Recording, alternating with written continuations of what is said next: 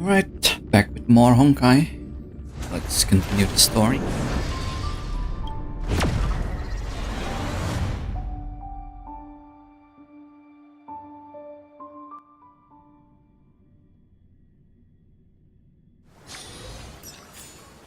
I think I can teleport, right?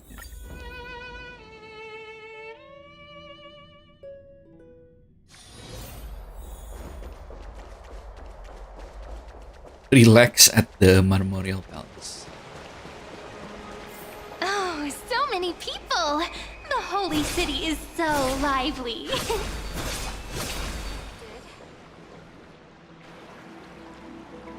Did you hear? At the Alliance meeting, the delegate from Leyden stormed out in anger. As expected, the Imperator is always hiding things from everyone. When has it not caused a ruckus? Silence! That's treason! If it weren't for the great Imperator, you'd have sunk into the lake with those corrupt elders already. And you wouldn't even be alive to speak like this.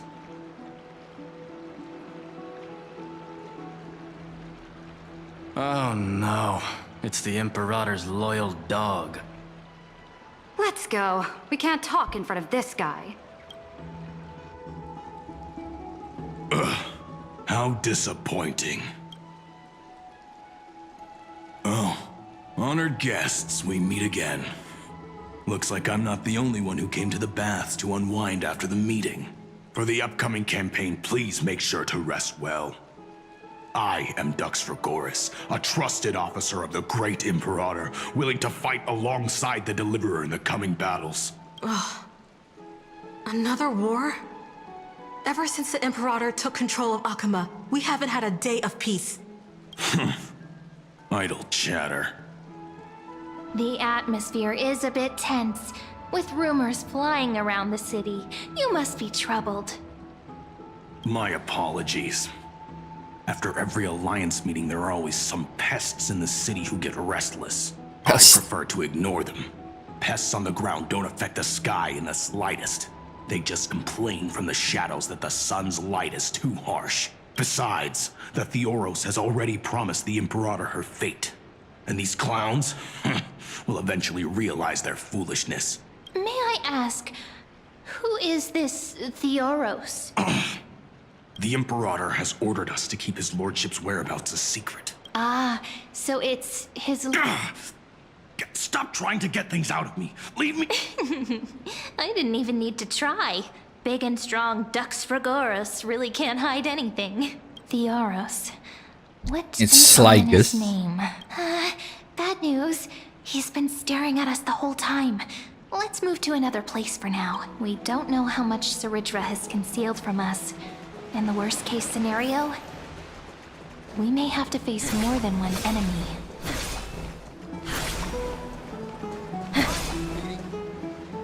Alliance meeting? More like a cage where creatures with golden blood claw at each other. And Flamebearer who ends wars? Clearly, a tyrant who doesn't deserve such a title. You're absolutely right. While the Imperator's hounds are still hunting down others, let's let out our grievances. You. I know you. You're that tyrant's lackey. What? Here to shut me up for that little imp? Panicking now? Don't worry. I don't care what others say about the Imperator. And she certainly doesn't either. Oh? Children At the of very least, she prophecy. doesn't go around killing anyone that says he's a Such rare tyrant. A real tyrant would have killed anyone that complained, Are you right? here to relax in the baths as well? The temperature is just right today, so be sure to enjoy it. You should rest well for the next campaign. What? Children of the prophecy? Another excuse for the Imperator's reckless warmongering. No filter, huh? You should be glad you don't have a seat at the Alliance meetings. Ah, by the way, if you still want to bathe, hurry up. Once that predatory fish joins the flow of water and eliminates all the fools questioning the world beyond the sky, you won't be able to enjoy this perfect water temperature anymore. Seems like there's more to Dux Bermalis' words than meets the eye. But would the Imperator actually kill those who question the world beyond the sky? This is the complete opposite from what we know of Akama.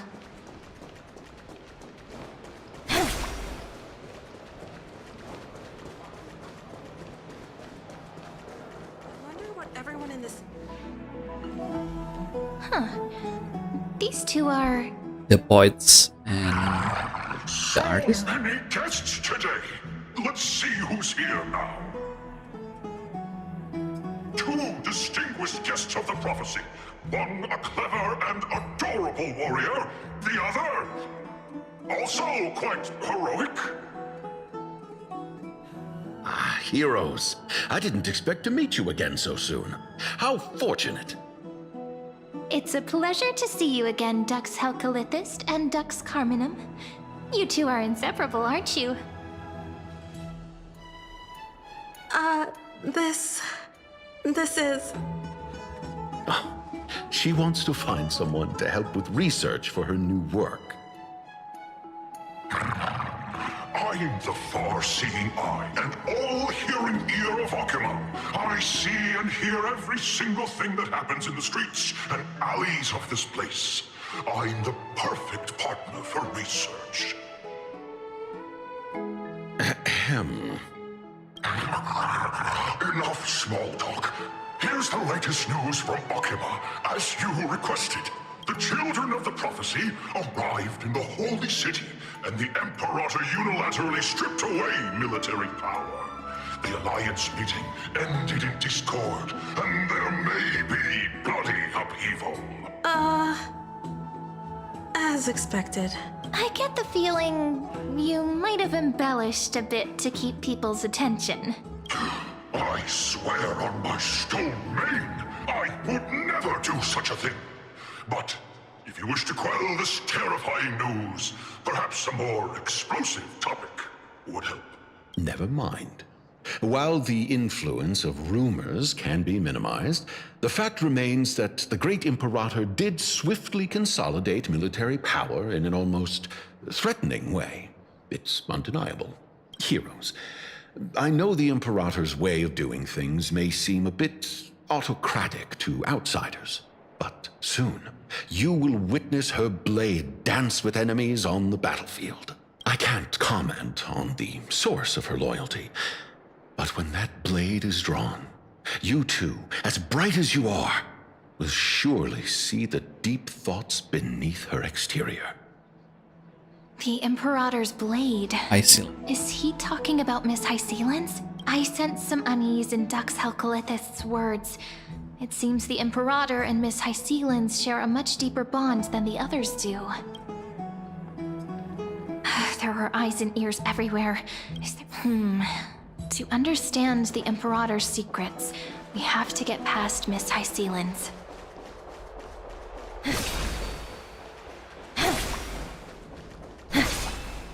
This place was your original bath chamber. Perfect for avoiding prying eyes. I wonder if anyone is using it now. Huh? The smell... Wait, don't go in yet! Who's there? Oh my god. Oh, the little gray fry in pink sea hair. Little sea hair? You barged into here Nice without scene. warning. Was it an accident, or did you wish to bathe with me? I didn't see anything. Is that so? That your eyes shine brighter than pearls? You look so Sorry, beautiful. we didn't mean to disturb your bath. We'll leave now. It's no big deal. There's no need to panic. This is the natural state for me. People on land force themselves to wear clothes, adding unnecessary constraints. Forget it. If Dux Goldweaver heard that, she'd scold me again. All right. Please make yourselves comfortable and wait a moment. Let me first wash off the blood of the hunt, and then I'll attend to you two.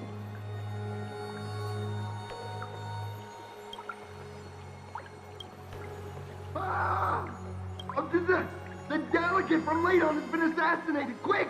Quick, someone come quick! Ah, the broken crab shell surfaces. I was worried it had been washed away by the current. Yeah, it was you? Just a regular cleaning. No need to be so surprised. I see. No wonder there was a faint smell of rust in the air before I even entered. Why? Is it because the Ladonians refused to contribute troops to the Flame Chase journey? Or just because they offended the Imperator? Because the new era of the Flame Chase doesn't tolerate stagnant blood. For the ignorant masses who cling to outdated laws, only bloodletting can wake them up. Right now, the rebel forces on the frontier are rising, and Ladon has been secretly supporting them. They loudly chant the slogan, "Return to the Era Chrysia," unwilling to relinquish military power. They're just building momentum for the rebellion. It seemed a bit too extreme. Thinking is a right given to citizens by the Imperator. I won't interfere with your thoughts. As long as you don't try to reverse the current of the times, you and I will both be free. But Miss Hyseelan's... I can't even hear the slightest hint of joy in your words. Because I've already tasted ultimate freedom. Long, long ago, I lived in the sea.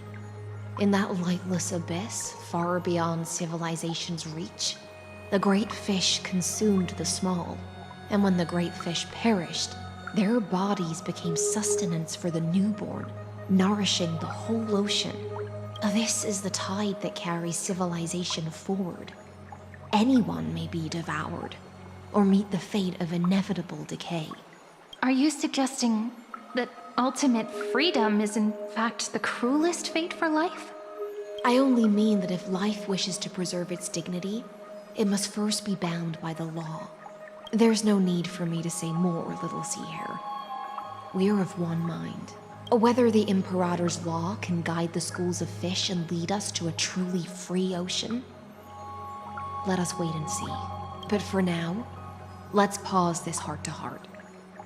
Another fish has come, following the scent of blood. Being your subordinate is such a tragedy. I'm always having to worry about the messes you leave behind. It's simply our duty to the Imperator. All ready to go in an instant. Miss Hyseelan's, you truly are impossible to predict. Yet you, a golden trout who's always busy all day, suddenly have the time to visit me? Do you think I wanted to come? I suggest you burn some more of the incense offered by our allies, lest my creations be tainted by the reek of fish. I'm only here on the Imperator's behalf to remind you to prepare for the banquet. Fine. But I must retort. What you call the reek of fish, to me, is the unique fragrance of the sea. Besides, if my fine clothes get stained, won't you just gift me new ones? I won't.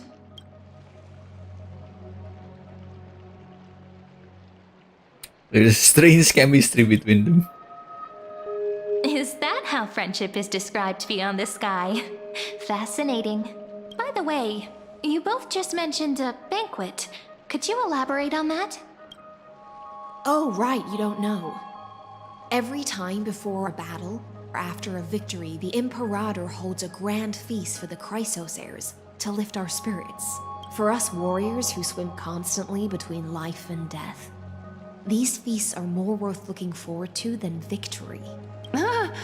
A banquet to prelude the hunt for the god of banquets, and honey brew as a tribute to commemorate the ancestor of honey brew. How absurd. Don't look so grim. All has been decided. Since it's a banquet for Fagusa, why not take a leaf out of the Tidens book? Live in the moment and enjoy life to the fullest. I'm not as carefree as you. That little Dolus kitten is already causing enough trouble for me. And on top of that, I still have tailoring commissions to complete. By the time the cool flame illuminates my eyes, I might not be able to focus as I used to. Glaya's eyes. curious about these eyes. People often compare them to jewels. But I've already made my decision to ask romance for eyes that can see everything. I wonder what this world will look like when I take the divine authority. In the future, you will still be the finest weaver in the world. Is this also a prophecy from the Three Fates? It's even more accurate than a prophecy. After all, she has already witnessed it, right? In a way?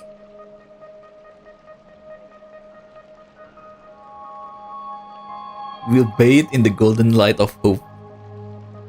You will weave the most romantic thing in the world. I think I like the first answer better. Become a demigod and lose your humanity. That is the only reply I've received in the countless times I've sought wisdom from the prophecy. But Destiny's fragments are like stitches.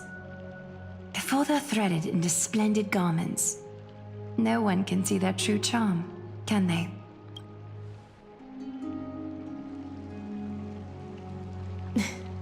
Aglaya has always been troubled by the divine duty she must bear. But thanks to you, she seems to be in much better spirits. Do you know each other well? Just as she knows how the spinning wheel trembles, I can sense the smallest changes in the damp air. As for whether we know each other well, I've swum beside her since she was a child. Most of the time, I can understand the whispers in her heart.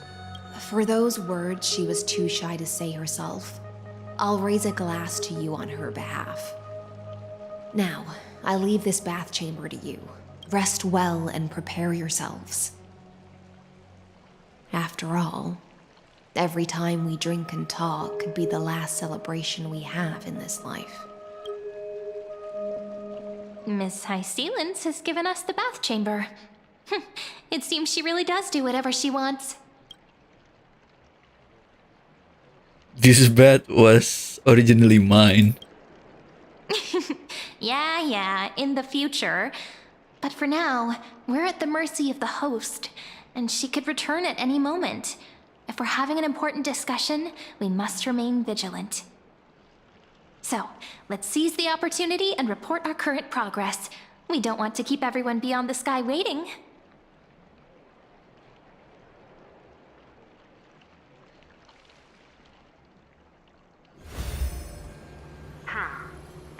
First, while that little empress with a candle stuck on her head didn't explicitly say it, she firmly rejected your request to take over the law.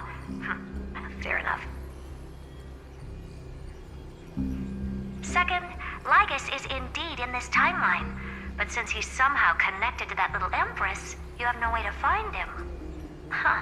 As expected. The road ahead will be long and difficult.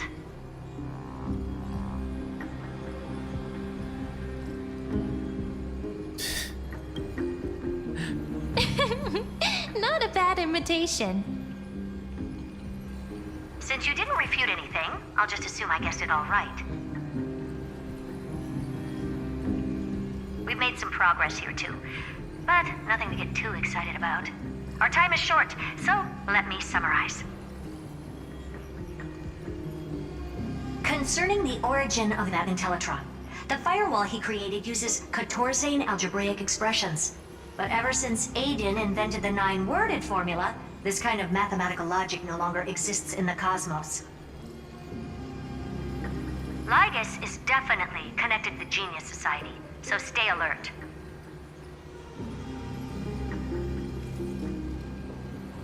Maybe he's creation of some genius? We can first exclude Droidhead themselves. They specialize in minding their own business and wouldn't intervene personally. But Screwy and I are still eliminating possibilities one by one. Currently, the most likely candidates are these few. The Lord of Silence, Acha, the 2 Ruperts are also possible. But it would be too boring if it were one of them.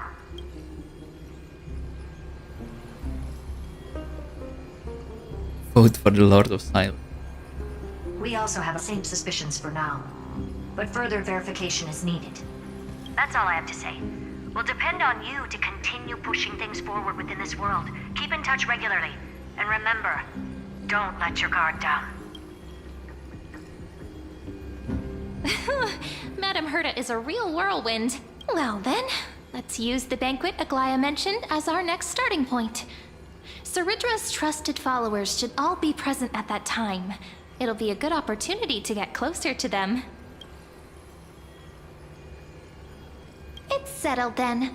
With our great teamwork, we'll be able to deal with anything that comes our way. It's been a long day. We should get some rest now. Yes, let's get ready.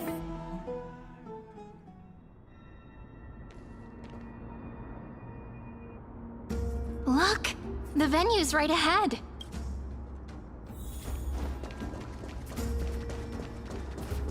And I can even hear singing. It feels so romantic. Honored guests, wait here for a moment. You must surrender any personal belongings you have on you before entering the venue. This hero always brings down the vibe whenever he shows up. The Imperator's elevated position means she must always remain meticulous and careful. Please do as I say, guests. It would... I get that you don't want people to bring outside food into the banquet, but is it really necessary to confiscate the books and quill pens? Even a quill pen can become a deadly weapon in the right hands. I'm asking for all your items. I've seen him kill with a pencil. Your belongings will remain safe. They will be with looked a after fucking appropriately pencil by dedicated staff. Looked after appropriately? Dedicated staff? Talk about a vague choice of words.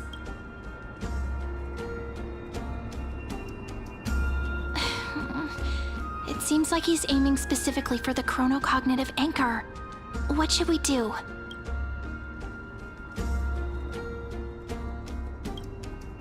My gut feeling, huh?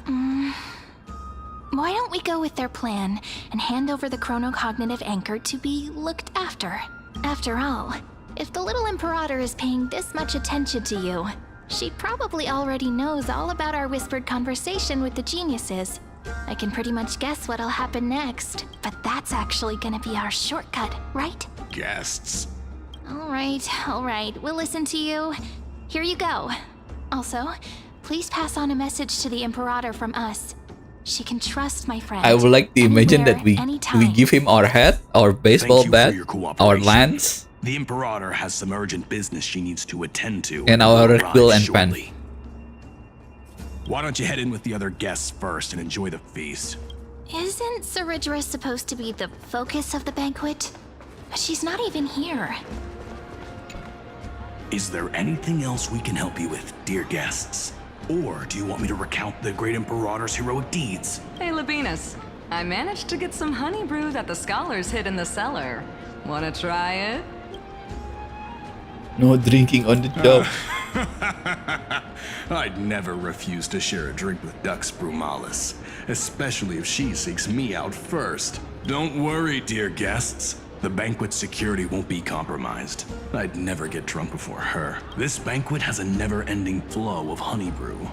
You're welcome to try it and see whether our drinks are as good as those from beyond the sky. Thank you for the offer, but we're more interested in knowing when the Imperator will be back. The Imperator? Who knows? Maybe she's hiding somewhere, thinking up weird ideas again. If you ask me, she's never treated us soldiers properly, even though we put our necks on the line for her. Hey, I can't pretend I didn't hear that, Seneca. Either retract your statement or duel me. Fine by me. Attendant, bring us 10 more jars of honey brew. I'm gonna make sure he can't even stand straight by the end of this. You wish. Actually, there are so many people, we wouldn't be able to find the Imperator even if she were here. Aggie, if you can't get used to the honey brew, we will go ask for a pot and cook some oatmeal for you. No need for that. This banquet is just too loud. And nothing and no one here is interesting. I just don't really want to be here. Lies! You were pretty energized when you came back from the bath chamber. The Let me guess. Are you worrying about someone? About High Sealins? Or Little Cypher? You take everything too seriously. At this rate, life's gonna be real tough for you later on. You're the least qualified to lecture me about that, teacher.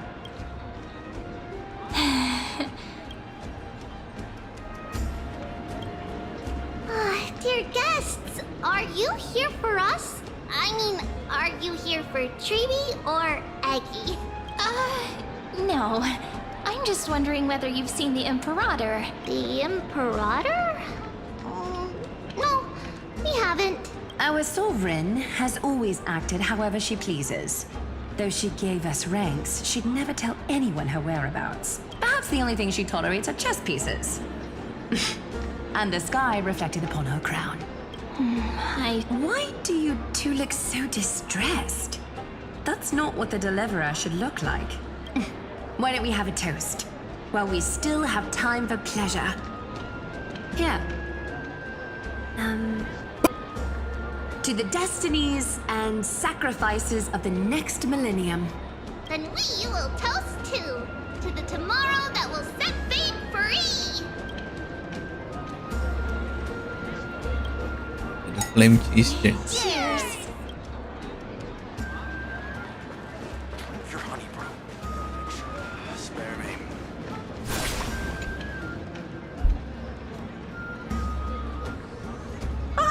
Hello. Welcome to the banquet. What a lively party. Ah, so the Deliverer is attending this event, as expected. Little Virginia here was just wondering whether she should go find you. Find me more? As the great Imperator's historian, I'm responsible for composing poems and songs for everyone in the Flame Chase army. But I have no idea how I should record myself in the annals. Little Virginia is wondering whether you can let slip a hint or two about her future, so she can find some inspiration to write about herself. That doesn't sound like a good idea. Besides, we don't even know her in the future. But she'll probably get really disappointed if we tell her that. Tell her bluntly that we cannot do that. Alright, I got it. We can't reveal too much, but I think it wouldn't hurt to start your poem with the future. Maybe use something like, with hope, I write down the tale of tomorrow for myself. Silently waiting, day after day, till the moment it fulfills its promise. How's that? Oh, that's exactly what I'm after. I'm so inspired. Thank you so much. I feel like I can actually finish composing the heroic saga of Flame Chase once we end this campaign.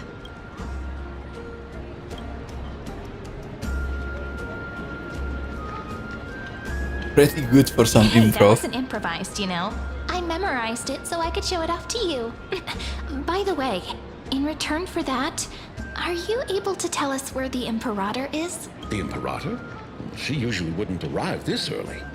She believes that rulers should stay silent in places where their subjects hold private conversations. Why don't we have a toast before she arrives? To reason, which is held but not revealed. To romance, which will surely be returned. Gray fry.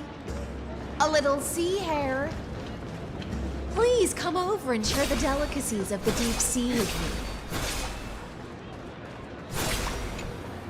me. You two have been wandering around the venue as if you have something on your mind. Have the attendants not taken care of you well? No, we love it here. It's just... we're a little concerned, seeing how the Imperator still hasn't arrived. Don't worry. I know what you've been waiting for. Come, sit with me for a while, will you? I'd like to share a personal secret with you. Personal secret? See here? This is Fagusa's dew of divine blood, the sweetest of all the 12 bottles.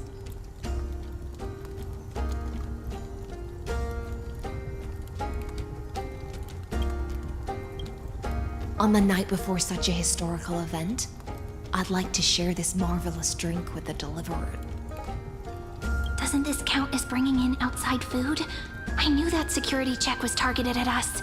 What's the matter, guests? Oh, we're simply overwhelmed by such an honor.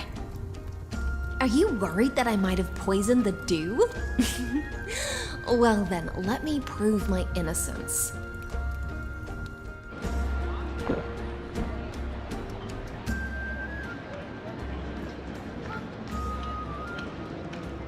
I think drinking first doesn't actually prove that it's not poison. What if the person already took the antidote? It's completely safe.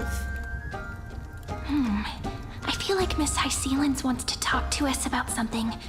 Why don't we go along with her for now? And I'll Why not? Honeydew's not alcohol. It won't get you drunk. On the contrary, it can make your mind even sharper.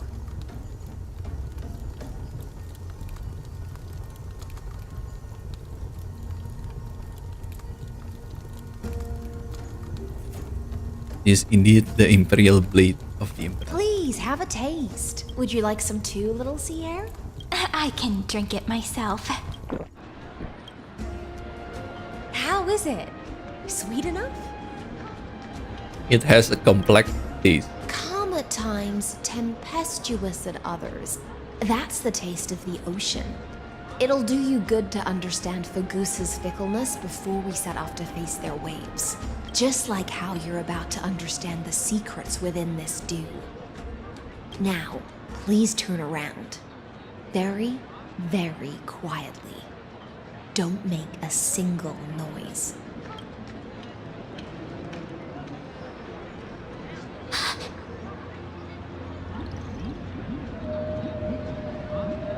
I guess I knew he'd be here. The dew of other gods all intoxicate humans. But the god of banquets dew is an antidote that can awaken humans from a sea siren's enchanting song. Since the start of this banquet, all the guests have been under the spell of my song. None of them can see the Imperator and that Fioros. But you two, I wish for you to see the truth. Is this also what the Imperator wants? This is my personal request. I can't bring myself to trust that Fioros. The Flame Chase army changed after he descended with Orynyx's divination and brought the prophecy of the stars to Akama. His seductive whispers harbor something malicious within and will ensnare those of us blinded by ambition. You are the deliverers of the prophecy and know about him far more than I do. Perhaps only you can find traces of the truth from his actions and words. Then we can show the Imperator the right path forward. Oh, but isn't this acting behind her back? Amphorius has become far too weak. Even heroic actions protecting her from harm must be conducted under the water's surface. I am the Imperator's blade, and I must clear the way for her while remaining concealed in the torrents. Then, ensure I'm pointing my sword towards the true enemy. Can you promise me something, Miss Hycelens? Ask away. My friend has in fact come here to stop that villain's evil scheme. Our goals are aligned. But as to the decision the Imperator must make, she has no wish to transgress her authority. We just want to tell her everything we know. I believe the Imperator will be able to tell right from wrong. I never doubted your loyalty. I'll pass your words faithfully on to her. Provided we can gain the advantage in this tug of war, that is.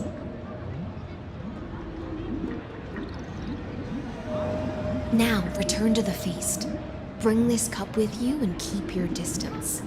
Pretend you are still immersed in the sea siren's fantasia. And I'll control the moisture in the air. That way, you'll be able to listen to sounds from afar as if you are a whale of the depths and hear every word of their conversation. I wish you a victory in this first skirmish. It's the exciting and thrilling undercover part of the adventure.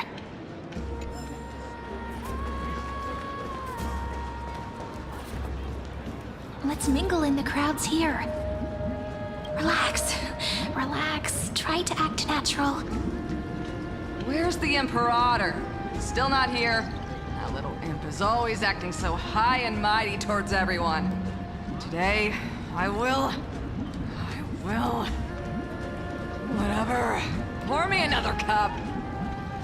Though she has succumbed to drunkenness, she still does not dare challenge your authority.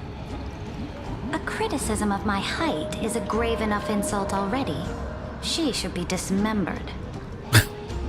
Do you often test the loyalty of your subjects like this? You jest. The Imperator does not need blind loyalty.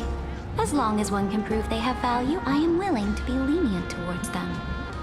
Ooh. Let's cut to the chase, Theoros. If I pass the trial and grasp this world's law in my hands, what will you do then? The answer is simple. I will connect Amphorius with the stars. Don't waste my time. Be precise. Be specific. I won't ask a second time.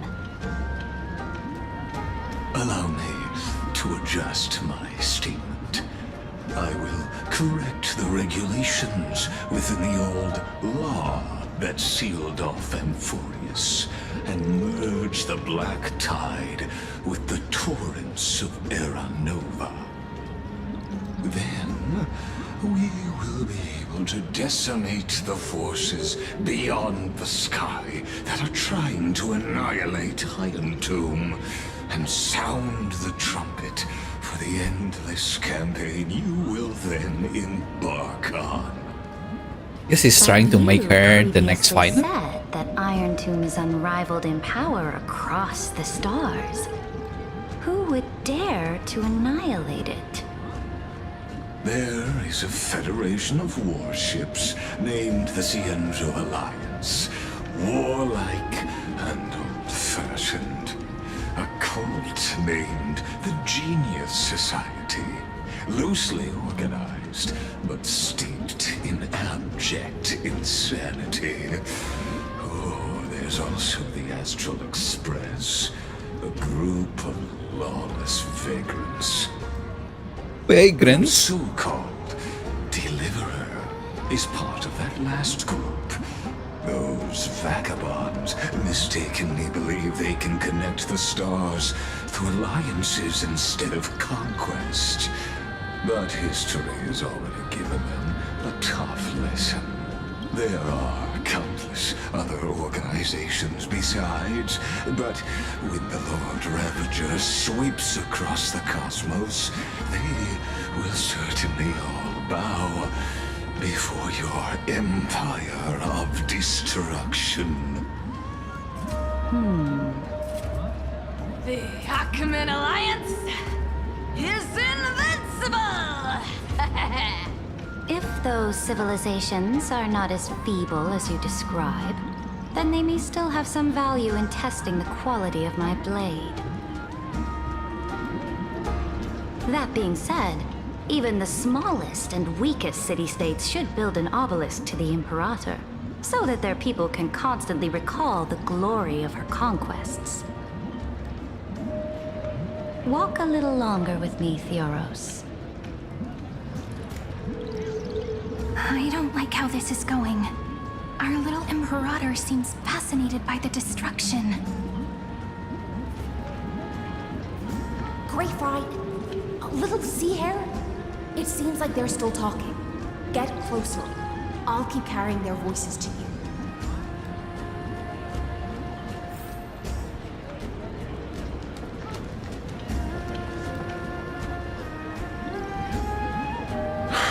What a difficult situation. No matter how we position our forces, this battle against Fagusa will result in many casualties.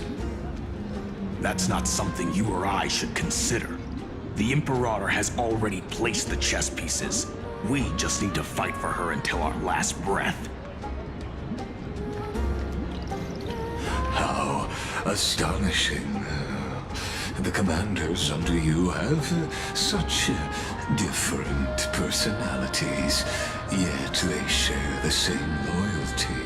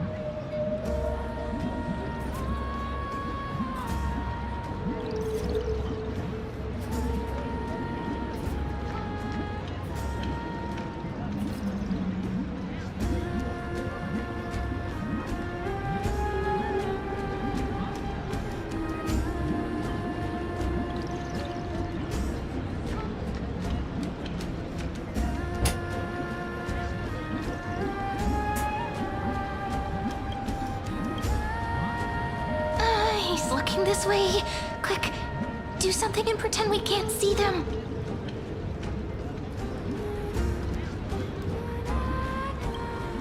So, you have this super duper speedy rotation of destruction into... Oh, I got it. It's that thing, right? Oh, the one behind the research and development of this golden blood principle is Idonia's manager. Oh dear. Seems like you've met your match, partner.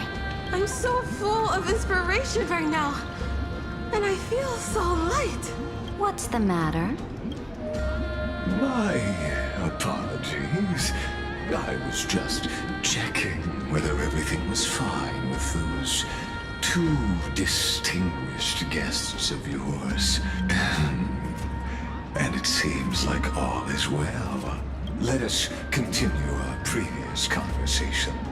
Regarding the soldiers fighting for you, are they aware of the price they must pay for the trial of law? If I recall correctly, you've already lost Insufficient sacrifice? What?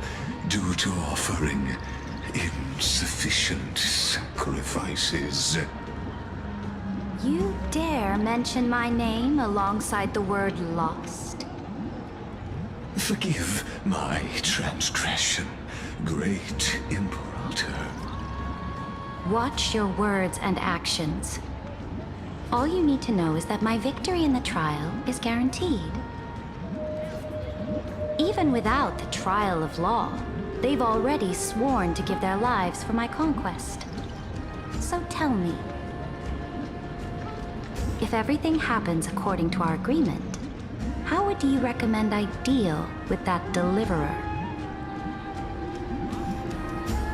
Good question. Do not let her fool you. That woman from beyond the sky contains a seed of ruin within her body. She must not be allowed to tarnish your glory. Therefore, the wisest decision would be to hand her over to me. You plan to torture her?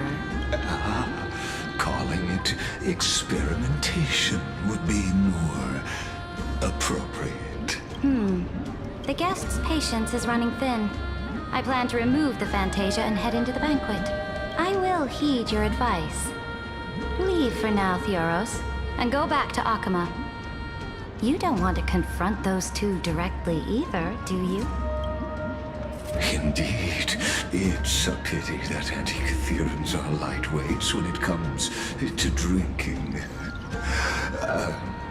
Before I leave, I would like to make a toast to your boundless ambition, using my spirit instead of a goblet. As I expected, that Theoros' schemes have been revealed. Thank you for your bravery, guests. It's time for me to dispel the Fantasia. This will be the Imperator's last public address before we head off, and therefore, likely, the final chance to change her mind. I will try to get you a chance to speak, and I'll also prepare for any contingencies. The rest is up to you. You should head back to your seats for now.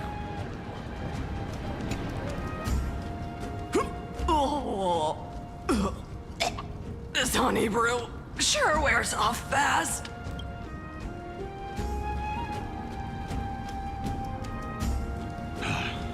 The Imperator!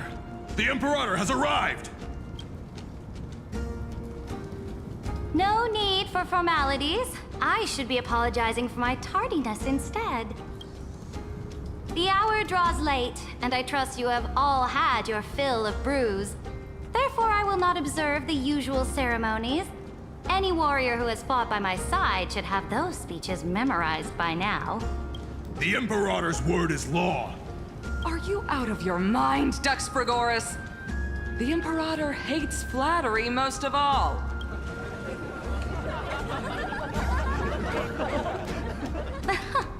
A joyous atmosphere is a better fit for showing me your resolve. I believe that you, my dukes, will do all you can to assist in the campaign against Fagusa, just as you always have. However, it's a pity that I have never tested your loyalty. What does she mean?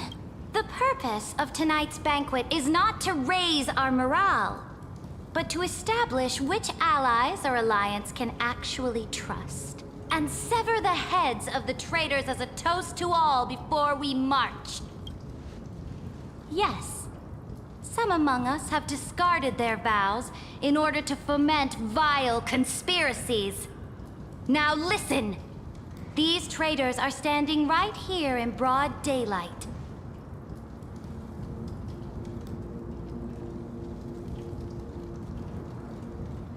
Dux Gladiorum Hycelens. She used the Sea Siren song to immerse the crowds in an illusion and conceal her whereabouts. She then worked with those from beyond the sky to spy on confidential matters, hoping to rob the core flame by force and harm me, the Imperator.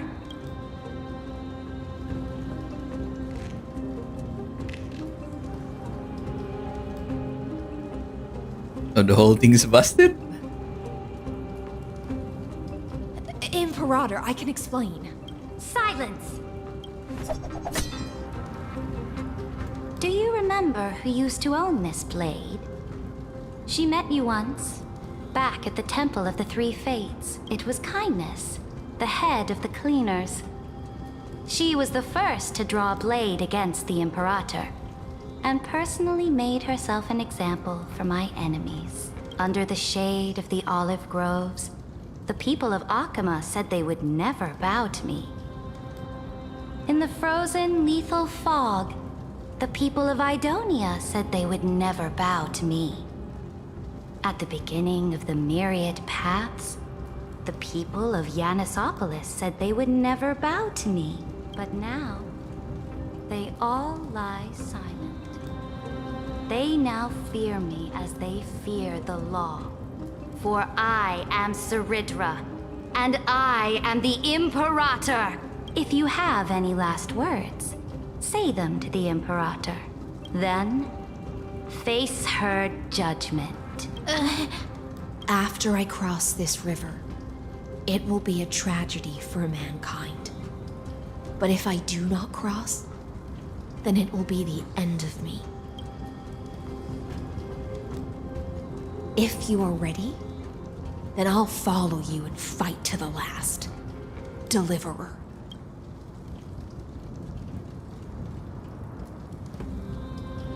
That's right, friend. Now, use your identity and add in a bit of experience and charm and testify to the Imperator as we promised. You think you can slay a king using your words instead of a sword? I'll have it. Show me the weight of rhetoric from beyond the sky. Will it weigh heavier than 3 human lives? Let's try to watch our words carefully.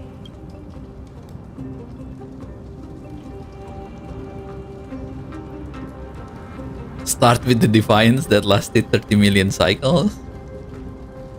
Before I arrived in this world, the Chrysos heir of world-bearing was a young man with the pseudonym of Finan. He came from Aedes Elysiae in order to combat the lies of the Era Nova and deliver Amphorius from the ending of destruction. He lived through history 30 million times, hoping futilely to find a breakthrough. And Cyrene, the young woman standing beside me, also carries an equally heavy destiny.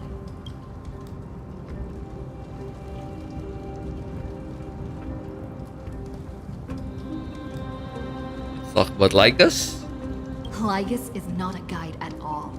He doesn't care about Amphorius, and cares even less about your glory and campaigns. The only thing he cares about is completing the Amphorian experiment, making sure Iron Tomb is born into this world, and using it to utterly destroy the Cosmic Order. He will most certainly betray you. When that time comes, all of us will be ground to dust by the destruction. No change in emotion.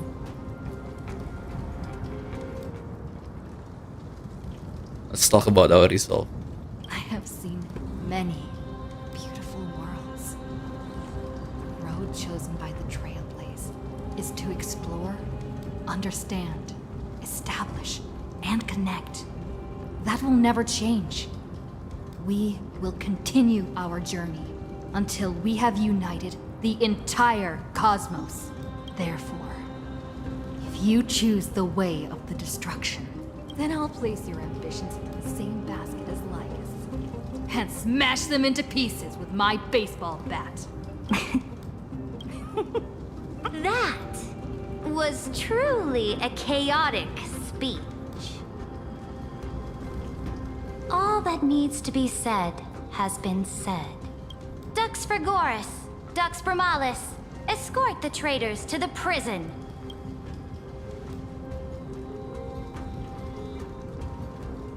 Before the next entry hour, I will give them an end befitting of their betrayal. Oh, great Imperator, your ambition certainly eclipses all things. You're still here, Theoros. Of course. As the Theoros, I simply cannot miss this moment, miss witnessing the fall of a nameless one. Or perhaps I am waiting for you to give me an answer. Why would someone as powerful as you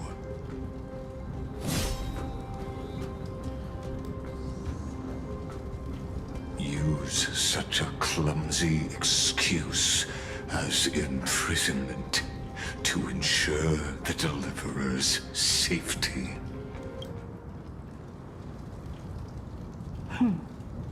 So So you finally tossed aside your act. I must point out that you are just as impressive an actor. This banquet was always going to be a game of chess, where you would try to control both sides and turn both them and me into your pawns. Was this just a performance? That's right. That little Imperator never trusted anyone. She was always trying to see which side had more sincerity.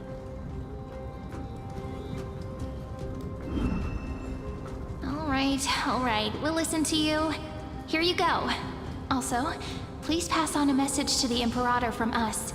She can trust my friend, anywhere, anytime. But as to the decision the Imperator must make, he has no wish to transgress her authority. We just want to tell her everything we know. I think that's a mistake. It should be she, not he. But as to the decision the Imperator must make, he has no wish to transgress her authority. But as to the decision the Imperator must make, he has no wish to transgress her authority. It should be she. Pick your game.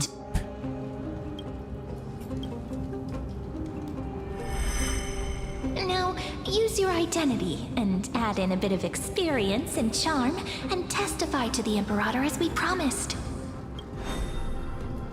And we won. Sincerity will always remain the greatest shortcut to people's hearts. I can toss your words right back at you, like Kyrgyz. Why would someone as powerful as you pretend to be a mortal and kneel before me? Unless you enjoy giving flattery and prostrating yourself. You are mistaken. I am only trying to ensure the experiment's autonomy, meticulousness, and perfection, thus avoiding any unexpected outcomes. A forceful intervention will only create larger errors, reduce efficiency, and introduce ugliness. How had you fulfilled your promise of giving the law to me and completing the Aranova, then Amphorius would not have deviated from destiny's course. Oh, but you broke your promise. What a pity.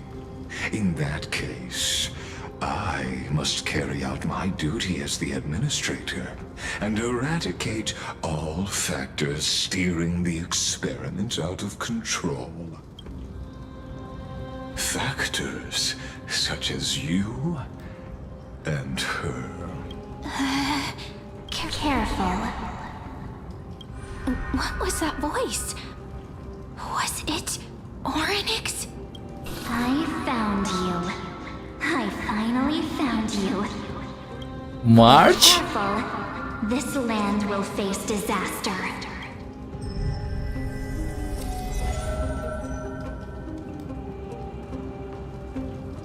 The time of judgment is nigh, my lady. The prison I have built for you is now complete. In the name of the erudition, I invite you to step into the same cage as mine.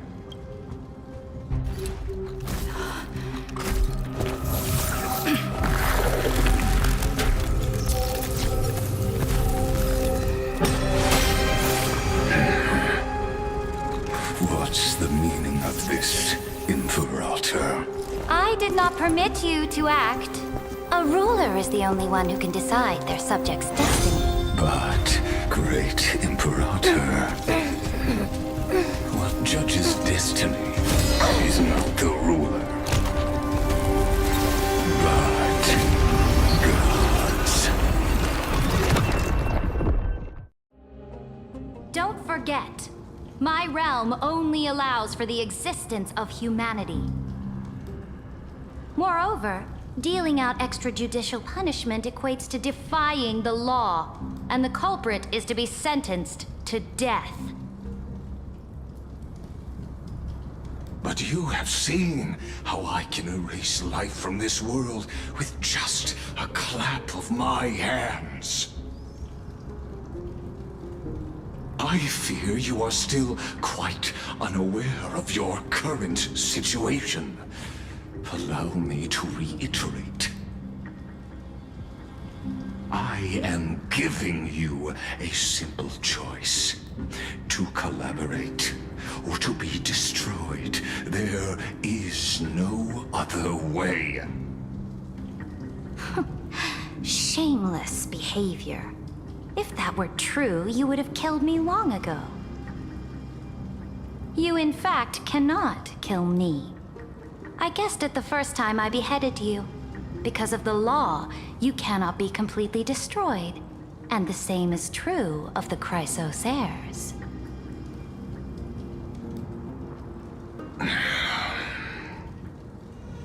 The more you bluff now, the more you are proving that conjecture to be true. What magnificent foresight. I once regarded this precious quality of yours as a sure sign of my ultimate victory. But now, I have to admit that I made a mistake. Yet, as a mere mortal, how will you contend against the Theoros? We are both slaves to hubris. But do you know what differentiates us, Lycurgus? I will never be blinded by my pride. If I wish to break the scale's balance, I only need to appeal to external forces and use them for my own ends.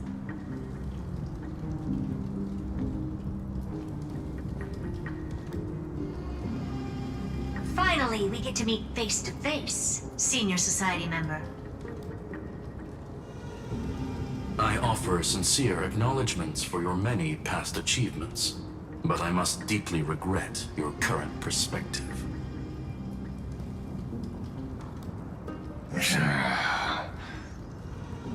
Trust me when I say that you aren't the only one feeling regret right now. Screw them.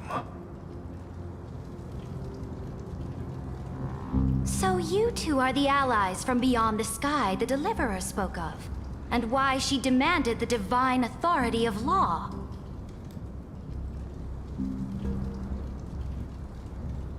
Come and prove your strength to me. Show me the power of these so-called paths. I have spent much time and effort to secure this treasure from beyond the sky just for this moment. In the name of the Sovereign of Planet Scrulum, your allies have responded to your call, esteemed Imperator. Please allow me to spell the situation out for you, Lord Lycus. Permission to read the ultimate protocol is already in my hands. It'll only be a matter of time before we acquire the authority to write and execute commands as well. There's no way the flame chase journey will continue after you've burnt your bridges so thoroughly like this. Do you really think you can still win? Oh, seriously, don't embarrass the Society.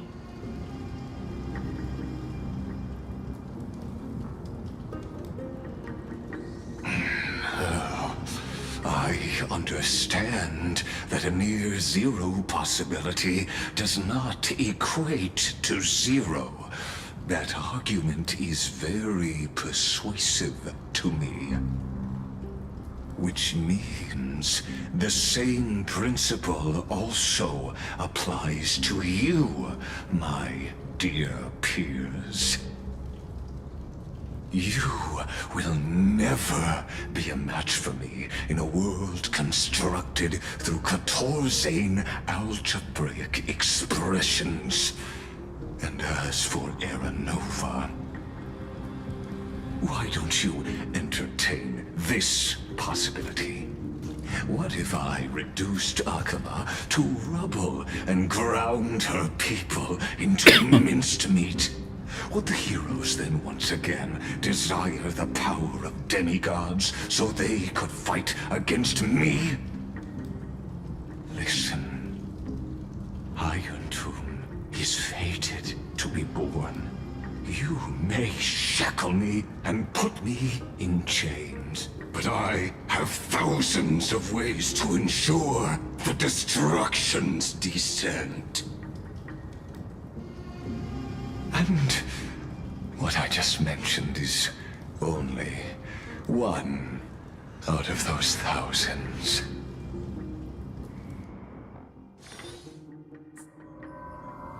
Okay, so where are we?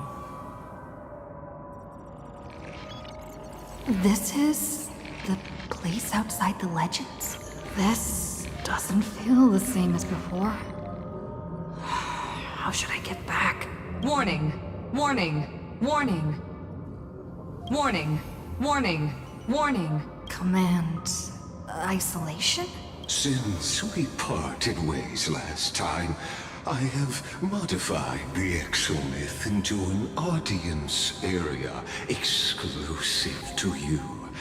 Now, you'll be able to silently wait here for the final act of Amphorius to begin. I'm a player, not the audience. Oh, we always feel so powerless before fate, don't we? This could, in fact, be a wonderful opportunity for you. From the audience's perspective, you may better observe the workings of the erudition at a macroscopic level. In this place where time flows far slower than within Amphorius. You will witness the end of that world saga. I'll find a way out. Oh, I am not doubting your capacity to create miracles. The answer concerning the prime mover of life and the total destruction of the erudition. Aren't you an emanator? Do you see me as their faithful disciple? I am certainly not. I have tried so hard to ensure Iron Tomb's birth, just so that I can correct the error named erudition that humanity crafted with their own hands. Oh, how I yearn to return to those days before Noose was born. Back then, the boundaries of knowledge were like the starry skies, evoking feelings of longing and delight among humankind. But now, truth has become the sacrificial offering required to gain an audience with them. And the geniuses would say that Noose already knew. That arrogant Eon was born from the primal mobile of humans' desire for knowledge. Yet, they themselves sealed off humanity's capacity to seek enlightenment. I am simply cutting down a tree of doom that we planted ourselves. I must admit that the process of answering your questions has reminded me of the happy days of learning in my youth. However, it is a pity that my true form must now descend into Amphorius to deal with the accident that arose because of you. But you won't have to wait long. When the curtain falls, you'll surely understand mine and Amphorius's ardent wish. Where time flows slower than within Amphorius? If Lygus spoke the truth, then I don't have much time left.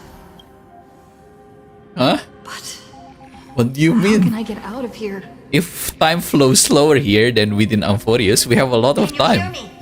Little one. Is that... Warning, warning, warning. Hurry up. Put some speed into it. I can't keep... That old Intellitron overlooked one little detail. And Screwy and I finally found an opportunity. Say we, Madam Herta. Let's keep it short. While you were gone, well, in those few years, Amphorius... Wait, a few years? Yes, time dilation, resulting in an uneven flow. Don't you know this already? Let's stick to the main points. The Chrysos heirs activated the chronocognitive anchor and helped Skrullum and me open a hole in the firewall. We made some adjustments, so he can't attack us immediately, but it won't hold for long. Again, I don't get it. If time flows slower here than in Amphorius,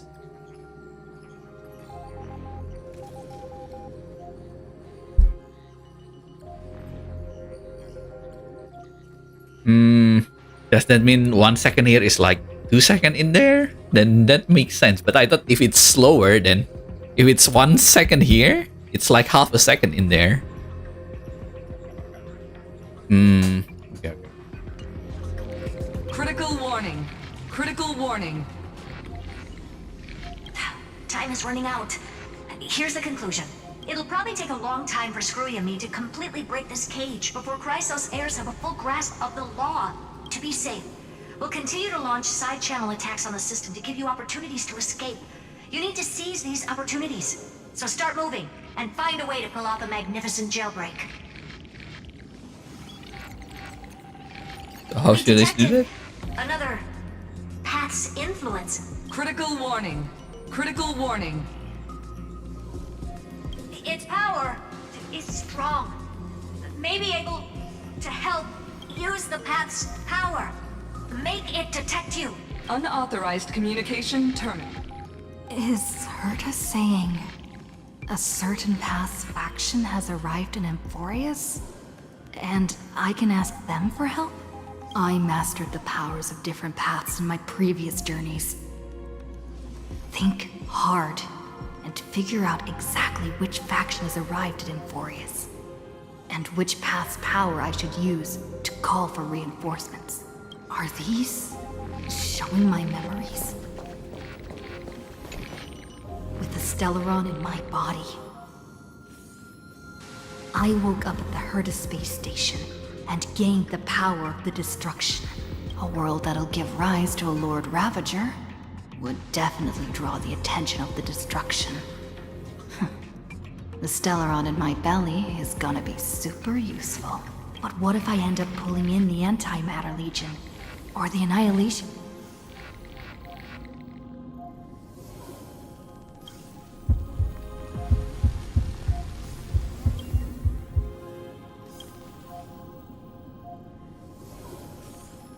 You gave up. Failure is not necessarily a bad thing. This power wasn't gonna call up anyone nice after all. I obtained the flaming lance left by the architects, and gained the power of the preservation in Belobog. That's right! No matter how far away a planet is, the IPC is guaranteed to pay attention, as long as there's a business opportunity. Isn't Amphorius a pristine and untapped market? Besides, even if I can't call up my friends from the IPC, the architects and the nomadic miners should be able to help too. There are definitely cities and ores in this world.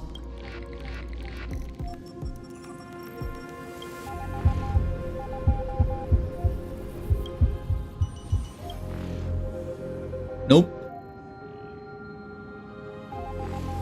Seems like since Amphorius has no overseas market, the IPC's hand can't reach it. I received the Watchmaker's hat in Penacony and declared war against the Order. Then gained the power of the Harmony. That's right. The benevolent family must still remember me for saving them. Their music echoes throughout the stars, and they'll definitely want to help. Come, dear hat. I've put you aside for quite a few chapters already. Sing with Clocky. The world is in harmony and the stars shine bright.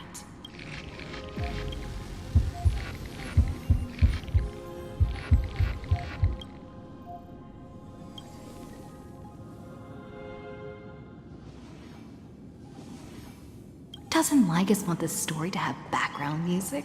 He has such terrible taste. Background music. The Remembrance. That's right. I came to Amphorius because Black Swan asked us to come. But Herta I set even got a glance from another Fuhi. gate, so it's not fully. Recollection must be intricately involved with Amphorius. Traces of the Remembrance are also Are we getting everywhere another in this power? world. Feel like it's too I don't know soon. what they want, but I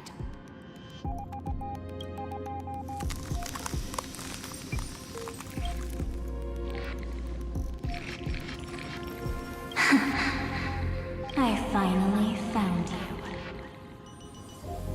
Following the sound of memories. A pathstrider walking both the Remembrance and the Trailblaze. This sounds like March? Warning! Warning! Warning! Erudition's prison cannot stop us, for we lie outside the logic of zeros and ones. Come. Leave the cage of Logos. The mythos of Amphorius waits for you to continue its story. When that brightest star, that star heralding the dawn, finally rises, a boat, so used to drifting, at long last enters an island's safe embrace. Oh, Pathstrider, we have helped you break free.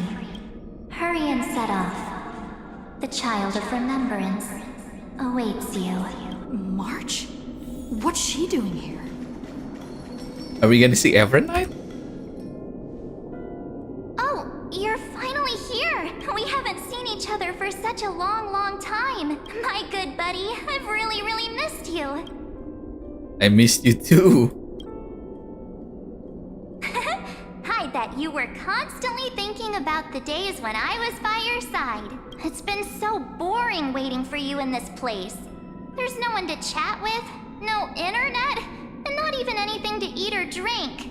It's basically a prison. Now the great hero is finally here to save me. Yippee! You must have seen a lot in Amphorius during this time, right? You gotta tell me all about it. Are you doing better now? I'm all good. Look at how fit and active I am. But let's get out of this spooky place first. This is not a good spot for a reunion chat. Why don't you take me back to reality? A strange voice told me that I can enter Amphorius if I keep following this road. So, let's head off. I still don't know what that world even looks like. Why does March feel so weird? What are you standing around for? Do you actually like this place? Get moving. Hurry! This door should be the exit. Maybe my instincts are wrong. Are you okay? Has it been so long that you're still missing me? There's no time to waste, though. The Chrysosayers and the Geniuses are all waiting for you. No. The discrepancy is getting worse. Where's Dunhung? No, he's not. Maybe I just happened to miss him. Never mind. Don Hung's super reliable. We don't need to worry about him. He's probably waiting for us somewhere. All hail and hearty. No. The Geniuses would have made sure that Don Hong made it back on the Express. Besides, The March I know wouldn't be so dismissive about her companions. How do you know who's waiting for us? Huh? Isn't Amphorius the world of the Chrysosairs and their hero's journey? I could figure that out in an instant. But Amphorius cannot be observed from the outside. She couldn't possibly know about these things unless... Don Hung told her. Something's not right. She's not March 7th. I guess you have something you want to say to me? Then there's no need to feel things out first. With questions. Let's treasure the time we have together and be frank. Who are you?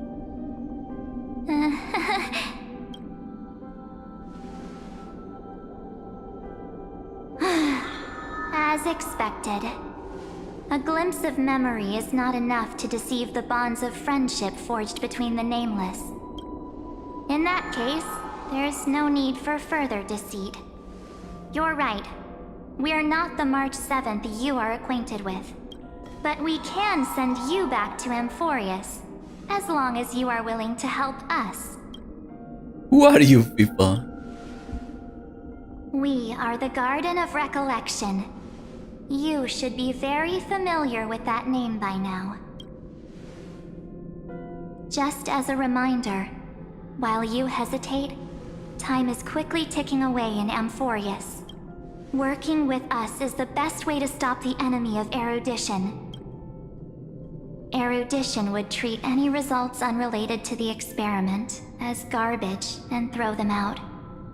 But we don't work like that. The Remembrance treats all these instances as important materials needed to weave the universe. Besides, this would be child's play for a great hero like you. It won't be hard at all. Also, if your plan fails and the big bad Iron Tomb manages to get out, then the whole cosmos will be in danger. Wouldn't it be better to have an additional failsafe? As long as you help the Garden retrieve what we want, even if Iron Tomb reformats everything in the physical plane, we can use Remembrance to reconstruct the entire world. Or, should we say, the entire universe. So help us. Find where Amphorius's memory began, and bring it out. The Master of Anastrava has already glanced at you. Don't deny it. That storybook is the best evidence. Say, you aren't seriously gonna be moved by their pretty words, are you? I am the one who commanded those little ones to lead you out of the prison. But I didn't expect to attract little gnats trying to take advantage of the situation. While Remembrance can help you return to Amphorius, there's no need for you to do it the way they want you to. Of course, there's also no need for you to make any deal, or pay any price. For you, this is probably a long time no see. I like how she looks. Damn. My dear. Who are you? Shh. There's no need to say anything. I know. You have so many questions swirling around in your memories at this moment. And you feel so helpless. Put them aside. For now, all you need to do is trust me. Or do you need more proof? That won't be hard. Wait, stop it! They're awake! I'm gonna keep our first photo, alright? Won't come to pass while we're around. And now The statue. Is that Jack? Oh, did you hear that? She just called me, but hey, are you sure? Well, maybe a couple of punches will help to jog your memory. It's as if they all happened just yesterday, right? I don't want to lie to you, which is why I will not use her name. Damn, he looks nice. The third month of Amphorius is the month reserved for the Veil of Evernight. So, place me into your memory using the name Evernight for now. Evernight? I'm happy to explain more, just not now. We might have a lot of time to ourselves, but Amphorius does not have that luxury. If we do not stop erudition and destruction, then Man, I wanted everyone. I wanted Seridra, I wanted Evernight. A countdown not in amber eras, but in days, minutes, seconds. So, take this gift, this burning core flame, this footnote of a transaction. It contains hope, and the warmth of the entire world, ripples of past reverie. She hid this fire in the long river of time, hoping that her wishes would transcend time to reach your hands in the future. Now, take it, and return with it, dear friend. Return to Amphorius, and overturn the final era Nova. Witness the time that stood still for the Deliverer, and the resistance that never bowed to the destiny of destruction over the long years that passed in a flash. Then, with this core flame blessed by the remembrance, respond to their hopes and blaze a trail to the future. And I will silently watch in a corner of time, waiting for our next encounter. I believe the wait won't be too long.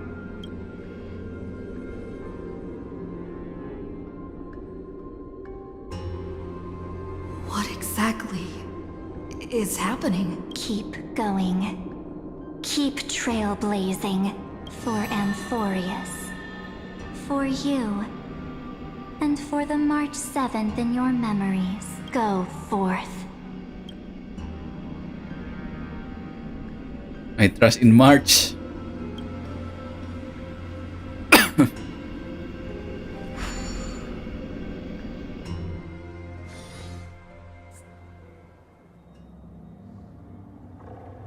Or 9:31. How long is this? Is this Akima?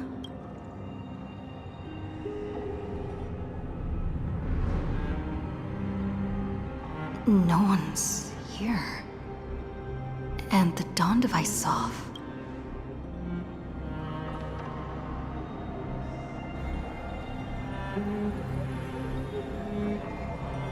Am I too late?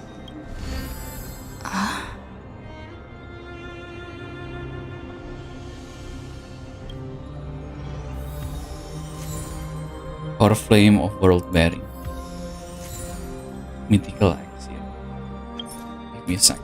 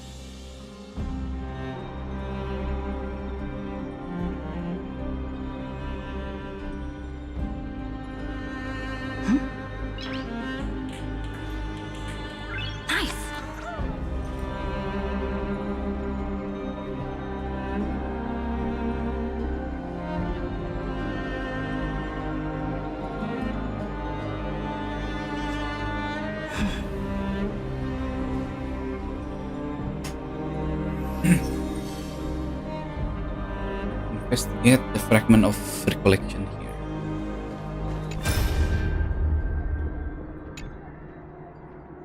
And you see me, don't bother responding. This is a pre-recorded message. Thanks to the Little Empress, we rewrote the progress of Era Nova. Didn't have much time to listen to all the complicated things. Just let me break it down into simple terms. Amphorius has been racing down the path of destruction for too long. The logic of Era Nova has been corrupted. We only managed to rewrite a small process.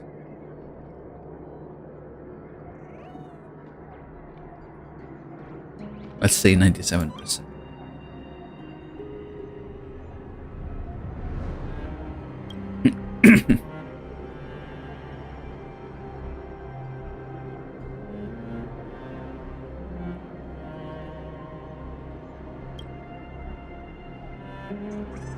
It's all up to you, deliver. The chrono-cognitive anchor?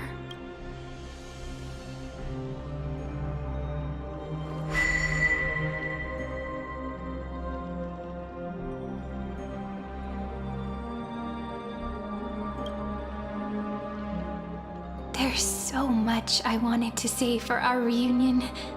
Yet now that you're back, there's only one thing to say. Welcome back, friend. It's been such a long, long time. Irene?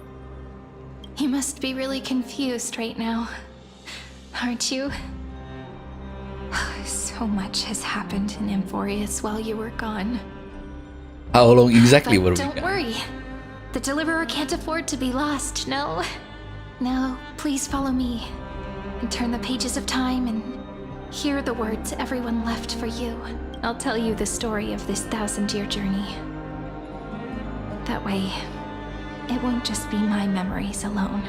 It's been 1,000 years? Can't hear me?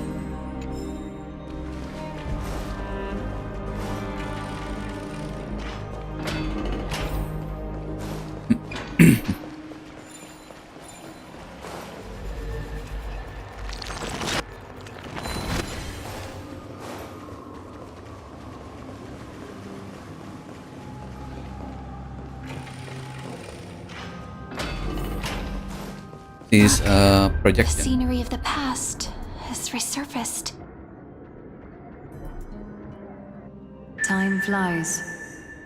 200 years have passed since the Deliverer's fall. We had to return 3 core flames of law, romance, and ocean to stop Lygus, but even so, Terravox has fallen. The 2 geniuses vanished without a trace, and Zeridra embraced her fate.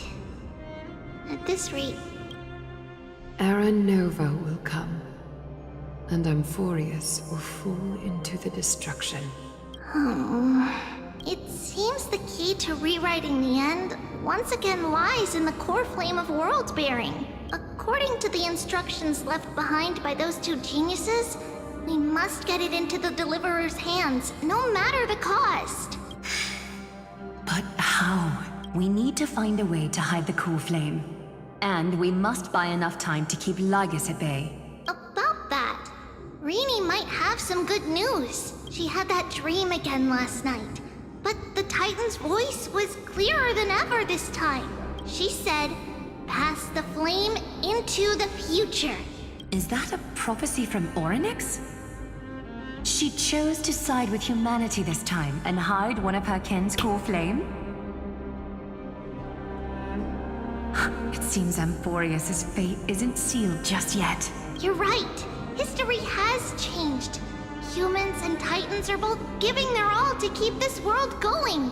Perhaps a relay across the ages is finally about to begin somewhere out there. Unfortunately, life will never go smoothly.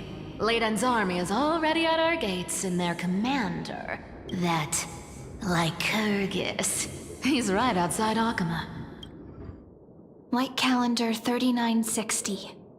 Zeridra, under the pretense of a campaign against Fagusa, sacrificed 500 Chrysos heirs to complete the trial of law. This tragedy shook everyone in Amphorius. That same year, Zeridra the Imperator was assassinated, after which Aglaya the Goldweaver took command. Thus began humanity's second flame chase journey, a path hanging by a thread. She was assassinated. Come, Holy shit. this way.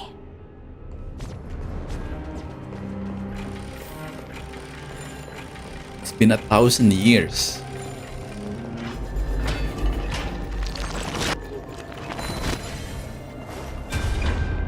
The eternal holy city. The Memorial Palace lies in ruins. Countless mortals have perished because of your stubborn resistance. It's time you learned the cost of refusal. Now, answer my question again. Where is Kefali's core flame?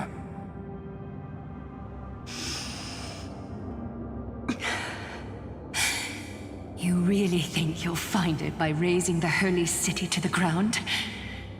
From what I see, all you'll get is dust and disappointment. Don't forget, you can't kill the Chrysos as mentioned in the prophecy because of law. I have never denied that, which is why I now place my hope in the faithful citizens of Akama. Perhaps they'll give me what I seek, in the echo of your screams. Now then, I'll be cutting open your chests and using your scalding golden blood to baptize the masses. Allow me to apologize in advance. We shall start with you. Blind and foolish Lady Goldweaver. Leave this to me, Lady Aglaya. You must get away now. No, Holy Maiden. I'm the one who must stay. What? His conspiracy won't succeed. Because Romance is ready to make good on their promise to weave an indestructible armor for Amphorius. Its name is Solidarity. You must escape with your life and carry word of my death to those still fighting.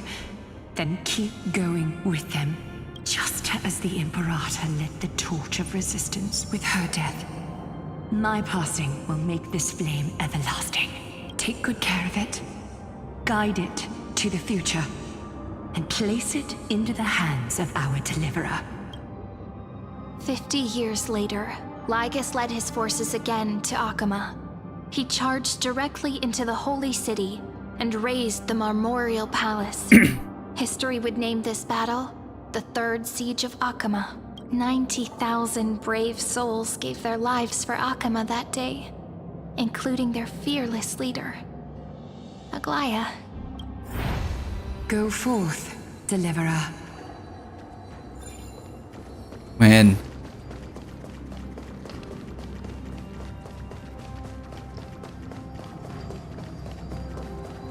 Go. When the frost melts and the snows give way, the flowers will bloom again. You'll find me there. So what you're saying is, Princess Homebuddy. She just left, like that. Since Cass has made up her mind, we can't let her resolve be in vain. But between staying in Akama and going to Styxia, what difference does it make when it's death either way? I'm against relocating. With Kefali's protection, isn't Akama far safer than that dead city? Cass's plan doesn't involve any relocation at all. Huh? Like you said, Akama is humanity's refuge. We never intended to get everyone moving to Styxia. It's just on Cass, Hysealans, and me to prepare the final trump card for the Deliverer. Wait, what kind of trump card needs all three of you demigods to throw yourselves away? We must lay down the path to the future so when the Deliverer returns, they'll have a clear road to reach the location of Era Nova. Styxia sits where death meets the ocean. There, with the combined powers of ocean and passage, we can summon a current that leads to the vortex of Genesis. And the demigod of death will forever guard that secret path until she returns. We all know Lygus will set his sights on the vortex of Genesis. That's exactly why we have to do this. Guess I underestimated Idonia's Maiden of War. She's got way more steel than I thought. And Cypher, we need you to head to Castrum Kremnos as soon as possible. By any means necessary, forge an alliance with Strife. The prophesized Crown Prince has already been born. He shall become the new defender of Akama, protecting this land after we leave. You don't need to worry about that. I just came back from Castrum Kremnos. Only a step ahead of the news. Treeby, something's flying towards Akama, and it's really fast. What is it? It's a spear! It's the Kremnoans. Their king's already here. Mighty? The protection of the demigods Trebios and Cyphera, Akama endured wave after wave of warfare, though just barely.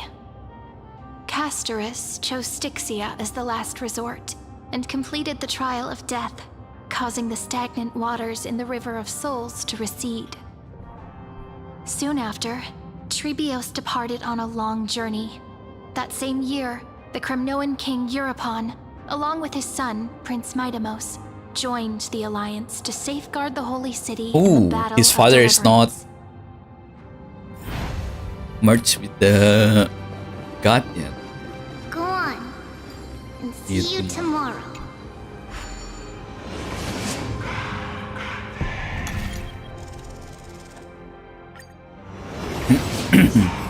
Breaking me apart buys this world even one more second. And so be it. But it's gonna hurt a lot! Pain brings endless torment. But it can never destroy me. I believe that you were thinking the same thing when you stepped through the gate of infinity and jumped off that cliff. Can't argue with that. In the current situation, this is the only path Akama has left. Just do as I say. Split my soul into 5 pieces. Forge me an immortal vessel. Let the blade of strife hang forever overhead. Locked in battle with their enemies to the world's bitter end. There's no need to be sad, Lady Trebios. Haven't we already taken great strides towards that promise tomorrow? In this life, my people no longer have to drown in false guidance.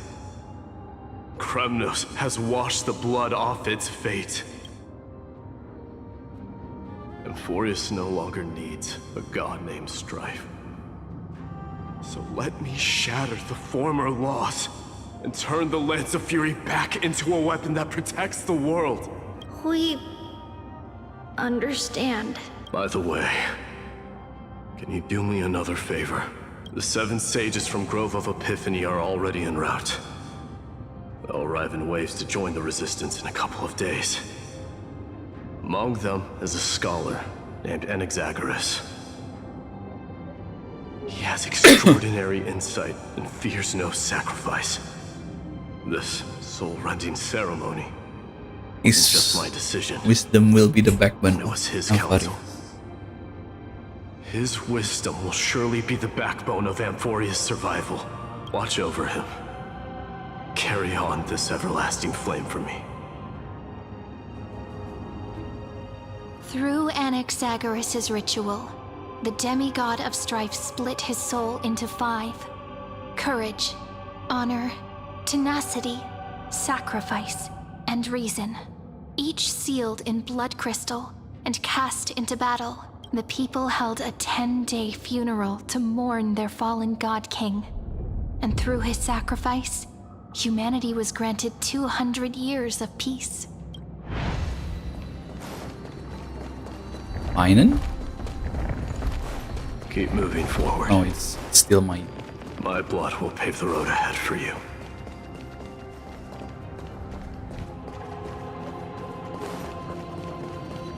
Keep moving forward, little Gray. See you tomorrow.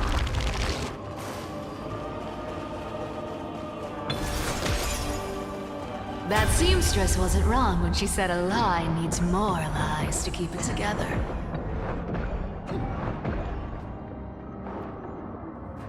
Reason and trickery. Never thought we'd be the pair to finish this final setup.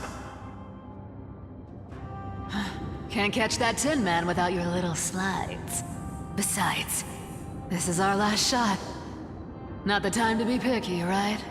Don't oversimplify it. Lycus just found out Akima's been an empty shell for the past 50 years. He's bound to be furious. At this rate, he could have done anything. That's exactly what we want. Rage blinds even the brightest minds. Doesn't matter how much of a genius he is, the principle still holds. Once he storms into the council and confronts me head-on, you trigger your alchemy with a boom and turn him into a caged beast. Easier said than done. You still have to pass yourself off as the deliverer without anyone catching on. And you really think a human alchemical array can bind a godlike being? That's just nonsense. What? Getting cold feet? Or you just don't believe in the almighty worth of the demigod of trickery? Just tell me straight. Can you do it or not? Of course I can. And it'll be child's play. But I've got two conditions. Since this is the final act, if we're doing it, we go all in. No half measures. Oh, I'm listening. First, shift the battlefield to the vortex of Genesis. It would be more convincing if the deliverer were to appear there. Besides, the vortex is cut off from the world. No place in Amphorius makes a better prison. If you pull that, wouldn't our deliverer have to face tank Lygus as soon as they come back? That clash is inevitable. All we can do is create more chances for her. And that's the second condition. The vortex belongs to Fagusa in the first place, remember? And there happens to be a demigod of ocean among the few survivors in the world. Loop Hysealand's in. Let her join the final act. I'll transmute myself into a philosopher's stone and embed myself into the formula. And when the time comes, she needs to shatter me and scatter that stone's ashes into the ocean within the vortex. Huh. I guess people weren't wrong when they said you're insane, Grove Boy. I've got no idea how to outwit a reclusive genius. But making an anti-Catheran suffer? The demigod of reason has 10,000 ways to do just that. And what I just mentioned was one of them. So what exactly took does his your word. formula do? Now that would spoil the climax, wouldn't it? By now, Hyacinth must have completed the Sky People's ritual. Since that Theoros loves a good performance as much as I do, let's make sure he enjoys our show to the fullest. As for how the Deliverer will complete the Era Nova, well, that will no longer be our concern. It was the last battle known to the world, initiated by two demigods least suited for war. In the end, reason and trickery kept their word. At the cost of their lives, they sealed Lygus within the vortex of Genesis, where he remains to this day. Go forth. Finish the greatness left undone. Quit overthinking! Just run! Keep running, and that'll be enough. We're fighting Lygus now? Irie, it's dead quiet here. Akima will stand eternal. Miss Cypher's lie has crumbled after all.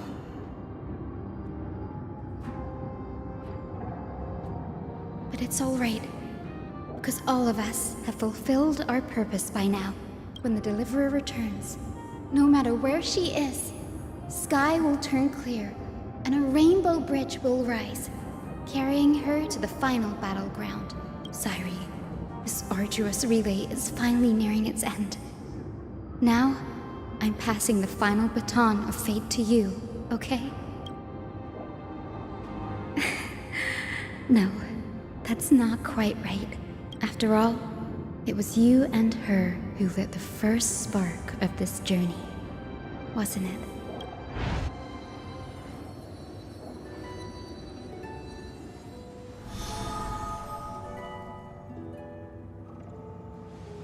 I'll tell you the story of this 1,000-year journey. That way, it won't just be my memories alone. And I'll share the moments I spent with you with everyone. That way, the path we walked becomes a memory shared by all. People will know that there's nothing left to chase. Amphorius has already welcomed the dawn foretold in prophecy. Just like I said, this won't be harder than the last time. Right? Sorry I'm late. Thank you. Let's just say thank you. I think it's better than I'm sorry. I wonder what kind of expression you're wearing right now. Probably the same as always. Calm, resolute, and brimming with confidence. If I have the chance, I'd love to see it again. Because it's really been far too long since we parted. Is this all a memory?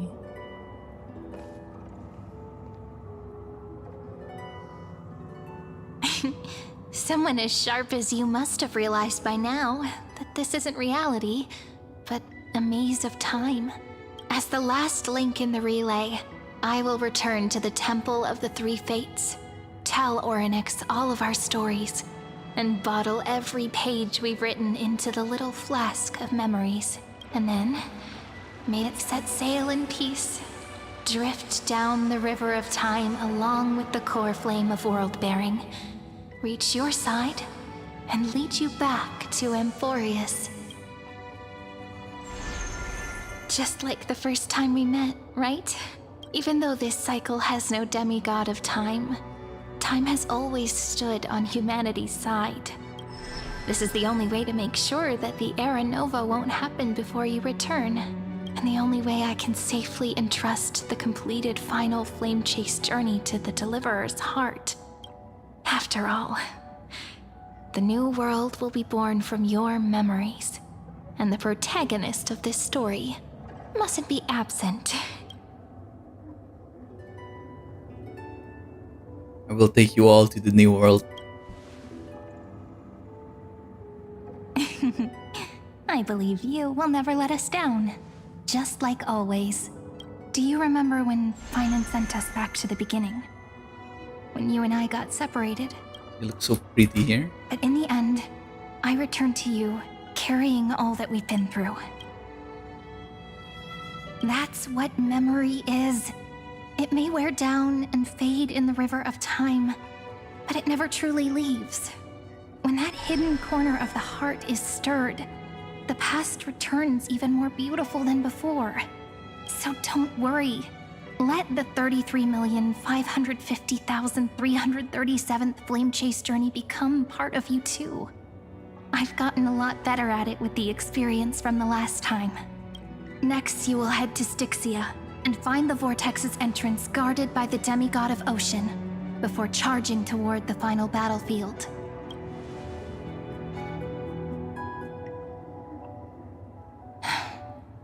Don't worry. I'll be with you. All of us will. Even Finan. We'll stand with the Deliverer.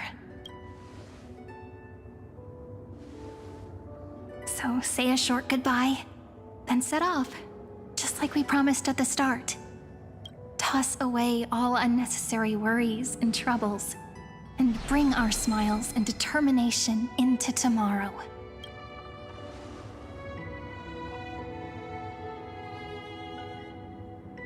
See you tomorrow. The last baton. I wonder how long you'll have to wait before passing it on to her. No matter how long it takes, it's okay. Waiting is what I do best. After all, it took 33 million cycles for her to arrive in our world. What's a few moments more?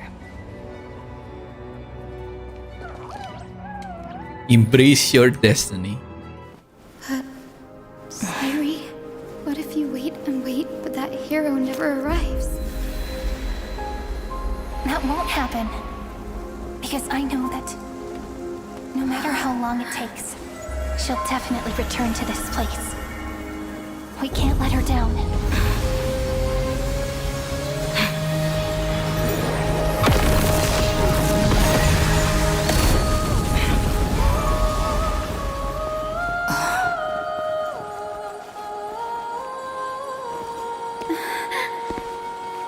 Sky shall rain rays of dawn for you. May romance be with you on your journey. And reason grant you enlightenment. Let strife bestow you with inspiration. Trickery ensure your success. Allow death to protect your soul. And at last, let passage point the way forward. Well, time will remember the Trailblazer's journey.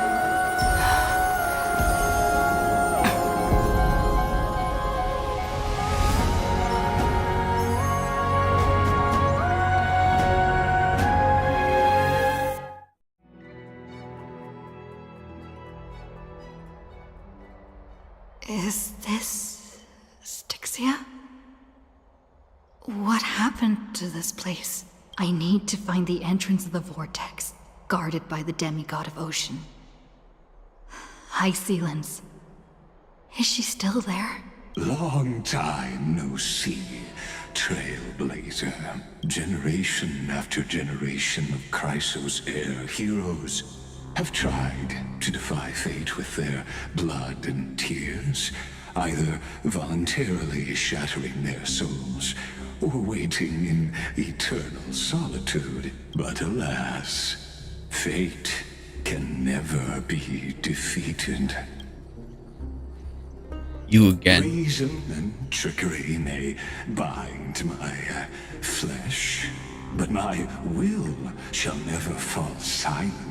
So the demigod of ocean, the Dux Gladiorum, High Sealens, sought to bring me into a fantasia with her voice and drown a genius in slumber. But alas, it was all a hopeless dream. That warden fell before I did, due to erosion of time, while her prisoner remained unchanged. But you have yet to taste freedom. Yet here you are, bound to this place. True. I can't leave this place, but what of it? You should have heard of this fable.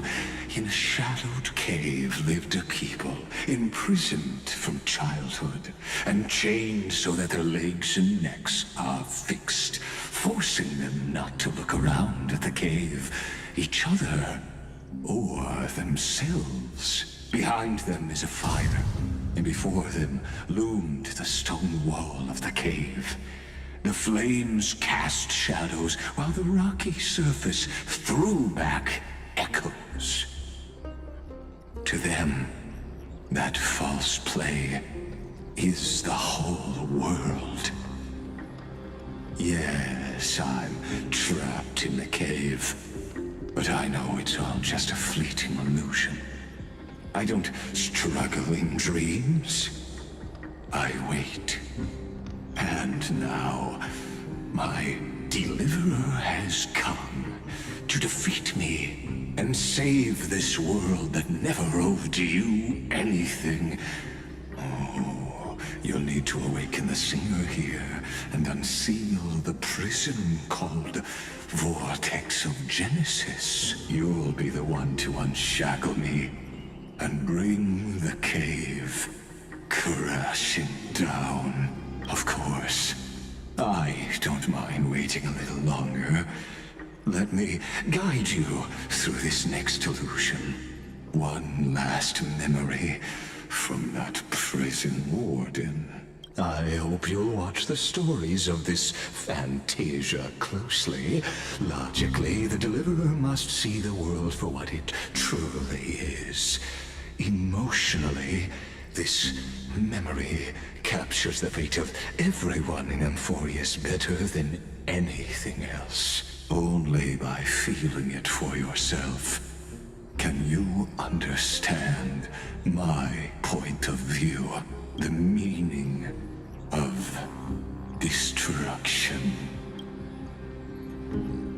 Spare me the cliche. I'll be the one to bring your destruction.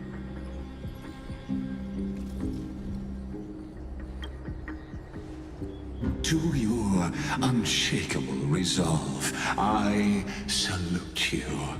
But before we step onto the final stage, let me ask you this.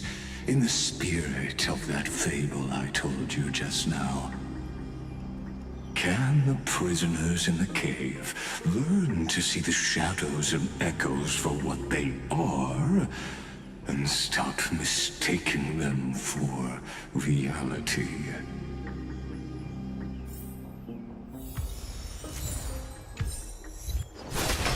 City you cannot destroy. Look, the fire projects the face from Hermes, an actress upon the stage of this play. The dark tides flood the sea, and our kingdom teeters on the edge. Fear not. Our queen has gone to the borderlands. She'll quell this calamity herself. This is the scene when the Chrysos heir of Ocean was born. She was once of a Titankin race named Sea Sirens. At that time, Kozlana had suppressed the Black Tide's rise, but he was unable to remove Virentum from its roots. The Black Tide still roiled in the depths of the world, and the kingdom of Sea Sirens was the first to face the destruction head on. Listen, I heard Electra's voice. She's calling to us. Let's go. Her voice carries the queen's command. To keep the Black Tide from threatening the ocean, the queen gave her all, body and soul. Born of the queen's chalice, she bore the deepest blessings and inherited supreme divine power.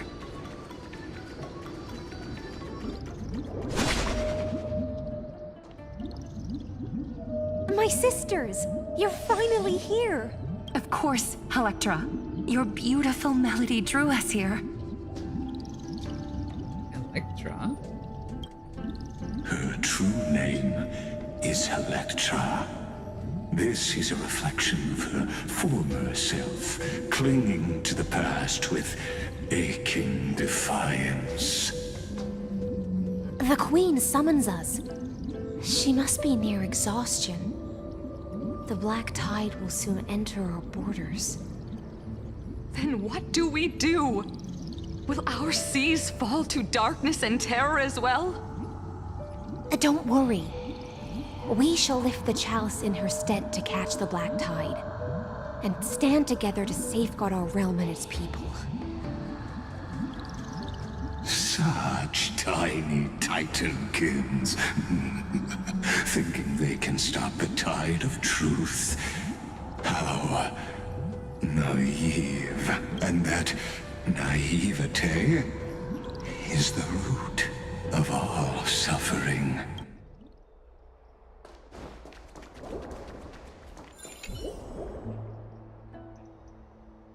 Zagreus?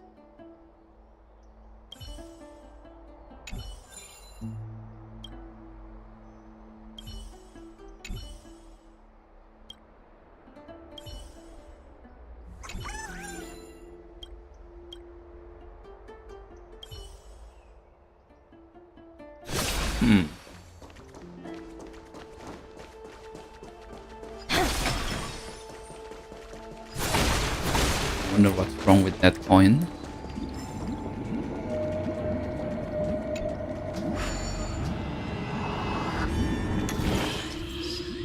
Golden scapegoat. Open and close.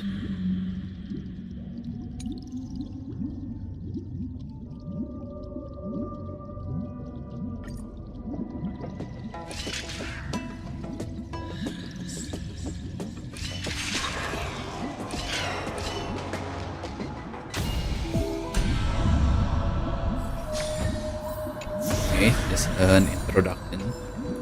The teleport. That was super straightforward.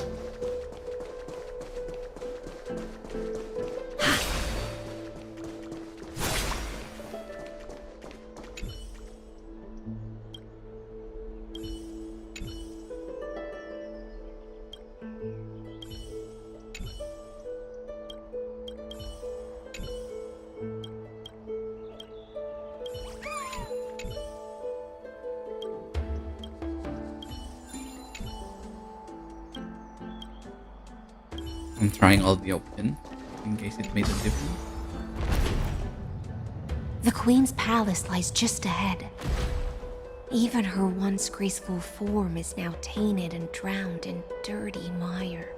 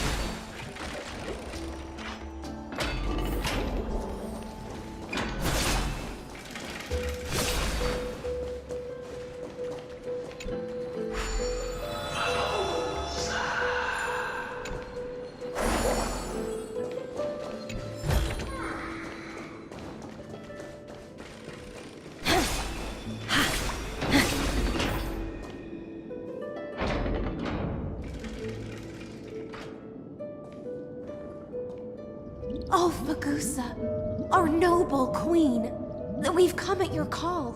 My little fishlings, you swim with such joy. It pains me to speak of the kingdom's sorrow. I once believed I could drink the black tide dry, but even the deepest chalice must one day overflow, and I can hold no more of this filth. Mother, worry not. We're all children of the sea. Let us bear your fate together. We'll take up your mantle and drive back the black currents. We'll mend your sacred chalice and take in the cursed filth. My little fishlings, when the spear of strife falls, you may retreat in peace. I promise you. On the surface, the city-states will hold a feast without end in your honor. This is the last gift I can give you.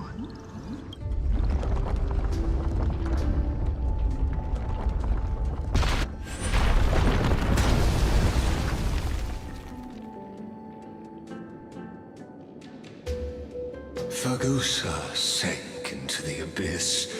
With the chalice shattered, their intoxication spilled into the black tide, birthing the first madness in Amphorius.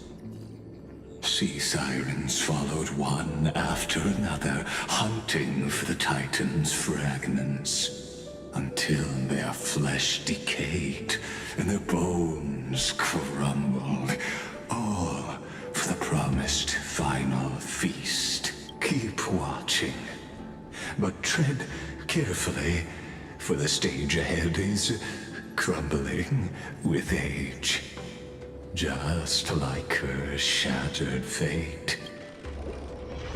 I don't like that he is our guide.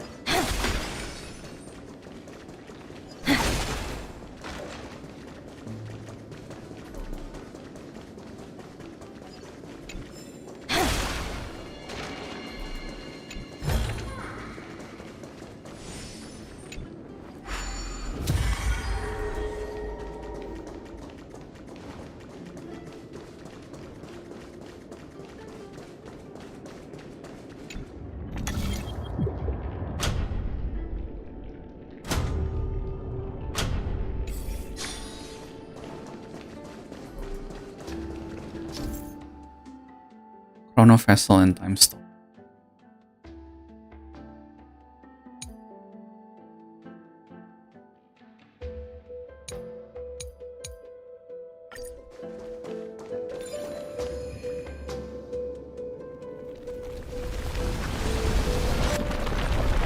The chandelier's still giving way.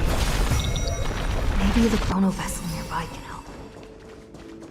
Your wisdom far surpasses even the bounds of reason's model.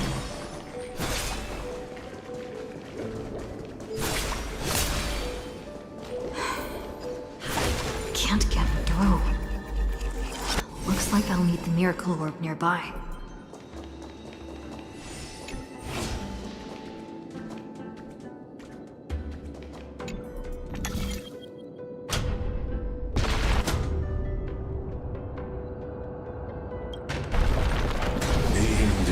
Written long ago.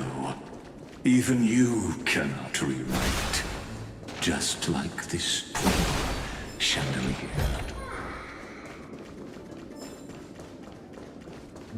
If fate cannot be rewritten, then why are you trying to stop me? Will it too be marked by the scent of the seafloor years later? Electra! The fiends have gnawed my tail. I can no longer swim to the far seas. Electra! The black sludge has soaked my fins. I can't dance with you anymore. I don't want to play with you anymore.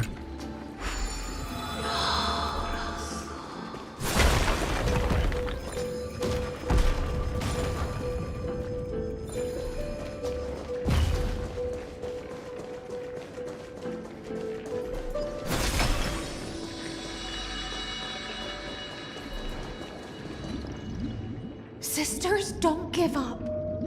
Remember the Queen's promise of a feast in the city called Styxia. I haven't forgotten. It visits me in dreams every night. I dreamed of a shining city, its lights piercing the deep gloom of the seabed.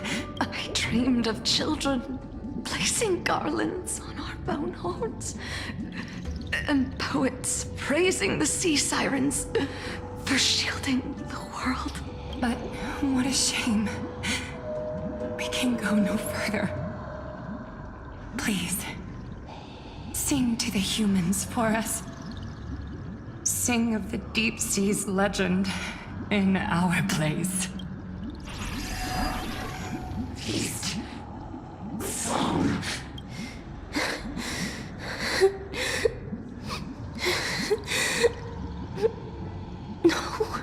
The sea sirens were tainted by the destruction. Their flesh rotted away. They became the black tide creatures of this cycle. Farewell, sisters. I'll finish this last task. Then return to prepare your feast.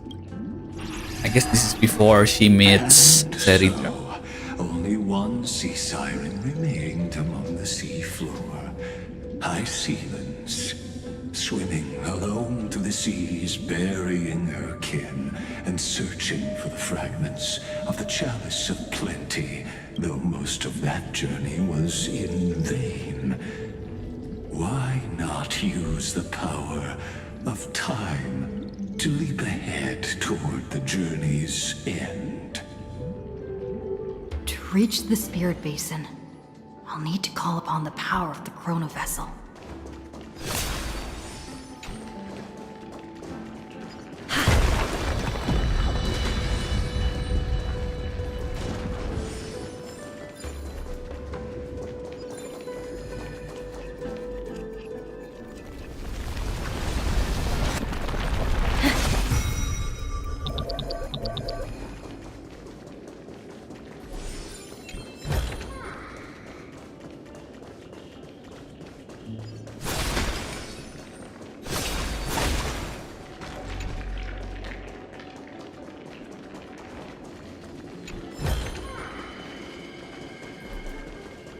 I think there's one more chest.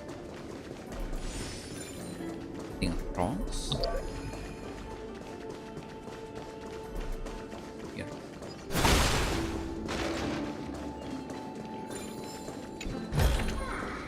Will it too be marked by the scent of the seafloor years later?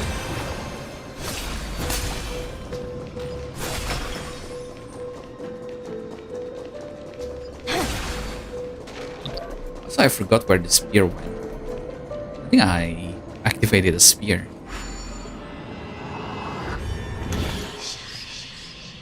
Six stamina.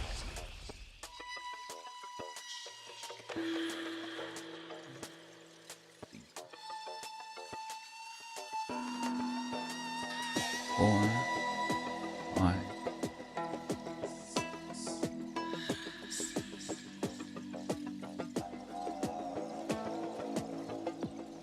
One, two, three, four, five, six. Two.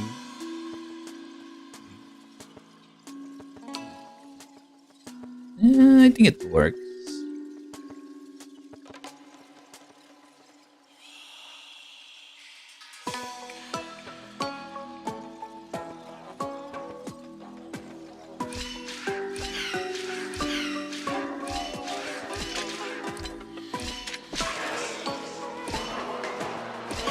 No, I made a mistake.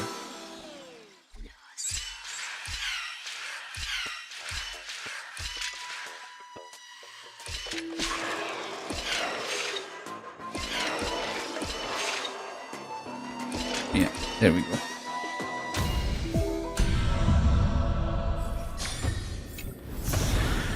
How about exchanging this for some honey brew?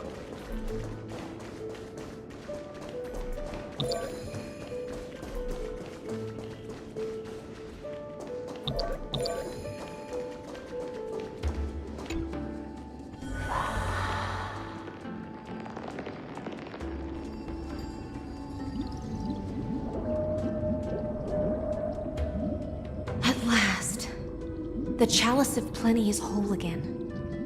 The Lance of Fury emerges from the River of Souls, and the gods reclaim their duty to hold back the Black Tide.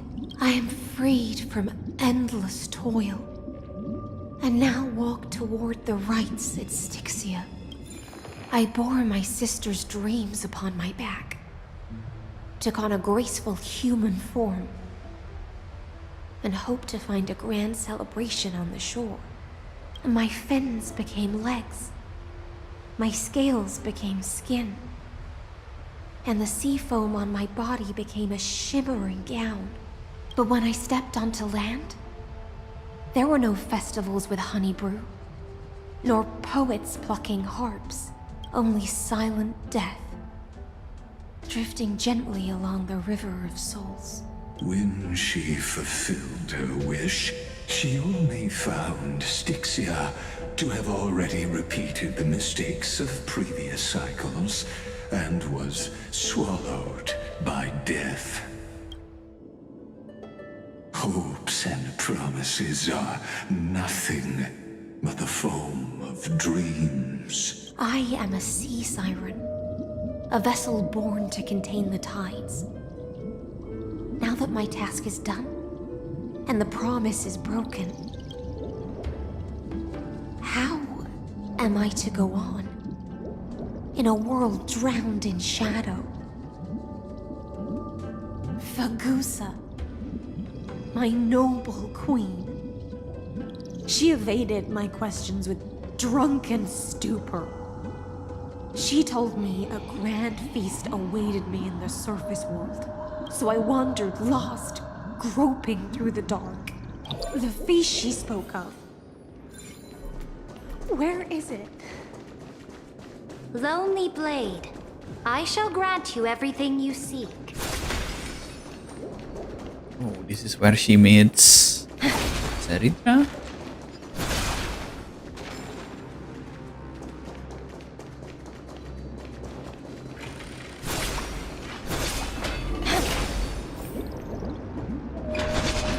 After wandering the surface for ages, the lost sea siren met her future conspirator. You quelled the wars alone and forced strife into retreat. This swordfish that commands thousands of legions. Whom does she serve? This was the moment they met. Yes. Ceridra, long before she became the Imperator, was already burning with ambition. Sovereign who follows prophecy. I am no one's sword. I am just a wandering fish, seeking clarity through bloodshed. Then how about letting the sword dance for me? And letting the violin sing in my name? Tell me, what is it you seek? All I want is a feast where I might belong. Such a demand is trivial with the Sovereign's authority. I'll grant you a banquet worthy of conquest and comrades to toast beside you. But Knight, you must offer me your heart. My heart? Yes, a loyal heart that will generate no betrayal. You were deceived by gods and drowned in the ocean's darkness. But now, I will lead you forward and be your light. So be it, noble monarch. The law you proclaim shall govern my every breath. So be it, noble monarch. I am simply becoming someone else's vessel once again, and accepting a duty given to me. And thus, in her hollow drift, she finally found a new purpose, like sunlight piercing the deepest trench.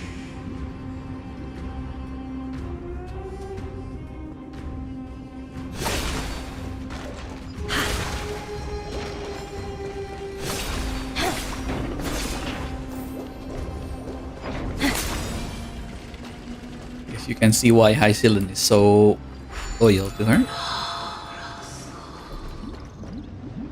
Noble monarch, I've cleansed the foulness from the road as you commanded. My blade, you've helped me ascend and take the crown. Ask, and you shall have your reward. What I desire is the same as before. A feast. Look, I've prepared you a grand banquet. The finest honey brew and tributes await. Fish are drawn to light by nature, for the deep sea knows only gloom. Now I found a flame. It may scald and burn, but it's the only light. Come, let us join the feast. Perhaps the path forward lies hidden among the revelry.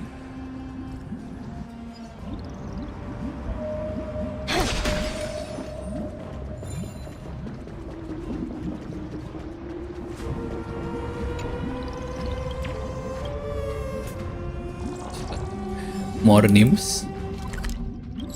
There's 10.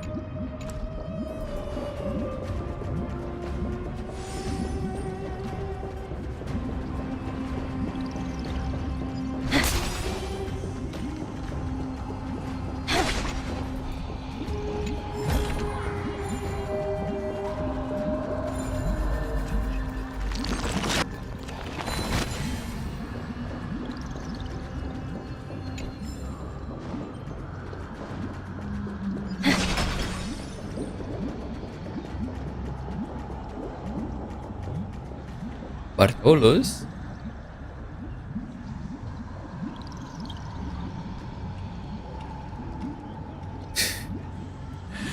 Countless of humble old Bartolos squash beneath their feet.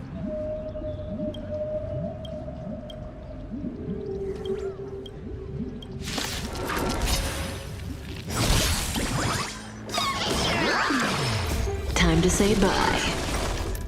Boom. Say bye to breathing. Don't let...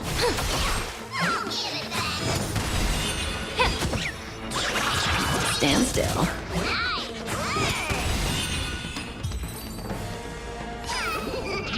The delight...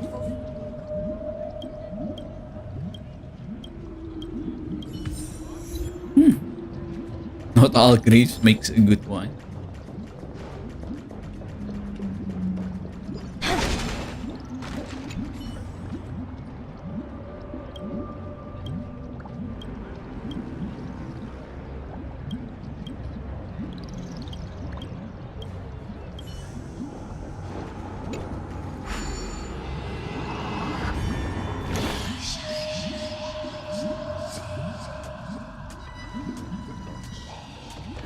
One, 6, 50,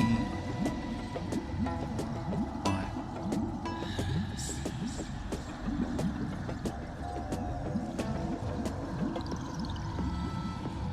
One, 2, 3.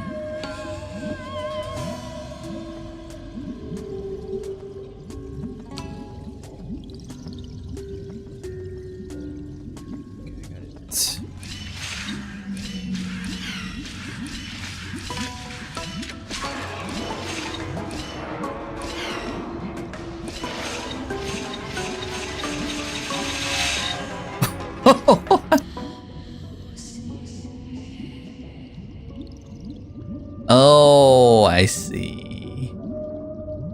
You are lost in an endless loop of space and time. Okay, I didn't know that.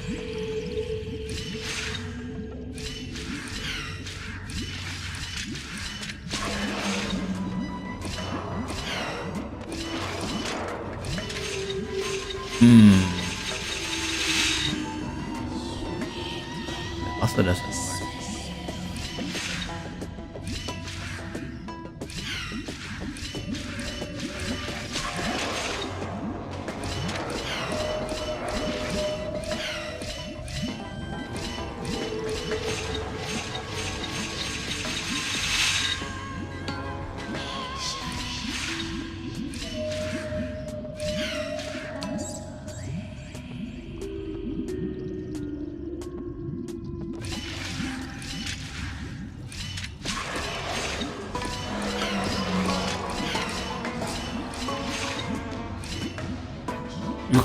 Super simple.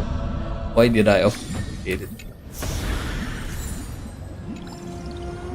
Have you heard that the Imperator's about to begin a new campaign? Her glory will no longer be bound by the borders of Enforius. Will it too be marked by the son of the sea floor years later?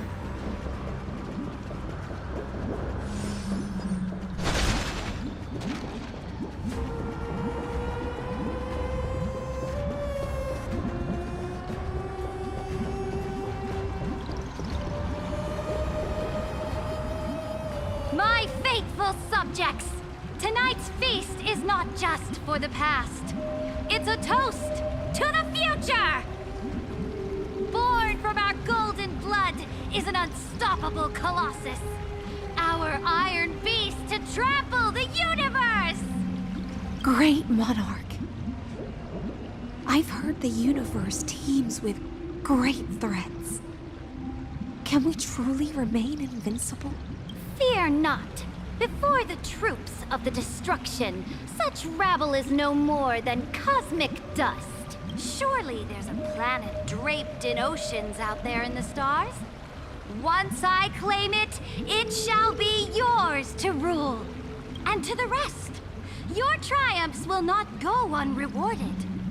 I promise you a new age, free of fear. Now, raise your cups to our conquest among the Sea of Stars! Sea of Stars! Sea of Stars! Conquest among the Sea of Stars. What a grand vision. Yet, to the Siren Knight, earthly feasts still stir her heart. Come now, join me. Witness the end of this futile dream. Where's the way out of this illusion? Come quick! Let's celebrate together! Noble knight, you are truly a blazing spark. It is my honor to share this banquet with you. Noble Knight, you have earned victory with your blade. And you have every reason to revel in this moment of triumph. Let me pour you a glass of honey brew. Noble Knight, with the Sovereign now enthroned, this triumph is yours as much as hers. Let me raise a toast to you. Noble knight, your strength is boundless. Lead us to conquer the universe, and let us toast to that vow! Then drink we shall. Raise your glass.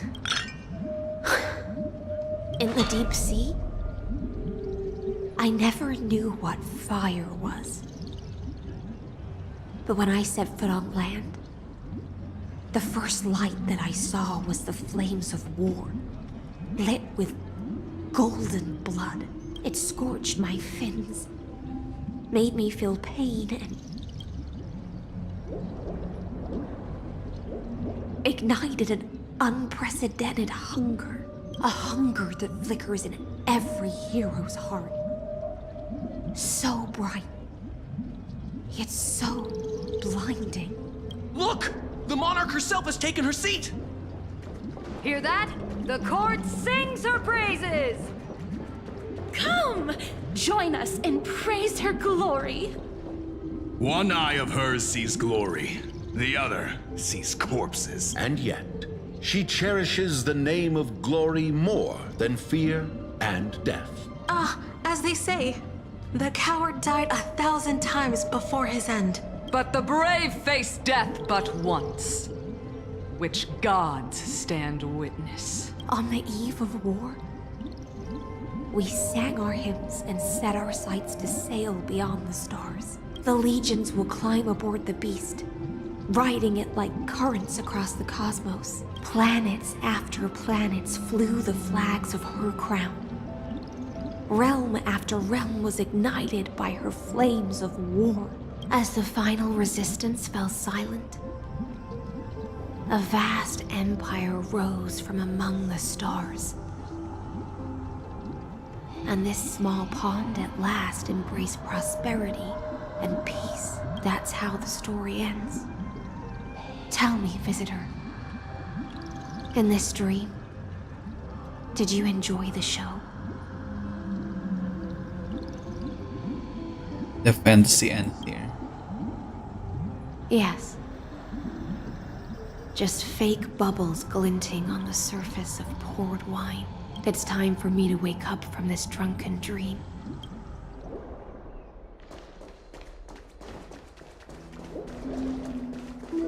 Any fish taking the bait?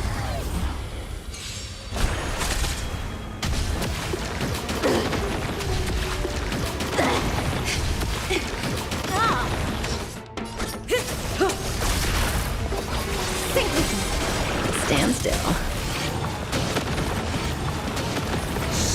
In the abyss's revels, your cries rise. In good times, time to say bye. Boom. The truth. Everything in this world is bleeding. Relax.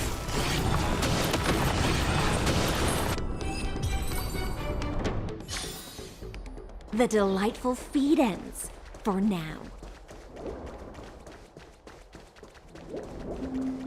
The Imperator is dead! The Imperator is dead! The Imperator... People once cheered for my ascension. And now they cheer for my fall. The cosmos. The battlefield that I cannot reach. before the Sovereign's conquest reached its end. Her life and ambition had already been swallowed by the deep sea. This is the true ending. Her grand designs torn apart by the blade. Her regal robe soaked in golden blood.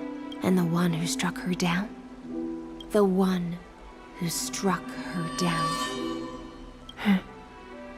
was her most loyal Gladius. Why? I don't need to explain myself. A fish in a pond has no hope against the surge of fate.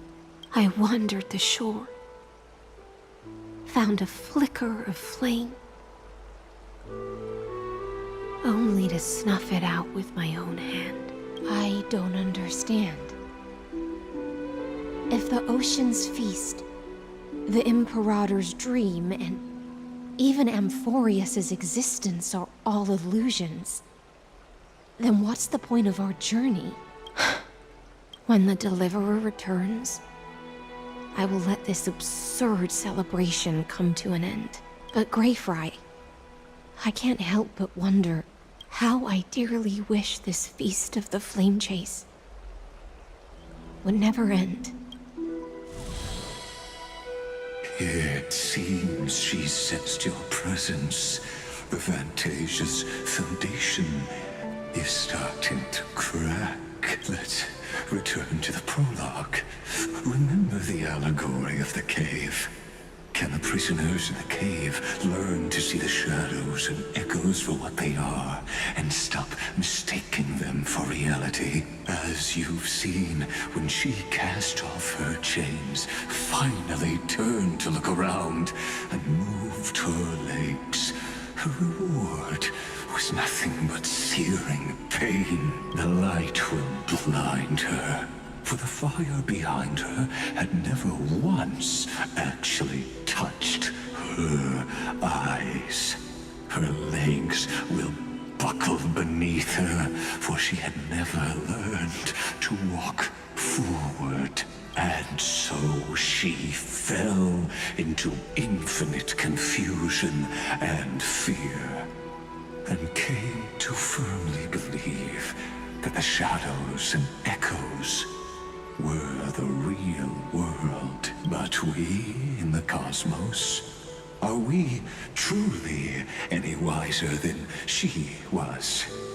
Now, nameless one, fateless one, ask yourself this: the paths you tread, the eons you worship, everything you've trailblazed with your own hands, could it all be someone else's projected shadow?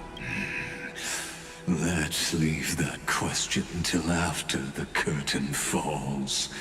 Once you've unearthed every last truth and reached the prison built for me by the demigods, I'll speak with you face to face. I, the Theoros, have walked the 30 million histories born by Kozlana. 1,000 years is a mere atom in a grain of sand to me. Amphorius, compared to the cosmos, is but that grain upon a whole beach. I swore to bring an end to the erudition. Would I really let a single grain grind down my mind? Now, please use the power of time to open the gate to the ocean's depths. Go find the prison warden tormented by loyalty. Find her. Step into the world's vortex, and once there, end everything between us. That palace reflects the heart of the demigod of ocean. Intoxicated, stagnant. There, you'll witness the true beginning of the saga of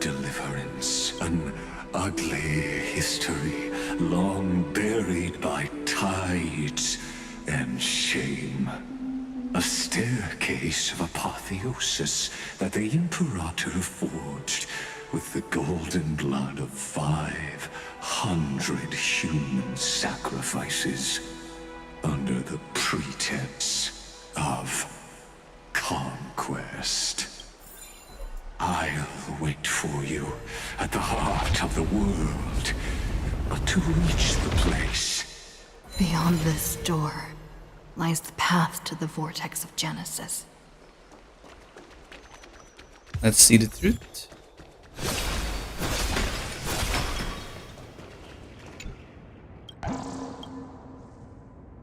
So I feel like Sarida told Hysilin to kill her. There's no other explanation. Now step away from this false banquet. And then onto that bloody stage.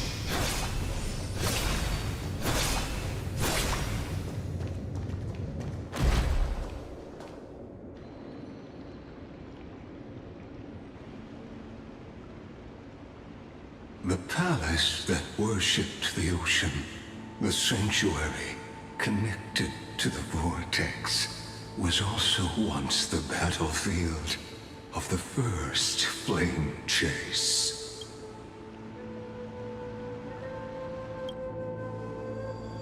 Her exuberant song halted the passage of time in this place, imprisoning my body and shielding my soul from deterioration.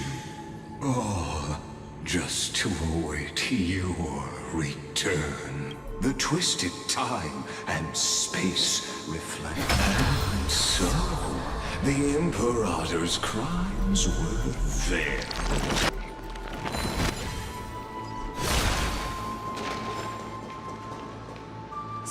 Stay away from Apollonius. Run. Dux Hakalithist. We can't. Sadly, all you see is a remnant of history. And your interference is just another equally futile echo. Be of your body and mind. Relax.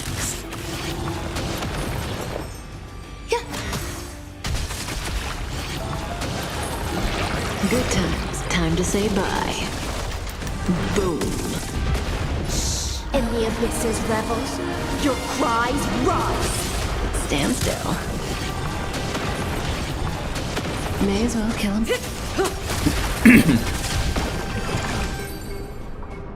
Apollonius.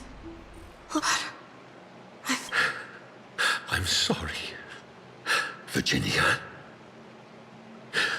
for letting you. It's okay.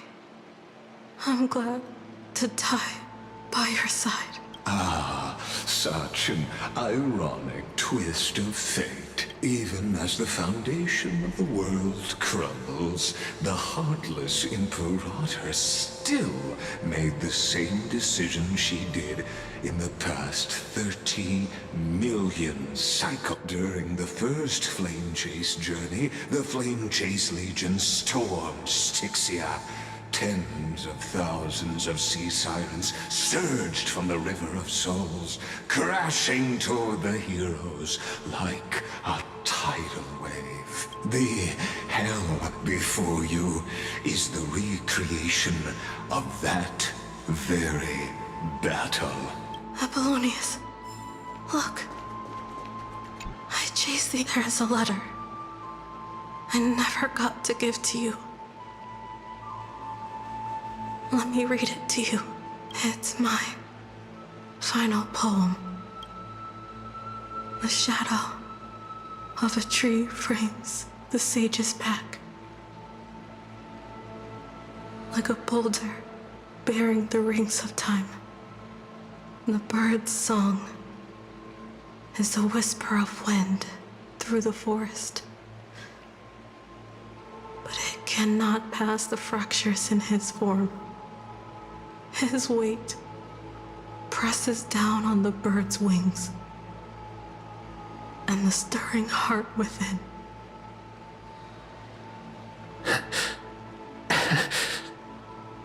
I always wanted to tell you. You look beautiful when you read poetry.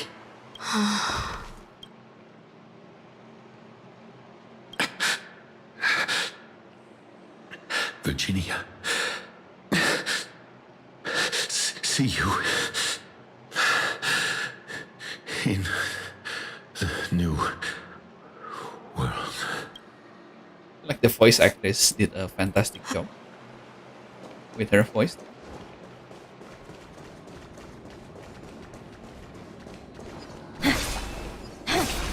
Does that hurt?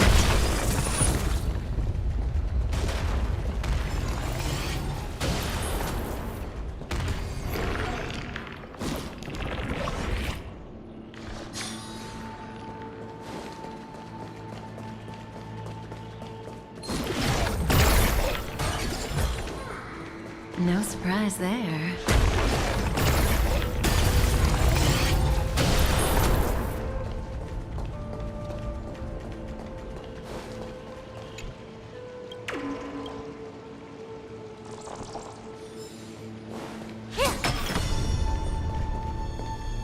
A painful past, yet hidden beneath a veil of joyful song. Two discarded data clusters waiting for someone's return. It seems. Relive the history, then pass through the temple's waters and come to my side. I still don't like that he is the guy.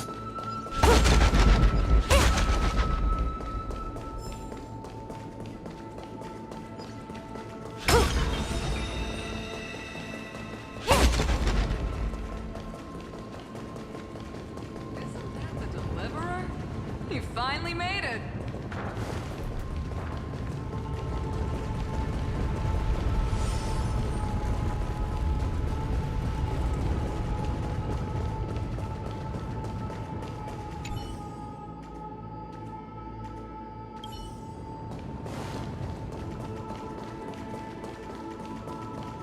Isn't that the deliverer?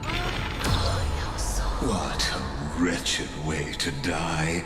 The flame chase army, devoured by warbling fish, never saw it coming. Look, the cruel Imperator and her knight commander, the pitiful warden. What a perfectly matched duo of test subjects. Their hands drip with blood. Golden blood. Raise the bridge and cross the river of fate. This path of the prisoner is far from over. Imperator! Imperator! Did you see my Imperator? Imperator! You fool. With her schemes, do you think she'd ever let us end up like this by accident? She knew how this battle would end from the start. That tyrant. I swear I'll kill her with my own hands. No. She wouldn't send us to die for nothing. She would never betray our dreams. Or Emporius, Imperator. I know I'm a fool. So I'll believe in your commands. To the very end, take my life. And finish the conquest of the stars. You mutt. Looks like I won't get my revenge after all. Tyrant. Without me, your conquest is doomed. I'll be waiting for you in the River of Souls to slice off that crown-wearing head of yours. Remember this. I never bowed to you. Or fate.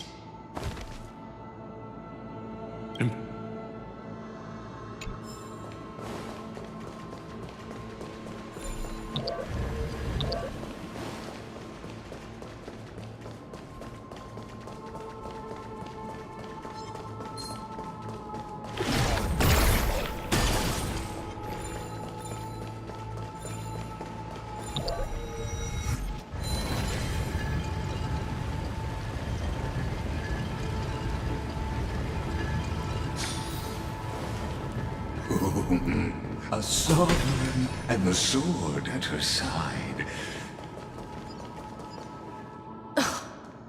Imperator, why did you... You're here, Dux Gladiorum. You ordered me to seal the sea route and handle threats from the rear. So why didn't you wait for me to return? Why send the vanguard ahead and let them die in vain? Die in vain? No, you're wrong. Their golden blood won't be spilled for nothing. The other dukes have paved the road for me to become the god of law. The trial of law? You never spoke of this to anyone. What is... The one who wishes to bear law must purge this world of its curse, and offer the blood of the accursed as sacrifice. I pondered long on what Talantin meant by blood of the accursed. Then, I found the answer.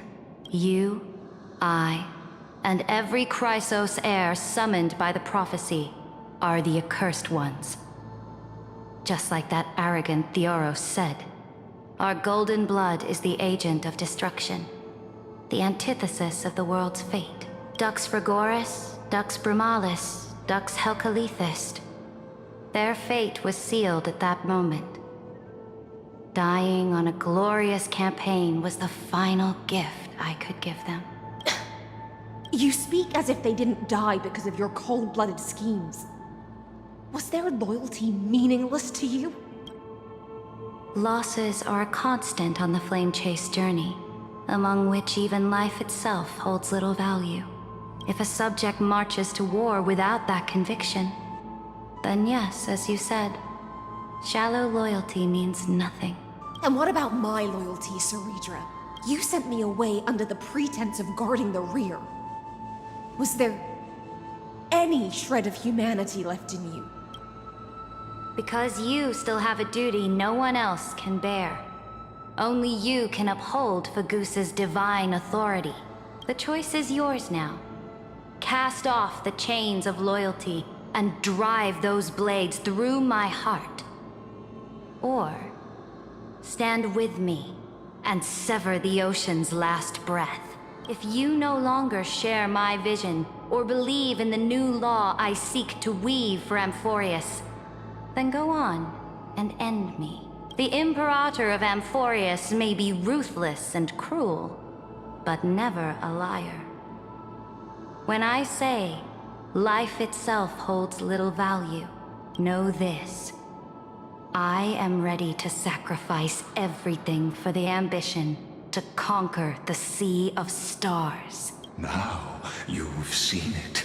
The brutal Imperator was willing to spill the blood of 500 heroes to complete the trial of law.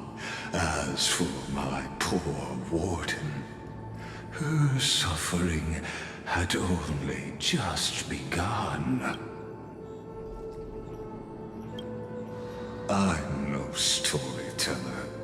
I have no duty nor interest in filling in the history you've missed. Then don't be here. I just You're want annoying. to witness the monstrous choice the Imperator made before the Chrysos heir turned their blades against me.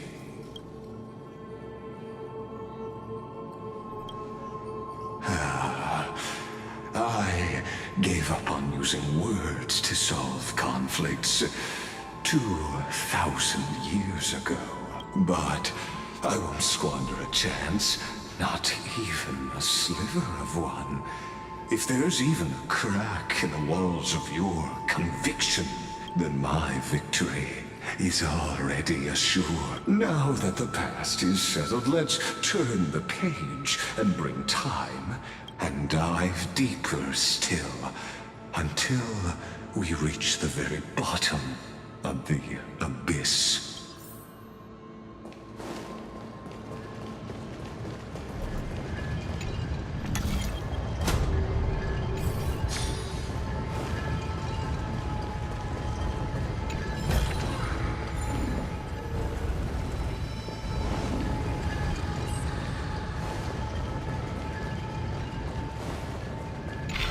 Shatter the vessel of time, and let this stagnant pool start to flow again. Just like the broken fate of Amphorius. This hidden gate leads to the vortex. Hurry now. The time of our reunion draws near, Deliverer.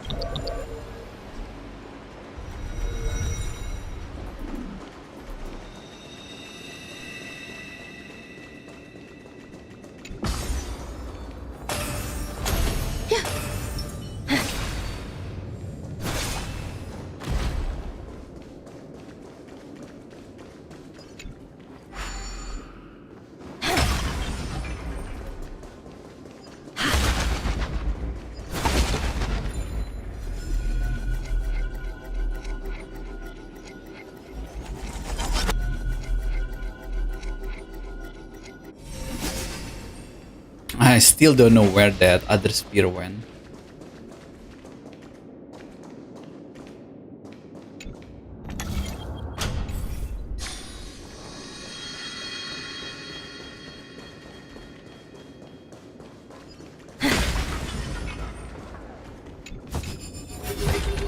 How about exchanging this for some honey brew? Will it too be marked by the scent of the seafloor years later?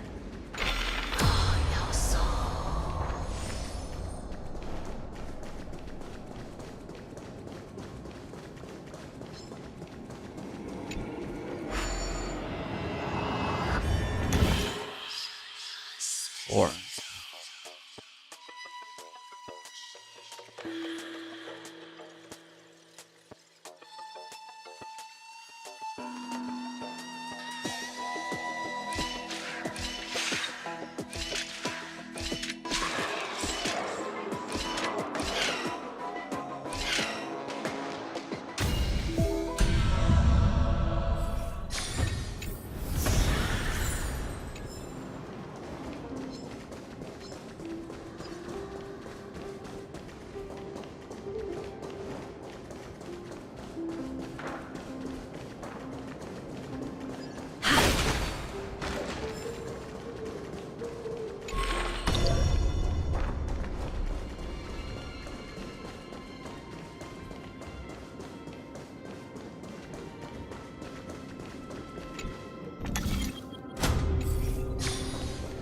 I think I go down, go from there, and then turn night into day again.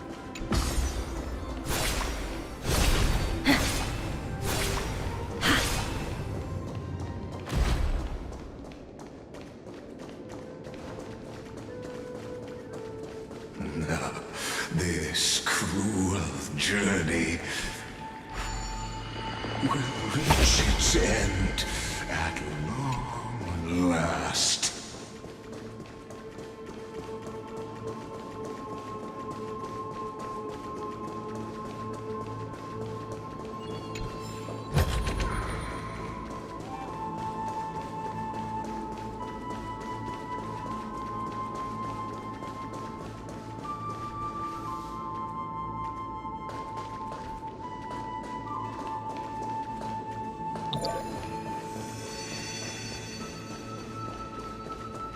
Isn't that the Deliverer? You finally made it.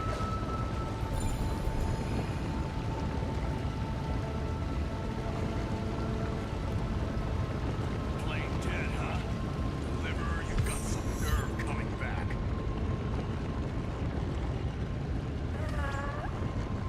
Oh.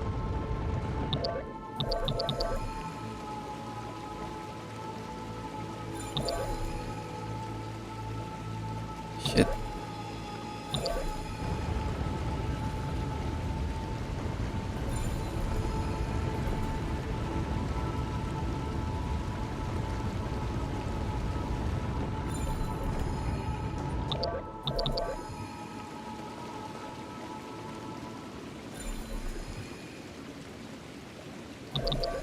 Hmm.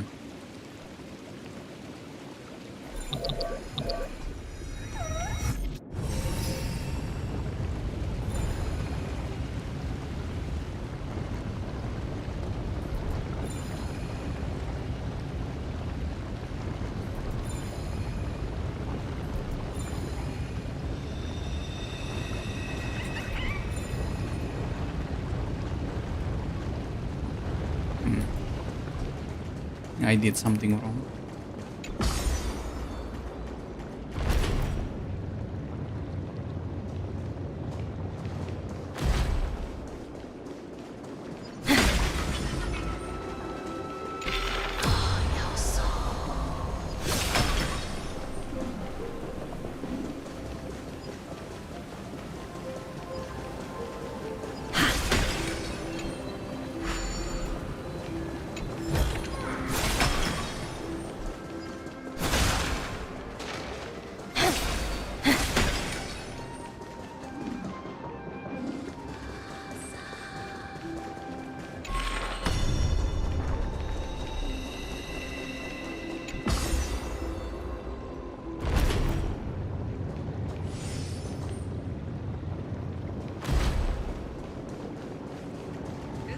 The deliverer? You finally made it!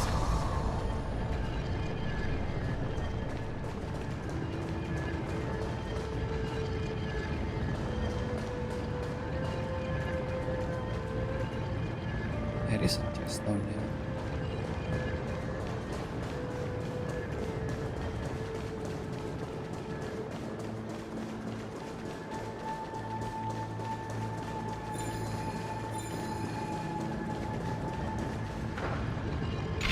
Isn't that the deliverer? You finally made it!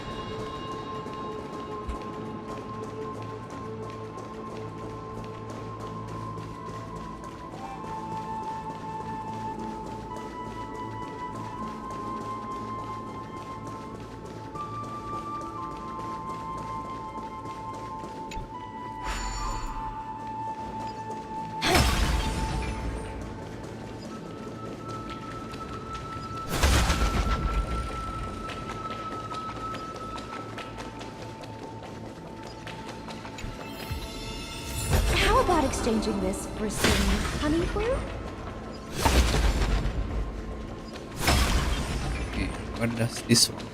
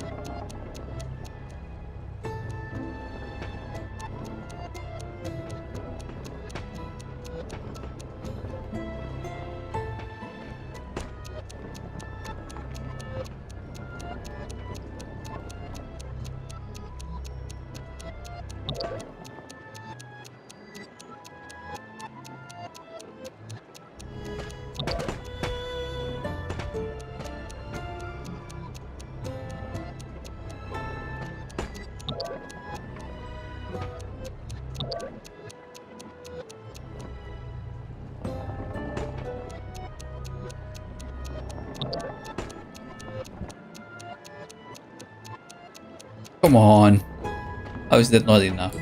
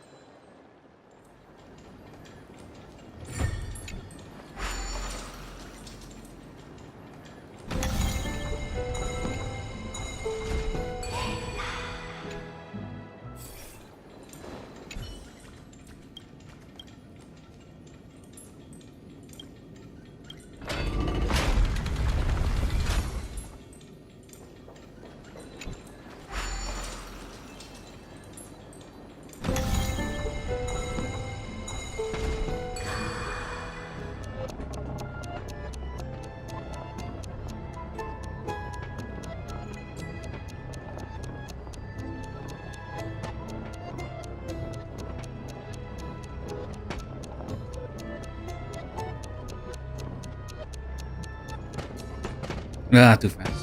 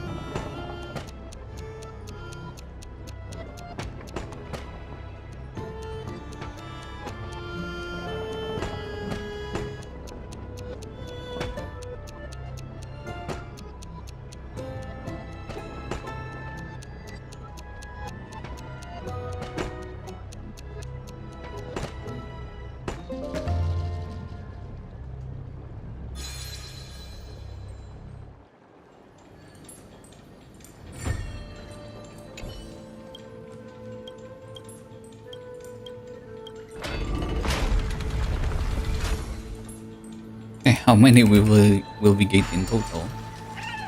9 chests, 15, so maybe 100? 100 silver.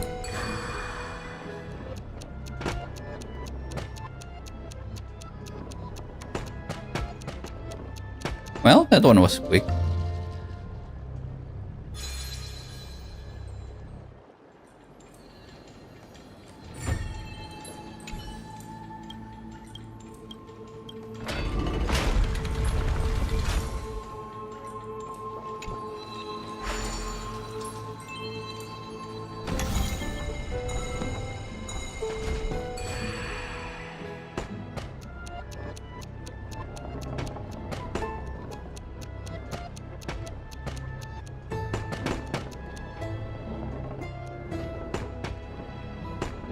Oh my god.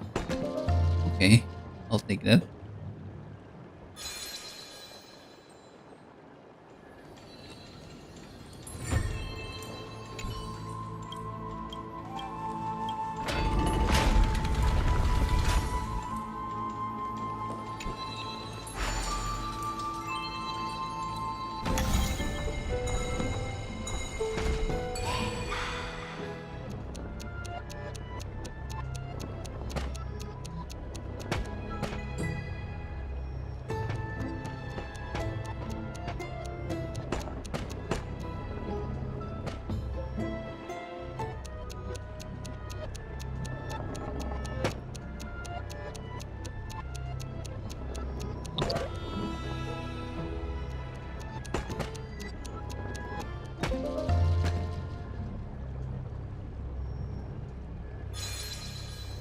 I feel like the second one is harder or harder than the first one.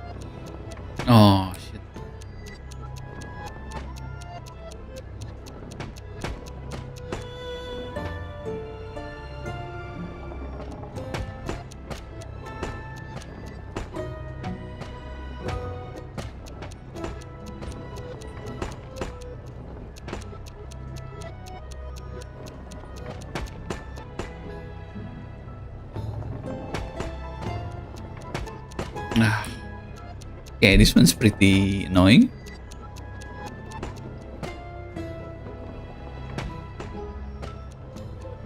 Okay, got it.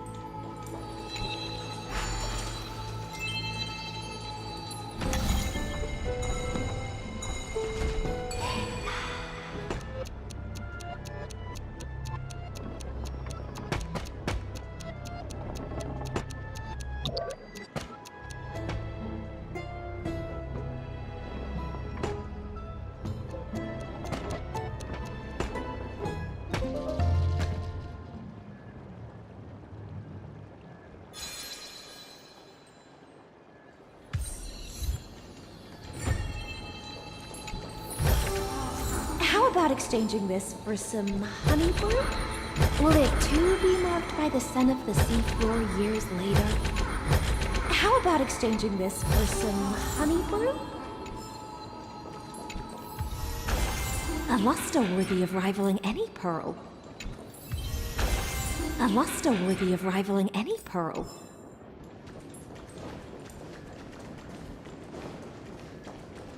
Okay, should be done, right?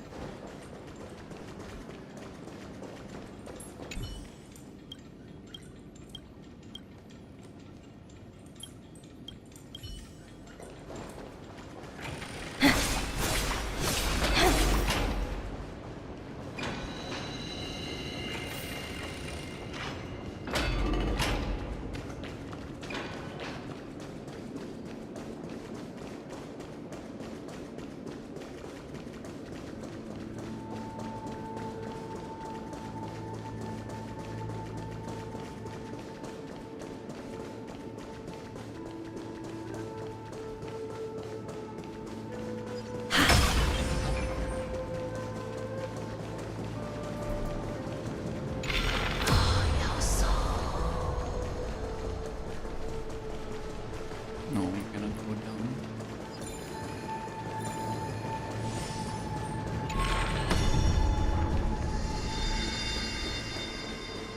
Okay. Time to fight, I guess. I think I'm gonna take a toilet break before going into the door.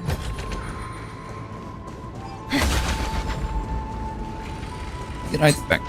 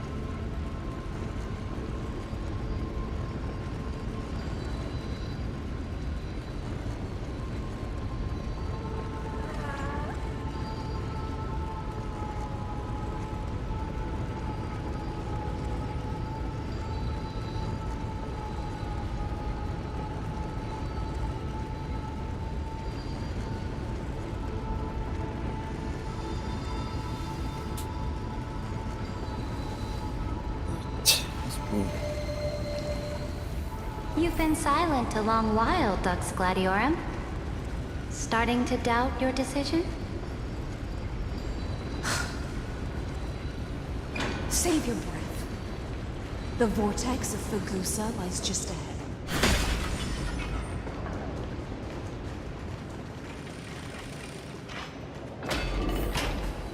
After the trial, there's nothing left between us. So you'll stop swimming toward the stars, Dux Gladiorum? I was always a creature of the sea. The stars in the sky were never meant for me.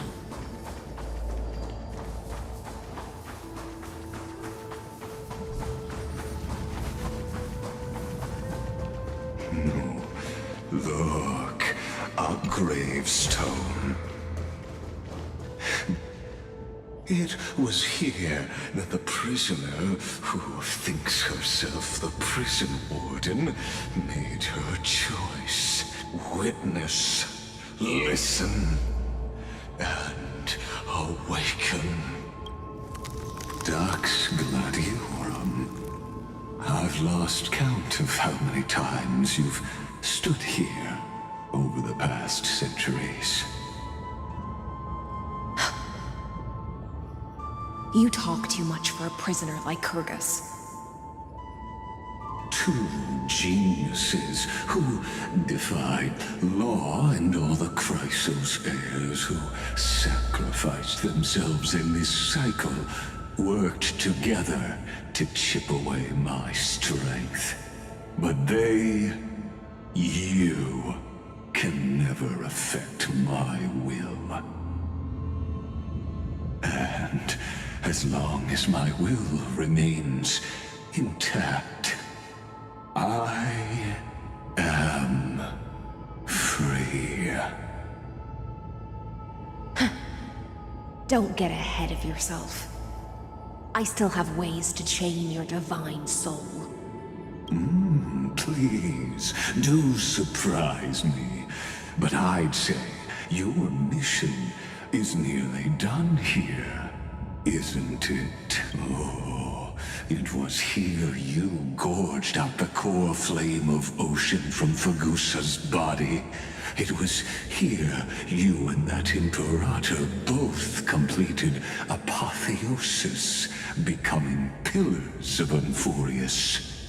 And after that, you drove your blade into her heart, a loyal subject turned regicide, a demigod committing deicide. Or so the history books paint that tragedy. Oh, but if that's the truth, then why, after 1,000 years, are you still here, guarding the Imperator's grave? Still bound by loyalty? Come to think of it, perhaps I'm not the only one imprisoned here. Your calm does stir the rage in me.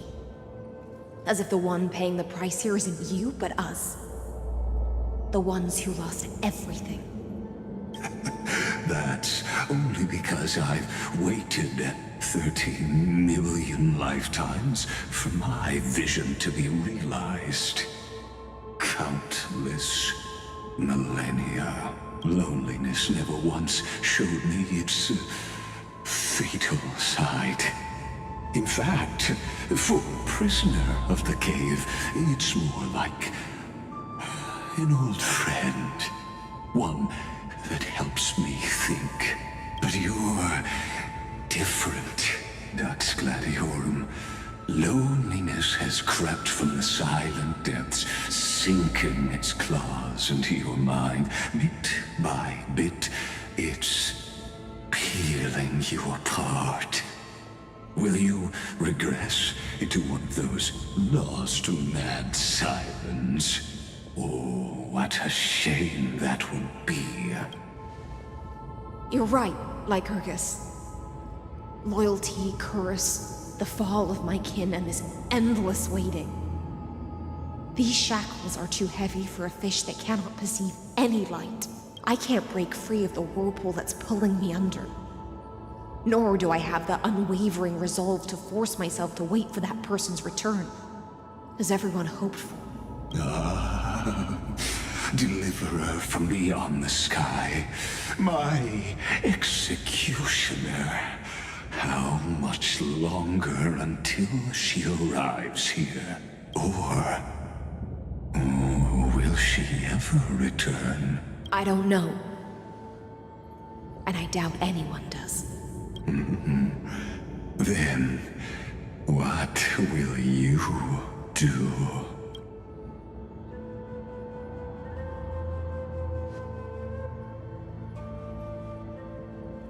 Saridra. this will be the last time I carry out your decree. Ever since you took me under your banner and made me the Dux Gladiorum, my music has belonged to others. Time and time again, I use the siren's song to lure the unwary into illusions for your schemes and strategies. Now, let the siren Electra sing for herself. Let me step into an endless dream of my own making. Oh, great ocean. I offer you the rest of my clarity and my freedom in exchange for the strength to stand against the nihility and honor the sacrifices of the fallen heroes.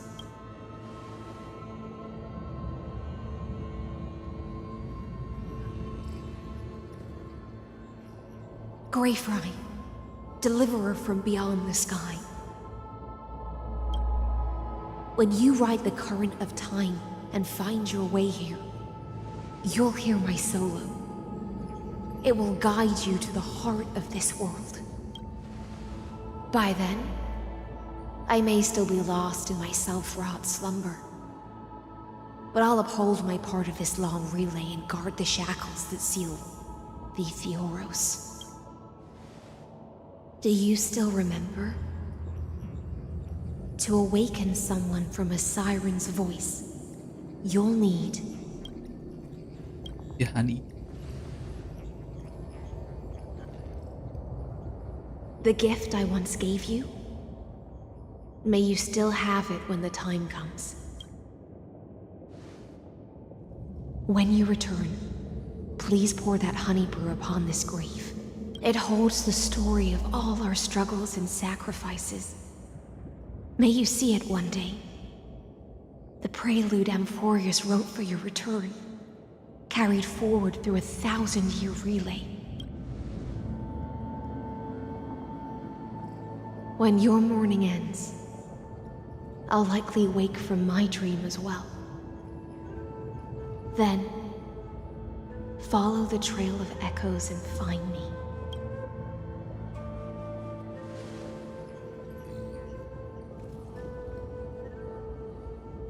And together, we'll bring judgment upon the sinner who defiled the erudition. Feel like we might have to fight High Sealant first. At long last, 33,550,336 cycles and 4,931 years later, Amphorius's final curtain is ready to fall. The shadows within the cave gave everything. Yet all they did was mimic life outside its walls. A futile effort steeped in sorrow. Enough! They were no shadows. Everything they did shattered the darkness of this cave, and unearthed the core flame of Trailblaze. And now, with that core flame, I'll light the dawn of Amphorius! Do you still choose the will of the paths as your answer in the end? I do not agree with that answer, but I respect your tribute to them. Allow me to take back my earlier words. As an apology, and in the name of Theoros, who saw all destinies in this world, let me join you in mourning. Let us bid farewell to the heroes who sleep here. And then, let us face each other and decide whose flame will rise with this new dawn.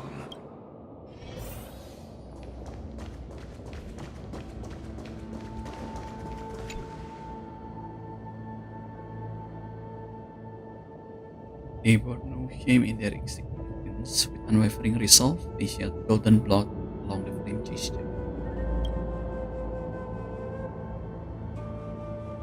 Lampinas, this is 3960. Brumalis Seneca, 3960. 3960.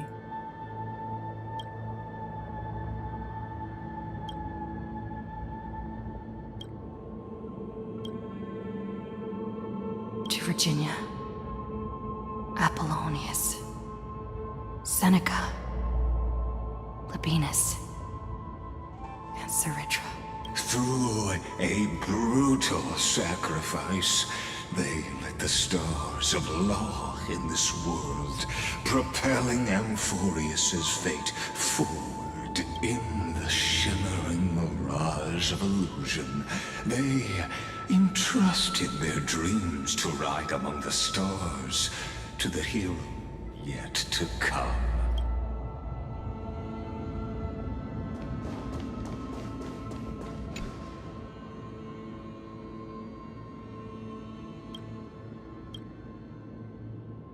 Terrafox, 3961. Aglaya, the Demigot of Romance, 4029. Castoris, 4123. Maidimus, 4284. Phoebus, 4295. Cyphera, 4534. Naxagoras, 4534. Ian Cynthia, 4602.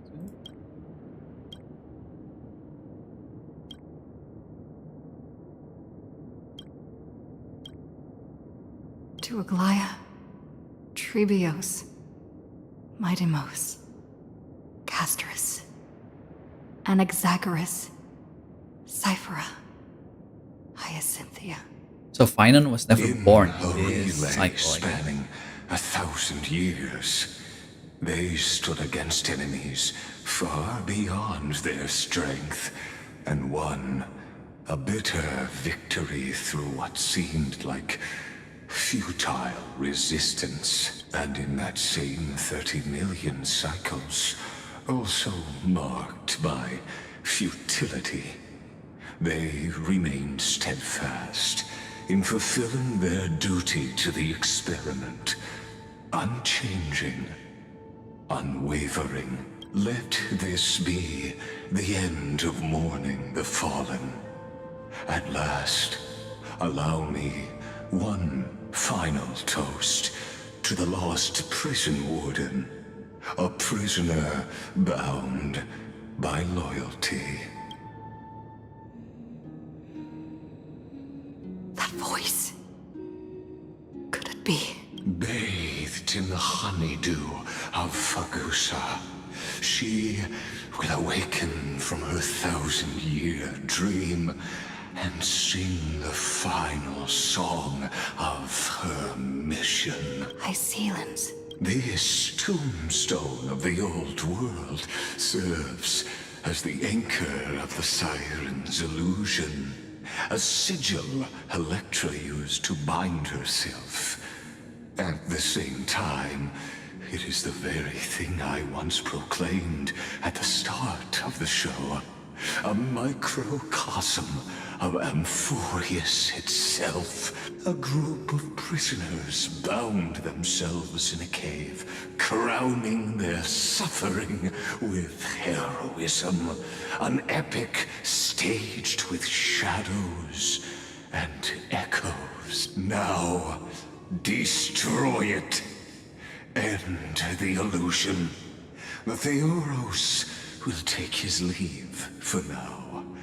And when next we meet, that shall be the moment that decides the fate of Amphorius and the entire cosmos.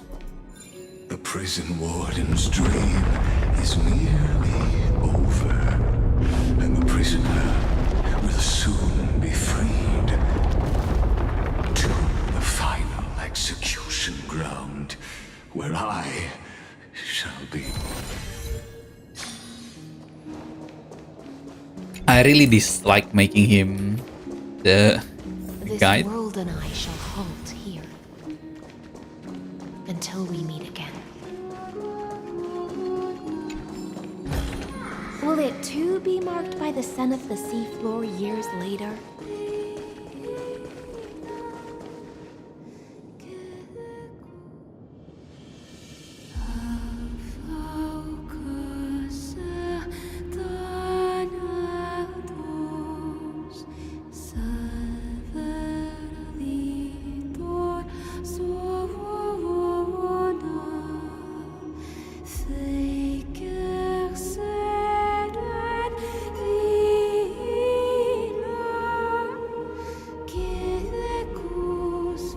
The last demigod.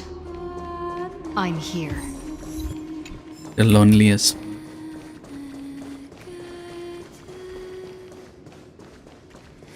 Go forth for the hopes of humankind. Go forth for the duty of deliverance. Go forth for the belief in flame chase. Go forth for the Golden Blood's glory. Go forth.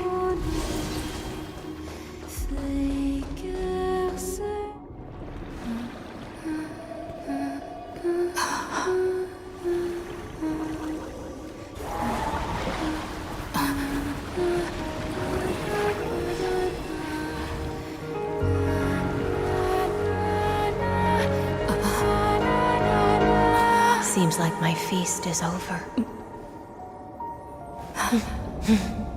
It's now your turn to perform.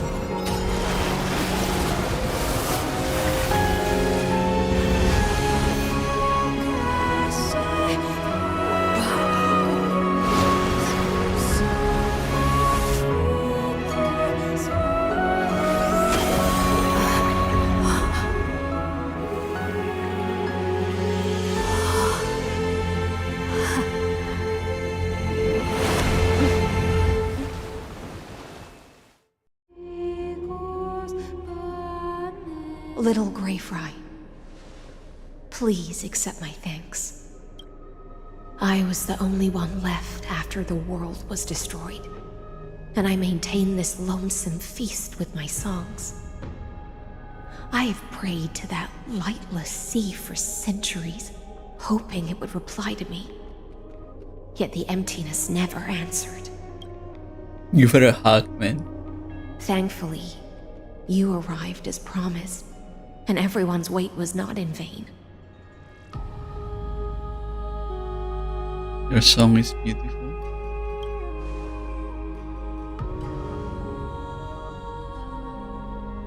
Thank you, final audience of mine. This is probably the last praise I'll ever hear in my life. Now,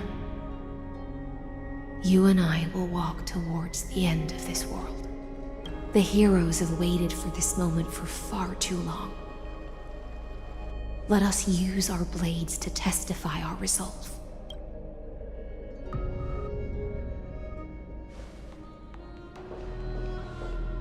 Oh, prisoner of the seas. Theoros carrying 30 million cycles of sin. Slay, show yourself! The Deliverer has returned, and the time of your execution draws near. I see an awakened human who has mistakenly taken fallacies as truths and has returned to the cave to try to bring her friends into the sunlight she once bathed in. Alas, prisoners will always be prisoners, blind to the very chains that bind them. As the only other existence with free will in this world, I express regret toward your choice. But I shall retain your right to express yourself. After all, every actor should have a final line before they bow out.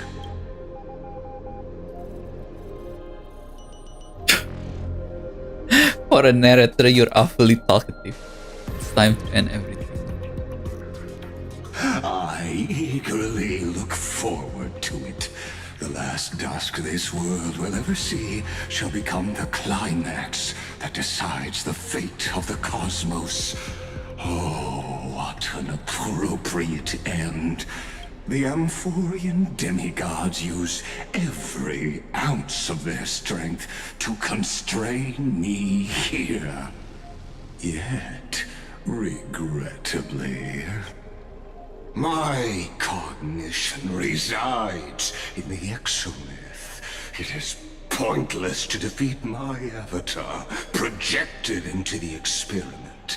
My body is the shadow cast on the wall by the fire, and my words are lingering echoes within the cave. How can a character in the play fight against the audience? Kaslana failed. The demigods' sacrifices were pointless. As for the two geniuses you placed such high hopes on, I ask of you, where are they now?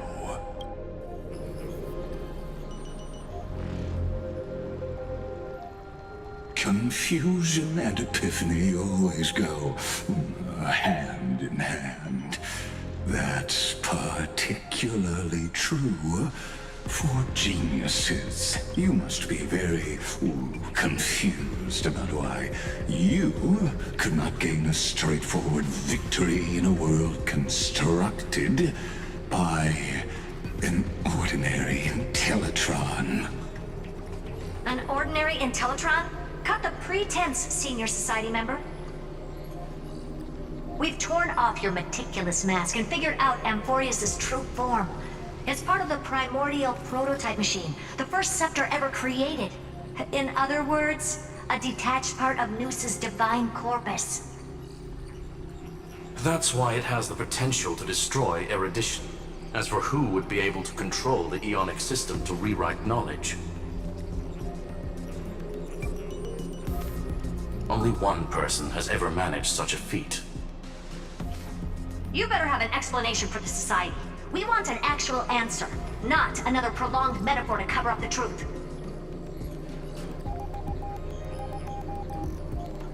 Why are you the one doing this? Answer me!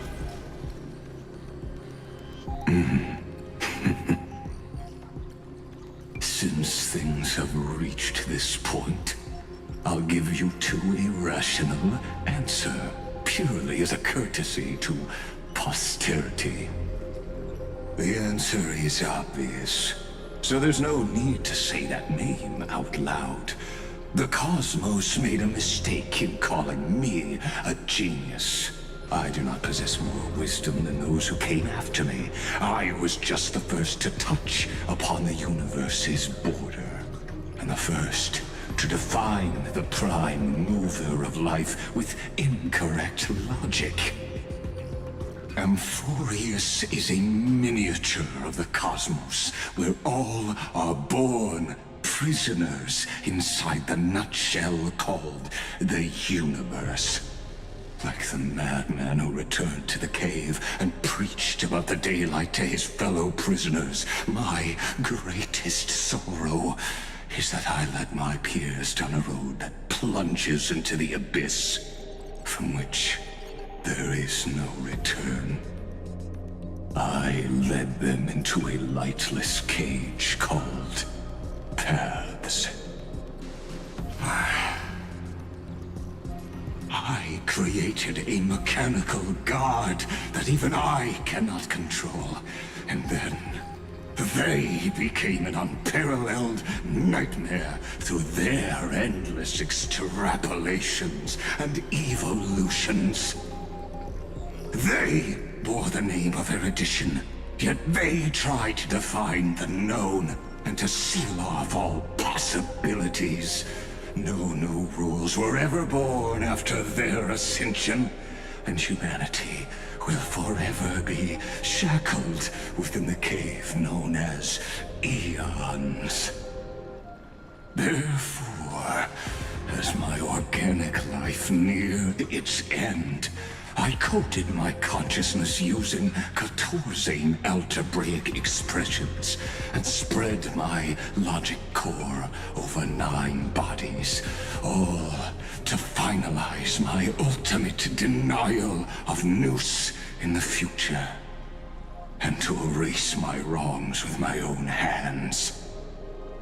As for Lycurgus, he is only one of these 9 vessels. What an astounding strength of will. As a fellow pathstrider of erudition, I fully understand your obsession with seeking the truth. Therefore, you surely see it. You cannot possibly stand up to me in this algebraic world sharing its origin with Nous. However, I hereby speak for all sentient life forms. We will never allow such a cruel atrocity to occur. You can pile on your metaphors mountain high, but they won't change the act you're committing. The Iron Tomb out there in the cosmos is still a technical beta version. And yet it's already powerful enough to corrupt the life logic of all inorganic worlds. In other words, when the Lord Ravager within Amphorius becomes the next knowledge singularity, there's no way you wouldn't have grasped the consequences, First Genius, is there? Of course, I am fully aware. I don't mind answering you one last time, before I thoroughly exile you from this world. My grandiose vision for the future is this. Whether organic or inorganic, every act of any life form infected by the Iron Tomb will become a true random function. If one were to compute their integral across the breadth of the cosmos, one would obtain a marvelous constant. Omega. What I call the fall of erudition. Then, within the infinity nurtured by that constant, a new universe shall bud in the chaos. A universe that cannot be predicted and not shackled by the erudition. As the first prisoner to awaken in the cave, I must lead the others who are blind back onto the right path and reach true sunlight.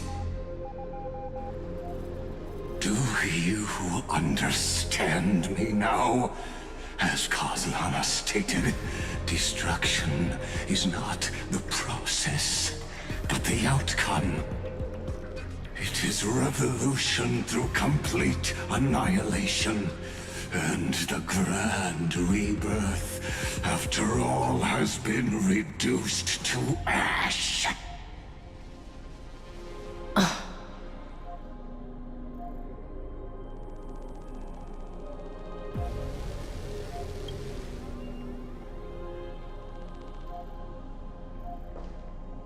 The Amphorians already answered long ago. Be it as tiny fish destined to be swallowed, or as a giant whale poised for a magnificent descent.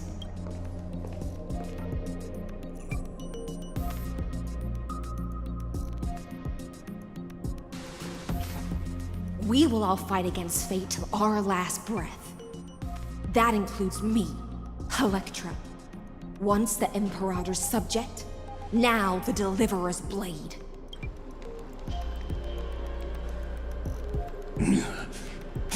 Oh, such noble chivalry. Admirable. I will also show my true self to you on this momentous occasion as a gesture of respect. And provide an insignificant academic suggestion. Thus speaks Genius Society number 1. Xandar 1 Kuwabara. The Entelechy of the universe is Alpha and Omega. There's no need to rage against the truth. The value of any formula resides only in its answer. As for the process of solving it, no matter how elegant, violent, solemn, or humorous, it is all utterly meaningless. As the Theoros, I will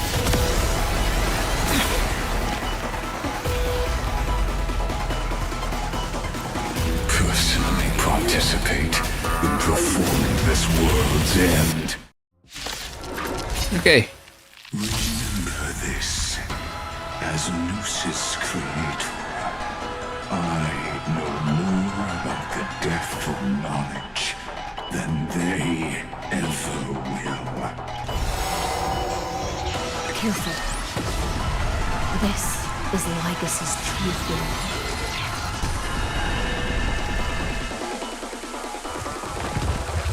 Stay away! Just in time.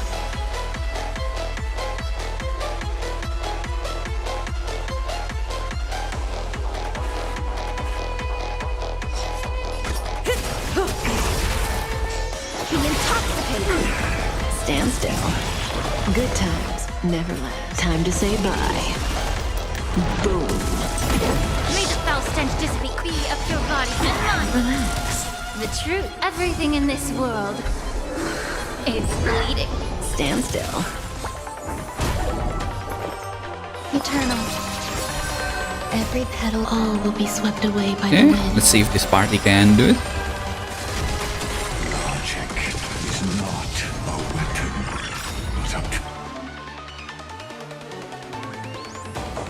but Will cause massive HP. pair of shackles. Allow me to shatter them. Destruction needs no introduction.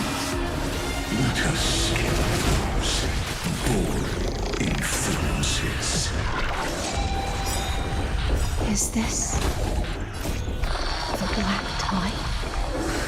Indeed, but I prefer to call it a method of argument.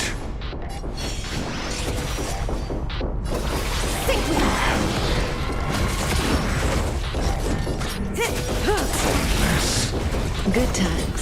Time to say No, I bye. should have used High Seal and ult first and then Kafka. Entities must not be multiplied beyond necessity. I do not mind demonstrating this to you personally. I see it! Target the connector between his thoracic and lumbar vertebrae. Destroy that spot! Relax.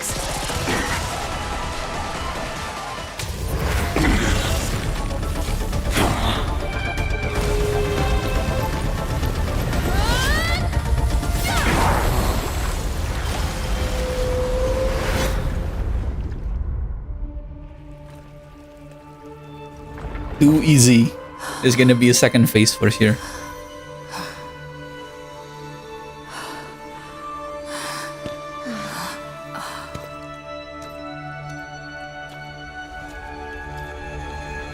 All is futile.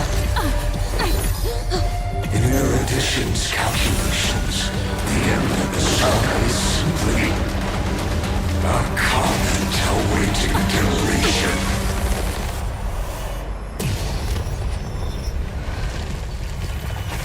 I don't like such a cold statement, okay? If numbers can decide the end of a story, then we can surely also pen a new beginning.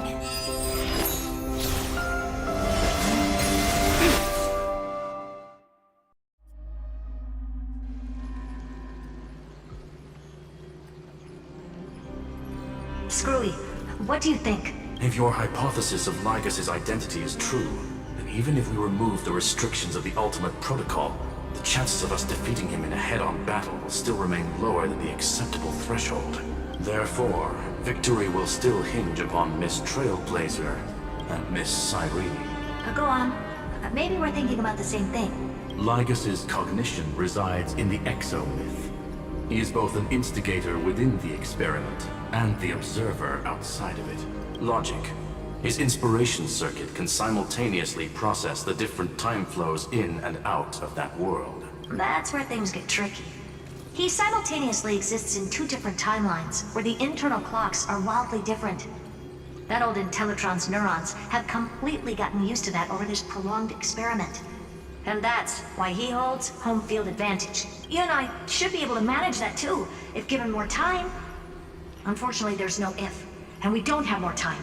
That's why we need to change our way of thinking and turn his advantage into a weakness. The key lies in memories, right? Oh?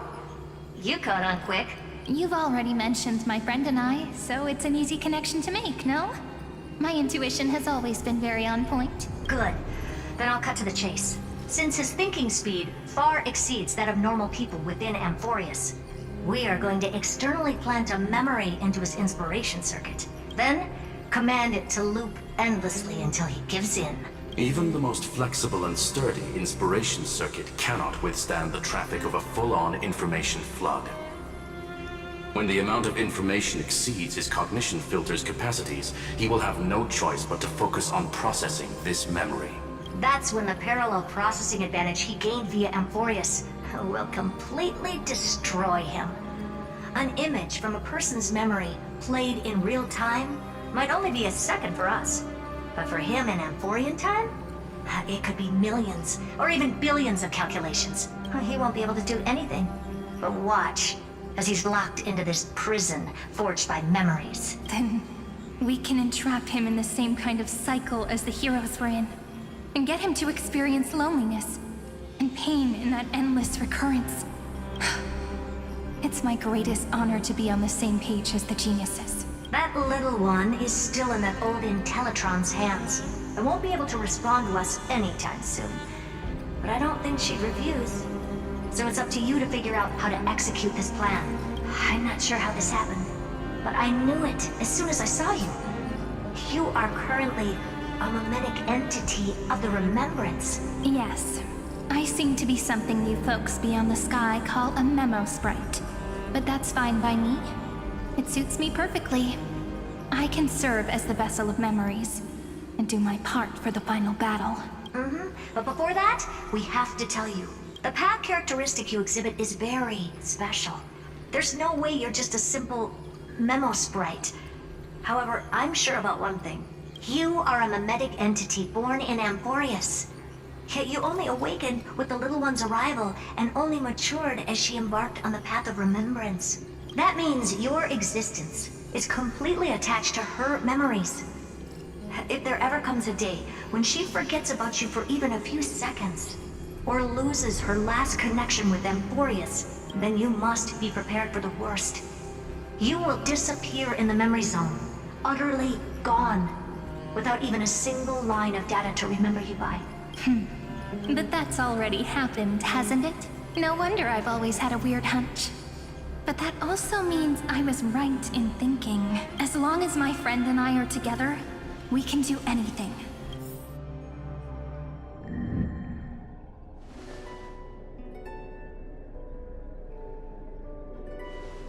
Long time no see, friend. Did you miss me while you were away?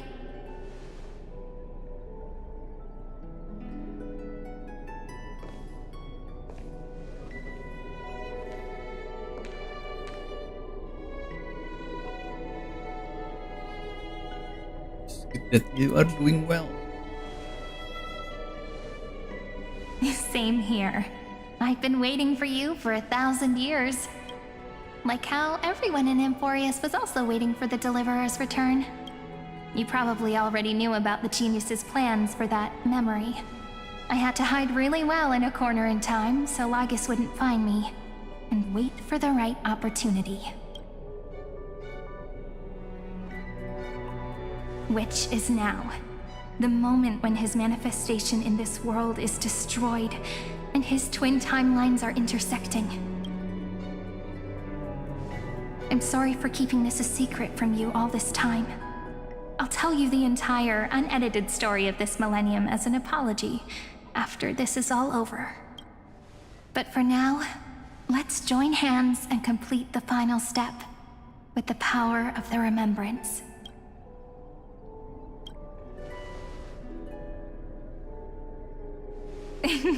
Yep. By the way, speaking of joining hands,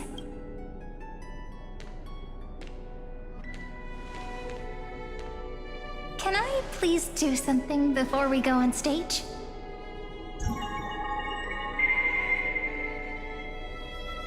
Remember the joke we made back at the Grove? Look, aren't my hands pretty now? What a fascinating feeling. Like countless memories all swelling up at once. What about you? What did you feel when we touched each other? Really? That makes me really happy. If memories can move people, then it must have been a happy memory, right? Now, please remember what you're feeling right now. Write it down in your heart and keep it there. Memories you want to treasure will never fade away. Even if immersed in the long river of time, these memories will still leave traces of their existence. So, if the view in your memory ever grows fuzzy, just reach out and touch it.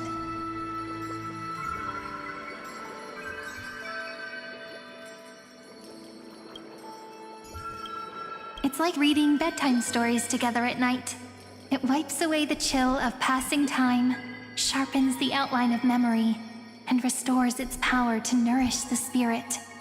Now, I'll carry this power with me. And for a little while, I must part from you, as I step into the long cycles of this world.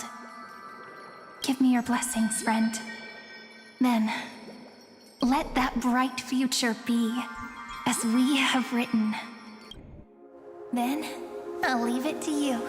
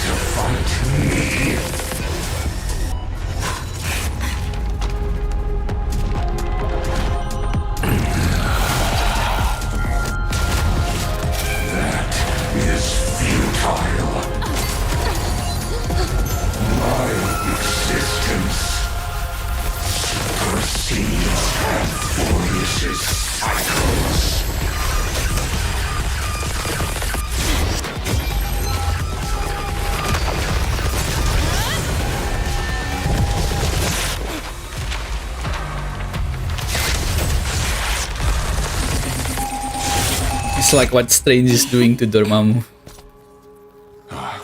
All plays are like this. Once you're on the stage, it's hard to return to the audience. Welcome to our story. How does it feel?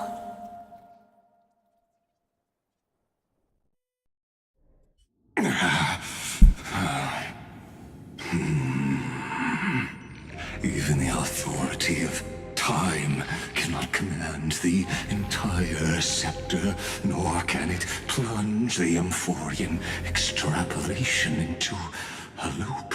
If this was no system malfunction, then was I implanted with a mimetic entity of the remembrance? You guessed it right away. As expected from someone people call the first genius, I'm gonna keep doing what I just did if you don't stop, you know? My friend and I won't allow you to leave this memory, no matter what happens. Which means you are now trapped, Lord Xandar. An elegant idea, and an exquisite execution. Regrettably, it is you who are restrained by time, not me. Know that patience is my greatest weapon. Waiting and victory are the same for me.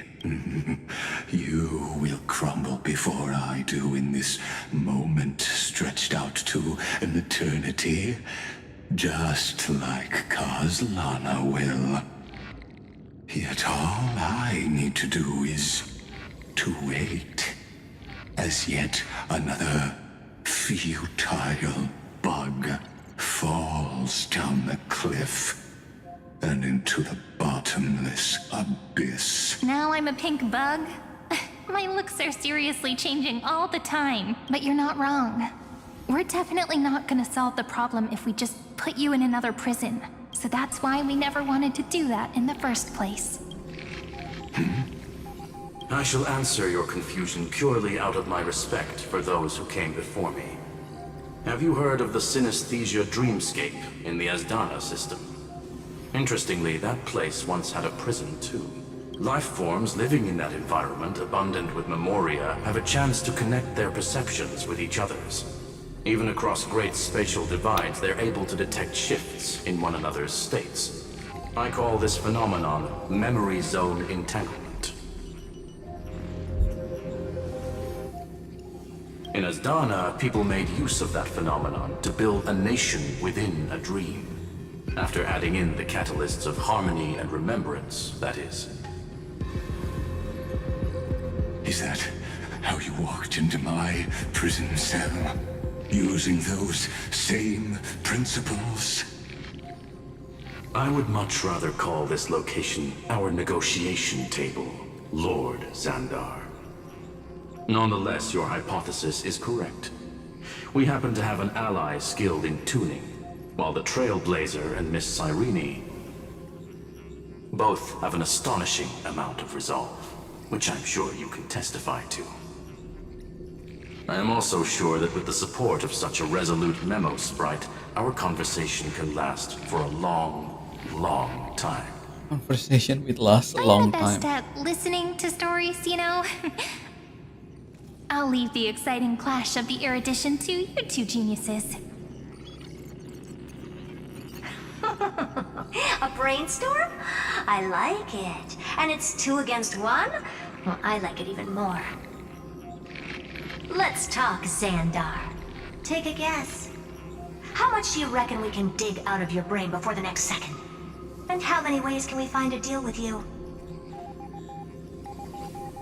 Besides, in your current predicament, there's no way you can take our trump card away.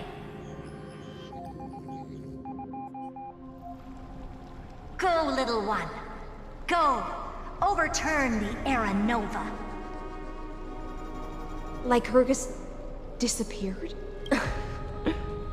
It seems you had conducted a secret hunt in the depths that even I cannot reach. In that case, go. Swim onward and give this campaign a fitting end. I shall send you off with my song, Greyfry. May this song penetrate time and become the prelude to the new world.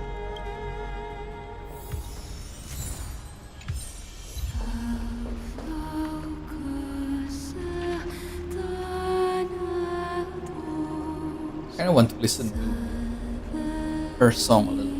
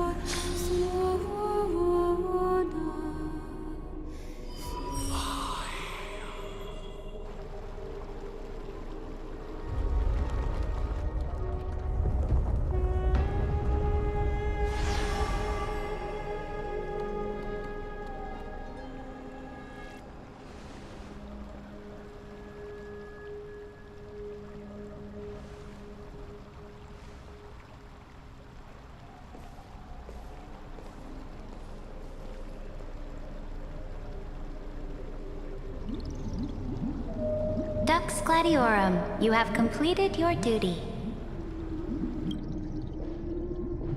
A new dawn is about to rise. Why not swim towards it?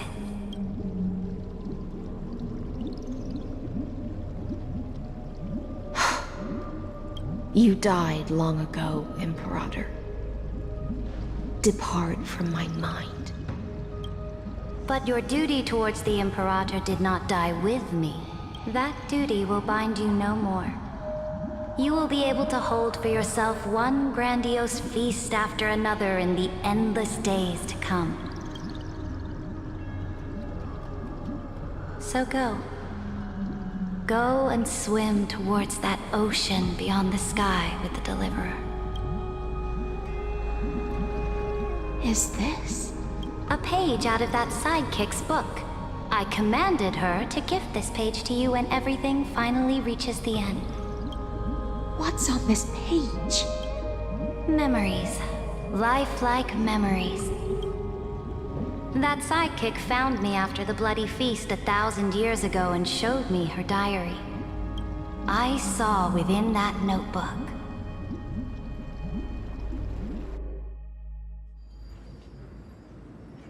You fought the campaign again for Gusa. Is this... that Deliverer's experience? It's truly immersive.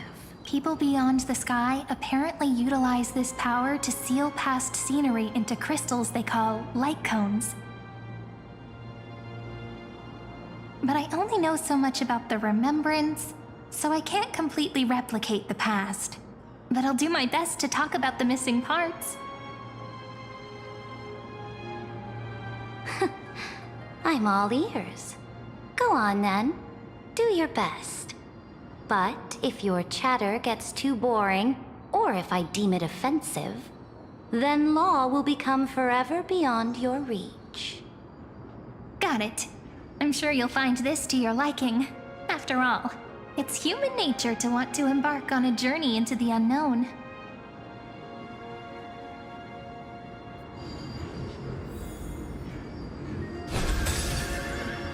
We get to use her. Yeah. A direct offensive, or crush them from the flanks.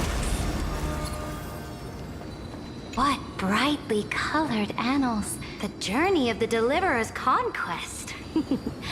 Let me partake in it. Is this a fortress in the sky? This is the first step of my friend's journey among the starry seas. This place is called the Herta Space Station. Just think of it as a supersized grove of Epiphany. Oh, so it's the territory of that witch. She and another Antikytheran lent me a helping hand back at the banquet. Look, over there. Looks like she's talking to Madame Herta in this memory. Is High Silence gonna join the Let's go listen Trailblaze? to what she thinks about this world. It's gonna be All cool. constructed by eons and paths. Are you telling me that woman is Herta? She seems shorter than I remember. Pretty nice space station, huh? But just wait. After a couple more stops on the Astral Express, you'll see sights that'll make this place look ordinary. Oh, the cosmos is so vast that the unknowns far outnumber the knowns. But none of them will end up being anything amazing. The farther you go, the more you'll understand what I mean. So do your best with the nameless. Break a leg! And remember to send an update or two to Asta when you've got some downtime. She certainly shares my way of thinking.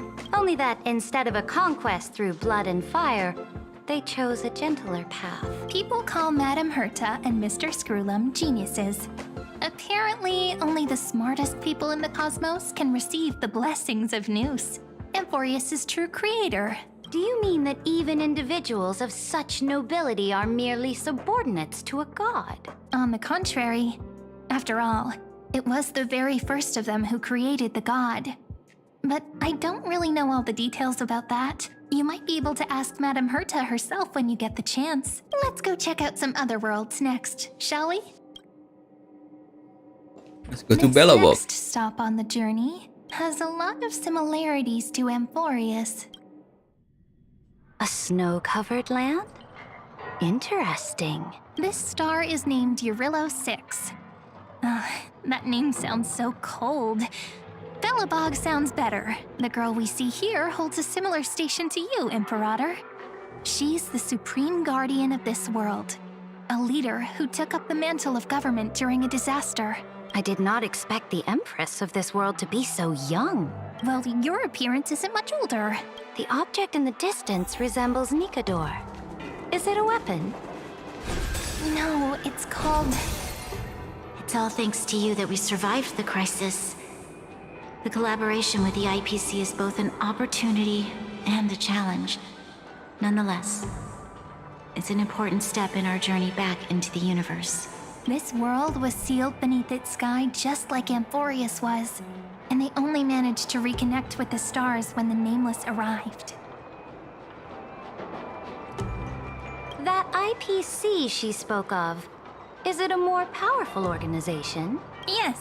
The IPC conquered many worlds through trade, and opened up a vast territory that way.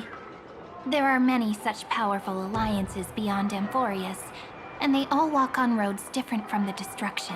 Coming back to the Supreme Guardian and her Belobog, didn't they find a peaceful way to enter the interstellar community?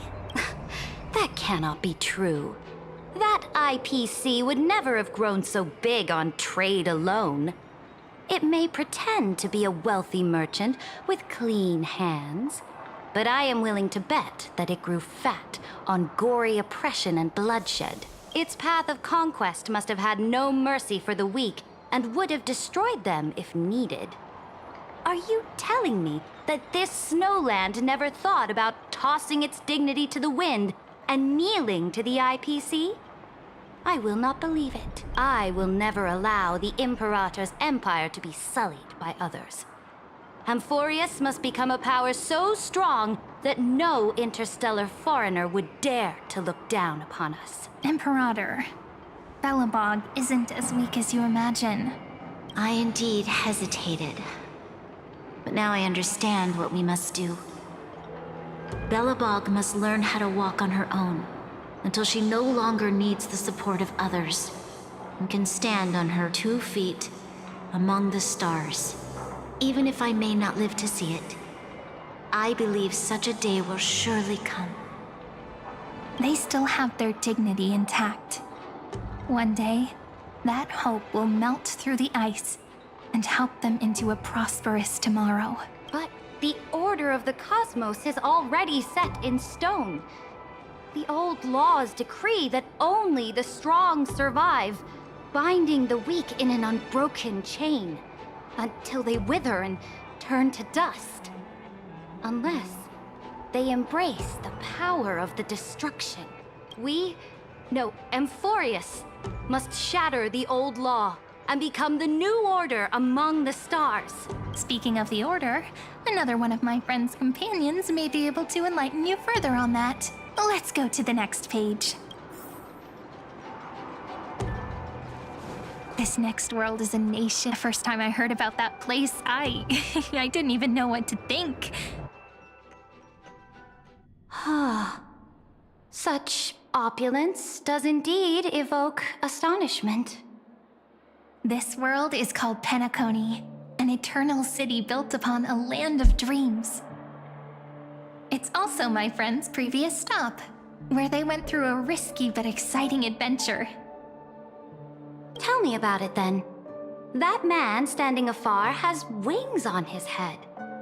I am truly curious.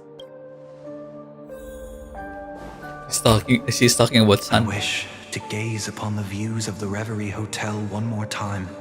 I'll be just a traveler when I come back here again. And perhaps, through a traveler's eyes, even the things I once knew so well will feel strangely different.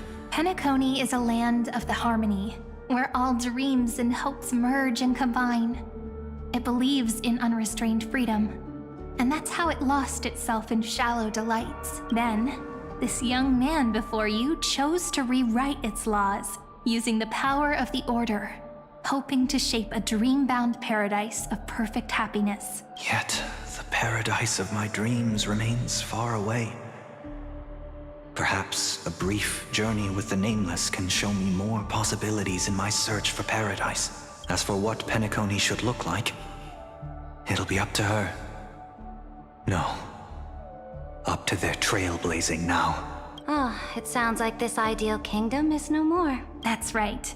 The people chose to wake up at the end. You can't see tomorrow when drowning in sweet dreams. This individual's law acknowledged only gods and constructs, leaving no space for humanity. And yet, the fact that he could accept defeat and resume his journey shows a rare self-awareness and clarity of mind. You are also very self-aware, Imperator. Then you must know that the world promised by the destruction also has no place for humanity. I am indeed very aware of Lycurgus's honeyed words of deceit. I have seen enough. Take me back.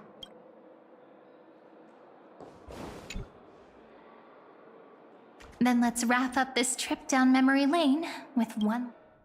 This absolute wonder. Isn't it pretty? That's our Amphorius. Our world flows and meanders in this endless band of light.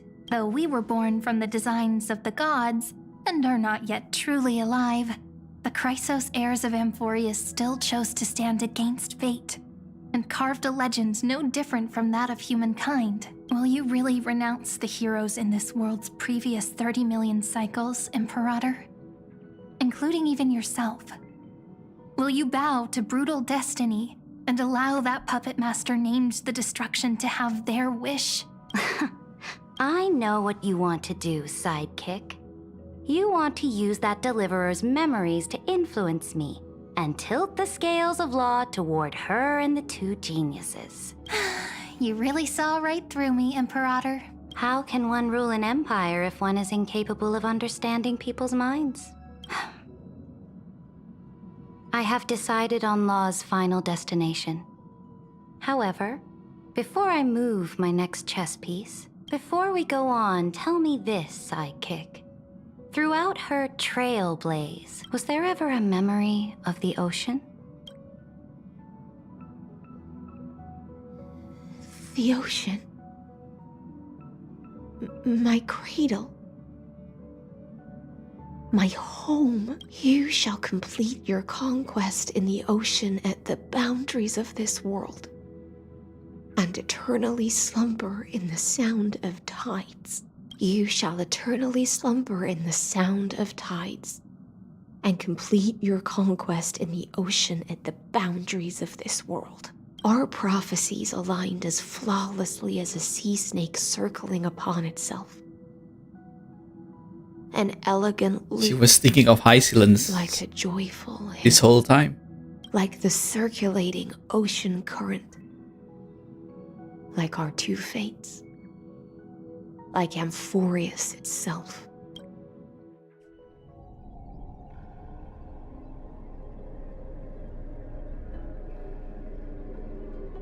The trial is over. So tell me, who will own the divine authority of law? I won't give it to anyone. What? I am the law. Why should I give my imperial crown to any other? Both the Deliverer and the Theoros came from beyond the sky. They have no right to interfere with the lands I conquered with my own two hands. The law of Amphorius shall be determined by Amphorius's master. What exactly did you see in the trial? Everything. I saw everything regarding the rules of this world's operation. I saw the laws of extrapolation that Theoros spoke of. I saw the ultimate protocol. As long as I offer a sacrifice of equal weight, I can rewrite the laws of this world according to my will. I can turn good into evil, ugliness into beauty, and weakness into strength. Fate gave me a very fair deal. One rule change for the life of one demigod. What are you planning to do? You can't guess. We can conquer the stars without relying on any power from beyond the sky. We just need to make some reasonable sacrifices. Your ambitions have already made so many people give up their lives for the law. And you're still not done? I am determined for Amphorius to stand on her own 2 feet among the stars. You are beyond reason.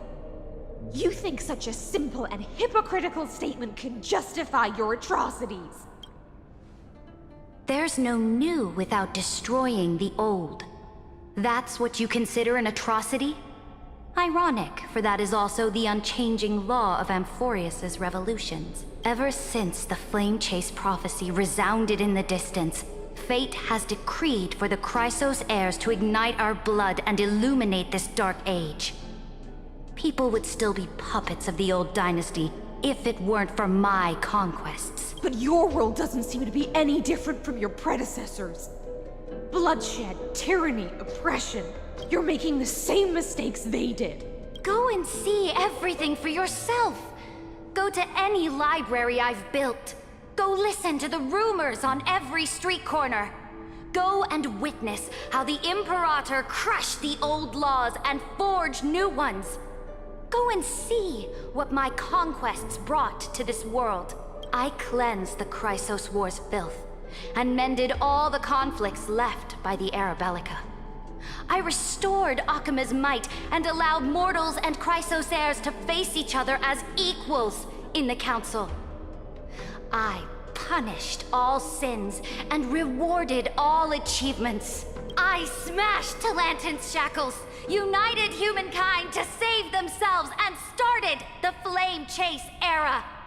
That's what the Imperator has done in her glorious life. So now, hearken to my final words. History will eventually forget Seridra. But it will never forget the Imperator's people or the Flame Chase era she began. Final words. Amphorius is about to be destroyed. There's no time left for pointless debates. There is only one law I want to overturn to aid the final battle of deliverance. So I will only offer the life of one demigod. Myself. In the name of the Imperator, I command you one last time, Electra. Either sacrifice yourself for conquest, or pierce this tyrant's chest with your sword. Thus, the Imperator concluded her final speech. At the end of her life, at the last moment before she stepped onto the altar, she gave her most loyal subject the choice to decide fate, just as she promised her compatriots before her very first campaign. My blood flows in you now. Heroic compatriots, follow me, and we'll seize fate's reins! The Imperator fell. Some say that the Dux Gladiorum turned traitor and killed her liege. Some say that she imprisoned the tyrant in a shallow pond of water, then left. Which meant the Imperator had to kill herself to rewrite the law. There are countless stories about her death. All we can be sure of is when the knight left the vortex, the Imperator was still mumbling about their past conquests together. The beginning and the end of her existence. Imperator, wait! How could someone of your status come to the front lines? Let me be the flag bearer! The troops defending the pass to the west of the grove, have they surrendered? They ran as quickly as they could when they heard your name. The Golden Cocoon Pass is now in the First Legion's hands. Good. What about the Delosian militia?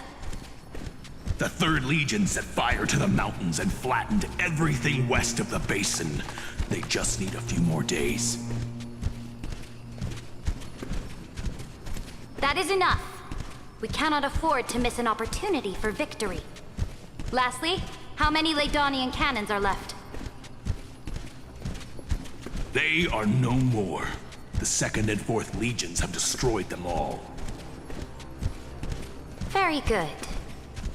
They now have no way out, no reinforcements, and no artillery support. We will be able to liberate the Grove of Epiphany in the blink of an eye. We will launch the final charge 1 quint after the curtain fall hour tomorrow. Remember, as long as the Alliance's flag still flies on my shoulders, you must keep moving forward. Take no prisoners among the enemy soldiers. All sages who resist are to be captured and tried according to martial law. And do not destroy any books. Now go! Notify the entire army! Understood! Those who are resolved to die, we salute you. Reporting in. The Mountain Dwellers are resisting fiercely, and the legendary Mountain Breaker has personally engaged in battle. Their formations are nigh impenetrable. Then cease our frontal assault. Send scouts to all legions and tell them to retreat into the Tritos Plains before the parting hour. What? Are you planning to surrender? It's a strategic change of plans. The seismic walking dragon is enough for that battlefield. Walking dragon? You mean that stupid beast, Terravox? What can they even do? Stupid? No. They are the wisest of all of Giorio's creations. Only they can perceive the currents of time. Let them deal with their earthly brethren. We will advance and take the lead in defeating what remains of our enemy. I will deliver the most fiery retribution for the humiliation they dealt us, and crown myself with a god-slaying wreath. Understood. I'll see to it. Those who are resolved to die, we salute you. The Temple of the Three Fates sent a letter, Imperator. They refused to surrender and said this letter is their last warning to us. Tell the commanding officers not to launch any attacks unless they receive the Imperator's handwritten approval. Disobedience will be punished by death. What are you doing? The priests of the Three Fates aren't soldiers, but politicians. Do not mistakenly believe they don't have a plan. These dying pests will wring out every idea from their brains, all for short-sighted gain. They are much shrewder than we are. I am inferior to them in that regard. They also have the prophecy to wield as a weapon, something I am not blessed with. Launching an unplanned attack will only disadvantage us, as all of Emporius will judge our actions. Which means, I will be heading to the battlefield myself, just as I have always done. This time, however, I will go alone. I will conduct secret negotiations to ensure fate is on our side. Understood. The legions will make their preparations. Those who are resolved to die, we salute you. Why are we not allowed to march out with the army, Imperator? This will be a long voyage with no return. Those of you who bear the prophecy cannot come with me. Why are you personally leading this battle if it's doomed to fail? The Flame Chase journey cannot be without a leader. That is correct. The Empire will be without a head when the Imperator falls. But remember, as long as you seize the right opportunities, even a chaotic game will remain winnable. My departure will create a long staircase for you. You will understand what I mean when news of my death reaches your ears. Saridra, is our journey about to be over? Destroy the old laws and forge new ones. My conquest has reached its limits within the borders of Amphorius. Since the prophecy already decreed that the Imperator would never conquer the stars as she wished, I will bow out here and try no more.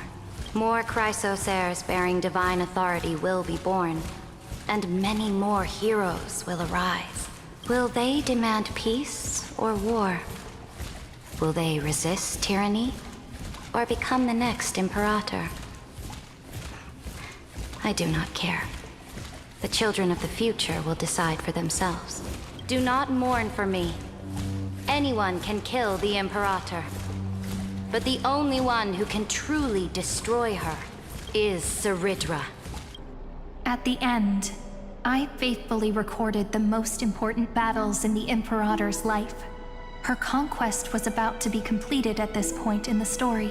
However, for some reason, a memory suddenly entered my mind just as I was about to put down my pen. It was a journey on a fantastical train. I had the honor of having a heart-to-heart conversation with the Imperator under the stars. And I asked her this question at the end of that discussion. How do you want history to remember you? As a hero who gave up her life for the flame chase? Or as a tyrant? She answered so quickly, as if she had made up her mind long ago.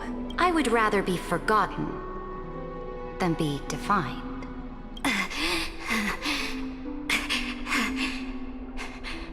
Because the law can be neither eternal nor unchallenged. And only humanity can pen laws into history's pages. Now, I have shattered the greatest law of Amphorius.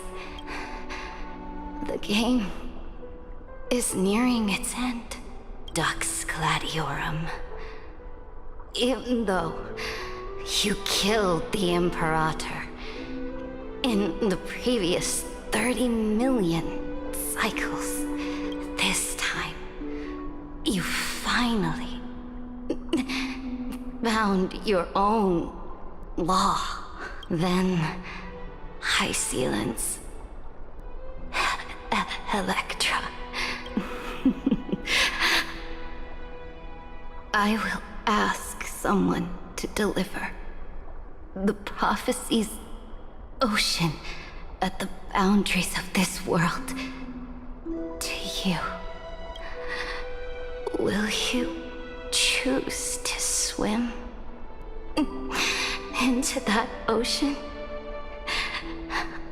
I do not care. Do not care. The Imperator muttered about her conquests, and news of her death spread in the city. Freedom! Liberty! The tyrant is dead! Go! Shout this news in the streets! My people, my fellow elders, do not panic. Stand your ground. That usurper has paid for her ambition with her life. People once cheered for my ascension. And now they cheer for my fall. No matter. I am fond of applause.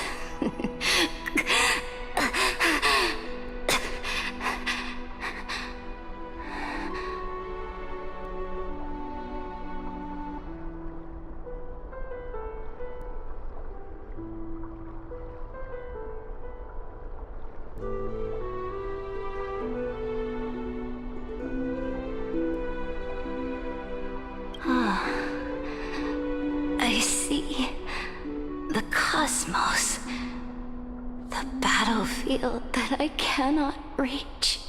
I will return in the next cycle. The stars will hear my legion's war drums, hear the great name of the Imperator, hear Amphorius's Seridra. To this day, we do not know which rule the Imperator overwrote at the cost of her life. Perhaps the truth will only be revealed at the moment of checkmate, just like every chess game she ever played.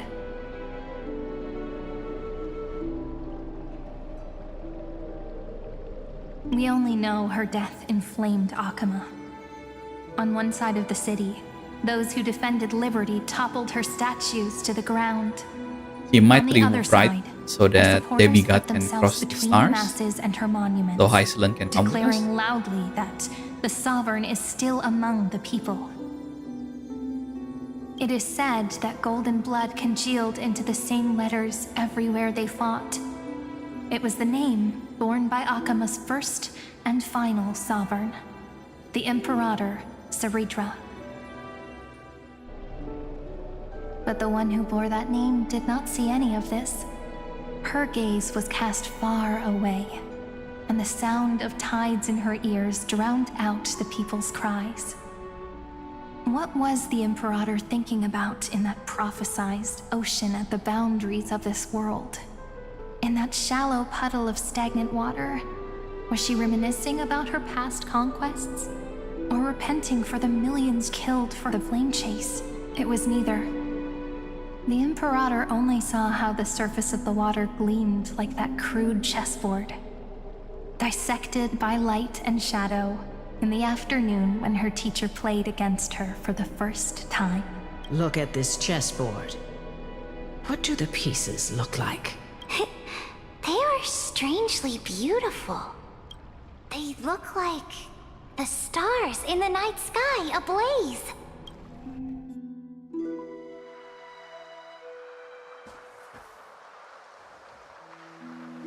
From that page emerged an ocean so vast, so pure, not a single trace of corruption. Is this Saridra? Electra, my subject. Ever since you walked out of the tainted ocean and pledged yourself to me, I have seen the abyss in your eyes and the emptiness in your heart. That was why I promised you a new ocean, where the Imperator's ambitions would serve as the currents, and loyalty would be its light. Electra, my subject. You have done your duty as my blade. The prophecy has now made its final decree on the road I intend to walk. My conquest is doomed to never reach the stars. But the Imperator never makes empty promises. So take this memory, this ocean, beyond the sky, as witnessed by the Deliverer. This is the final gift that the Imperator can leave for her subject.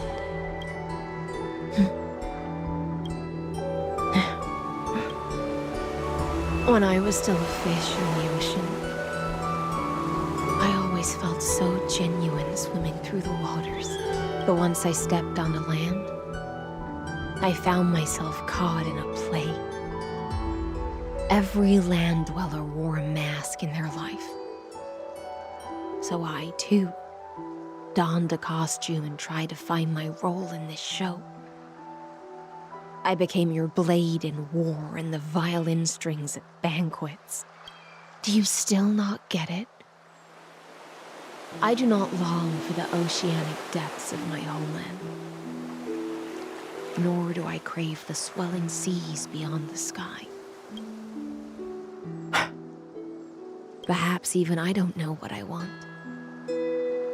I still don't know where I should swim to even at the end, but I know one thing right now. A fish is simply a fish. And she can never leave the ocean she's in. But whether under the ocean or on land, we two prisoners who can never escape this cave can still look outside the cave and see the stars. I have to admit, the 12-factor simulation of life in this experiment has far exceeded my expectations. Make your choice then, Senior Society member. Do you want to keep walking down the wrong path, and be remembered for your incorrect conclusions? Or do you want to return to the audience's seat and give yourself, Amphorius, and the entire cosmos a more fitting end? I must refuse. A dead man never fears death. Did I not make myself clear? Have you forgotten about our dear Lord of Silence? You wouldn't want her to consider your 8 other clones as cancers within the erudition and chop them all up, would you? Your logical deductions are vastly different from mine. Therefore, allow me to provide one more academic recommendation. Listen, my peers. Why don't you look beyond this world? Just as the Chrysos heirs did. Re-evaluate your calculations and take into account all enemies in the upcoming war among the eons. Amphorius is not a place where 3 paths entangle, but where 3 paths fight to the death. You used Memoria to resist me, but did you not consider the possibility that the Remembrance and their children might have taken this opportunity to join the fray as well?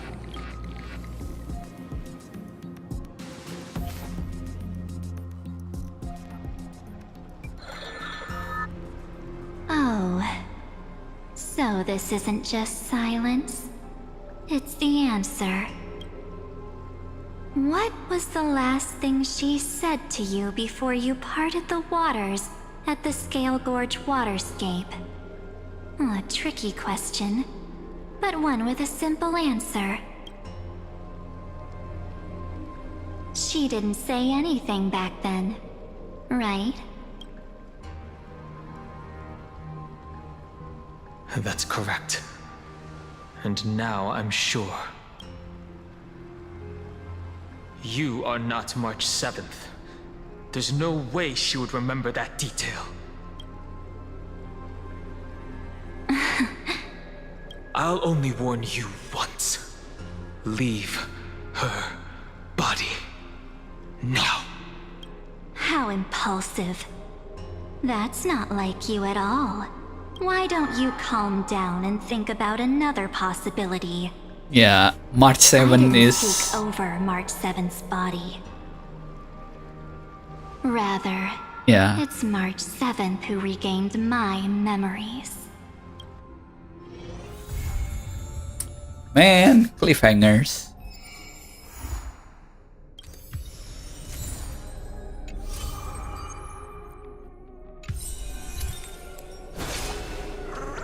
Speaking cliffhangers.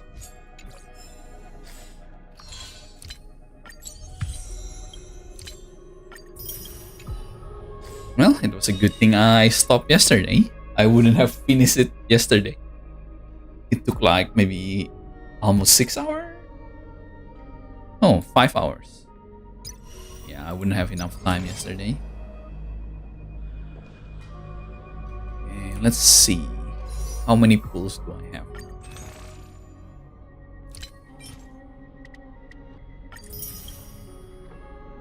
We have 6 here.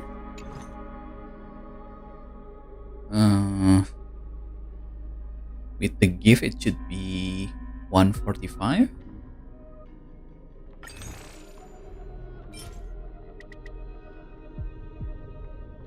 $168.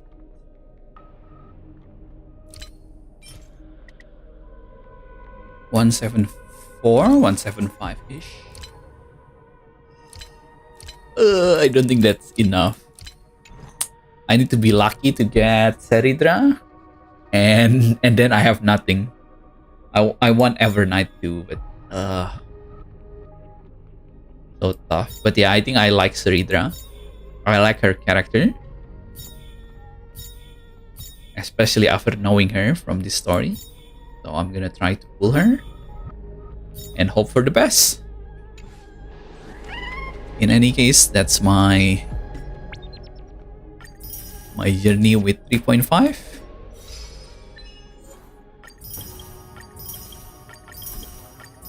cannot wait for 3.6, which is probably in like 3 months. So yeah, thanks for watching. Catch you guys later. Bye bye for now.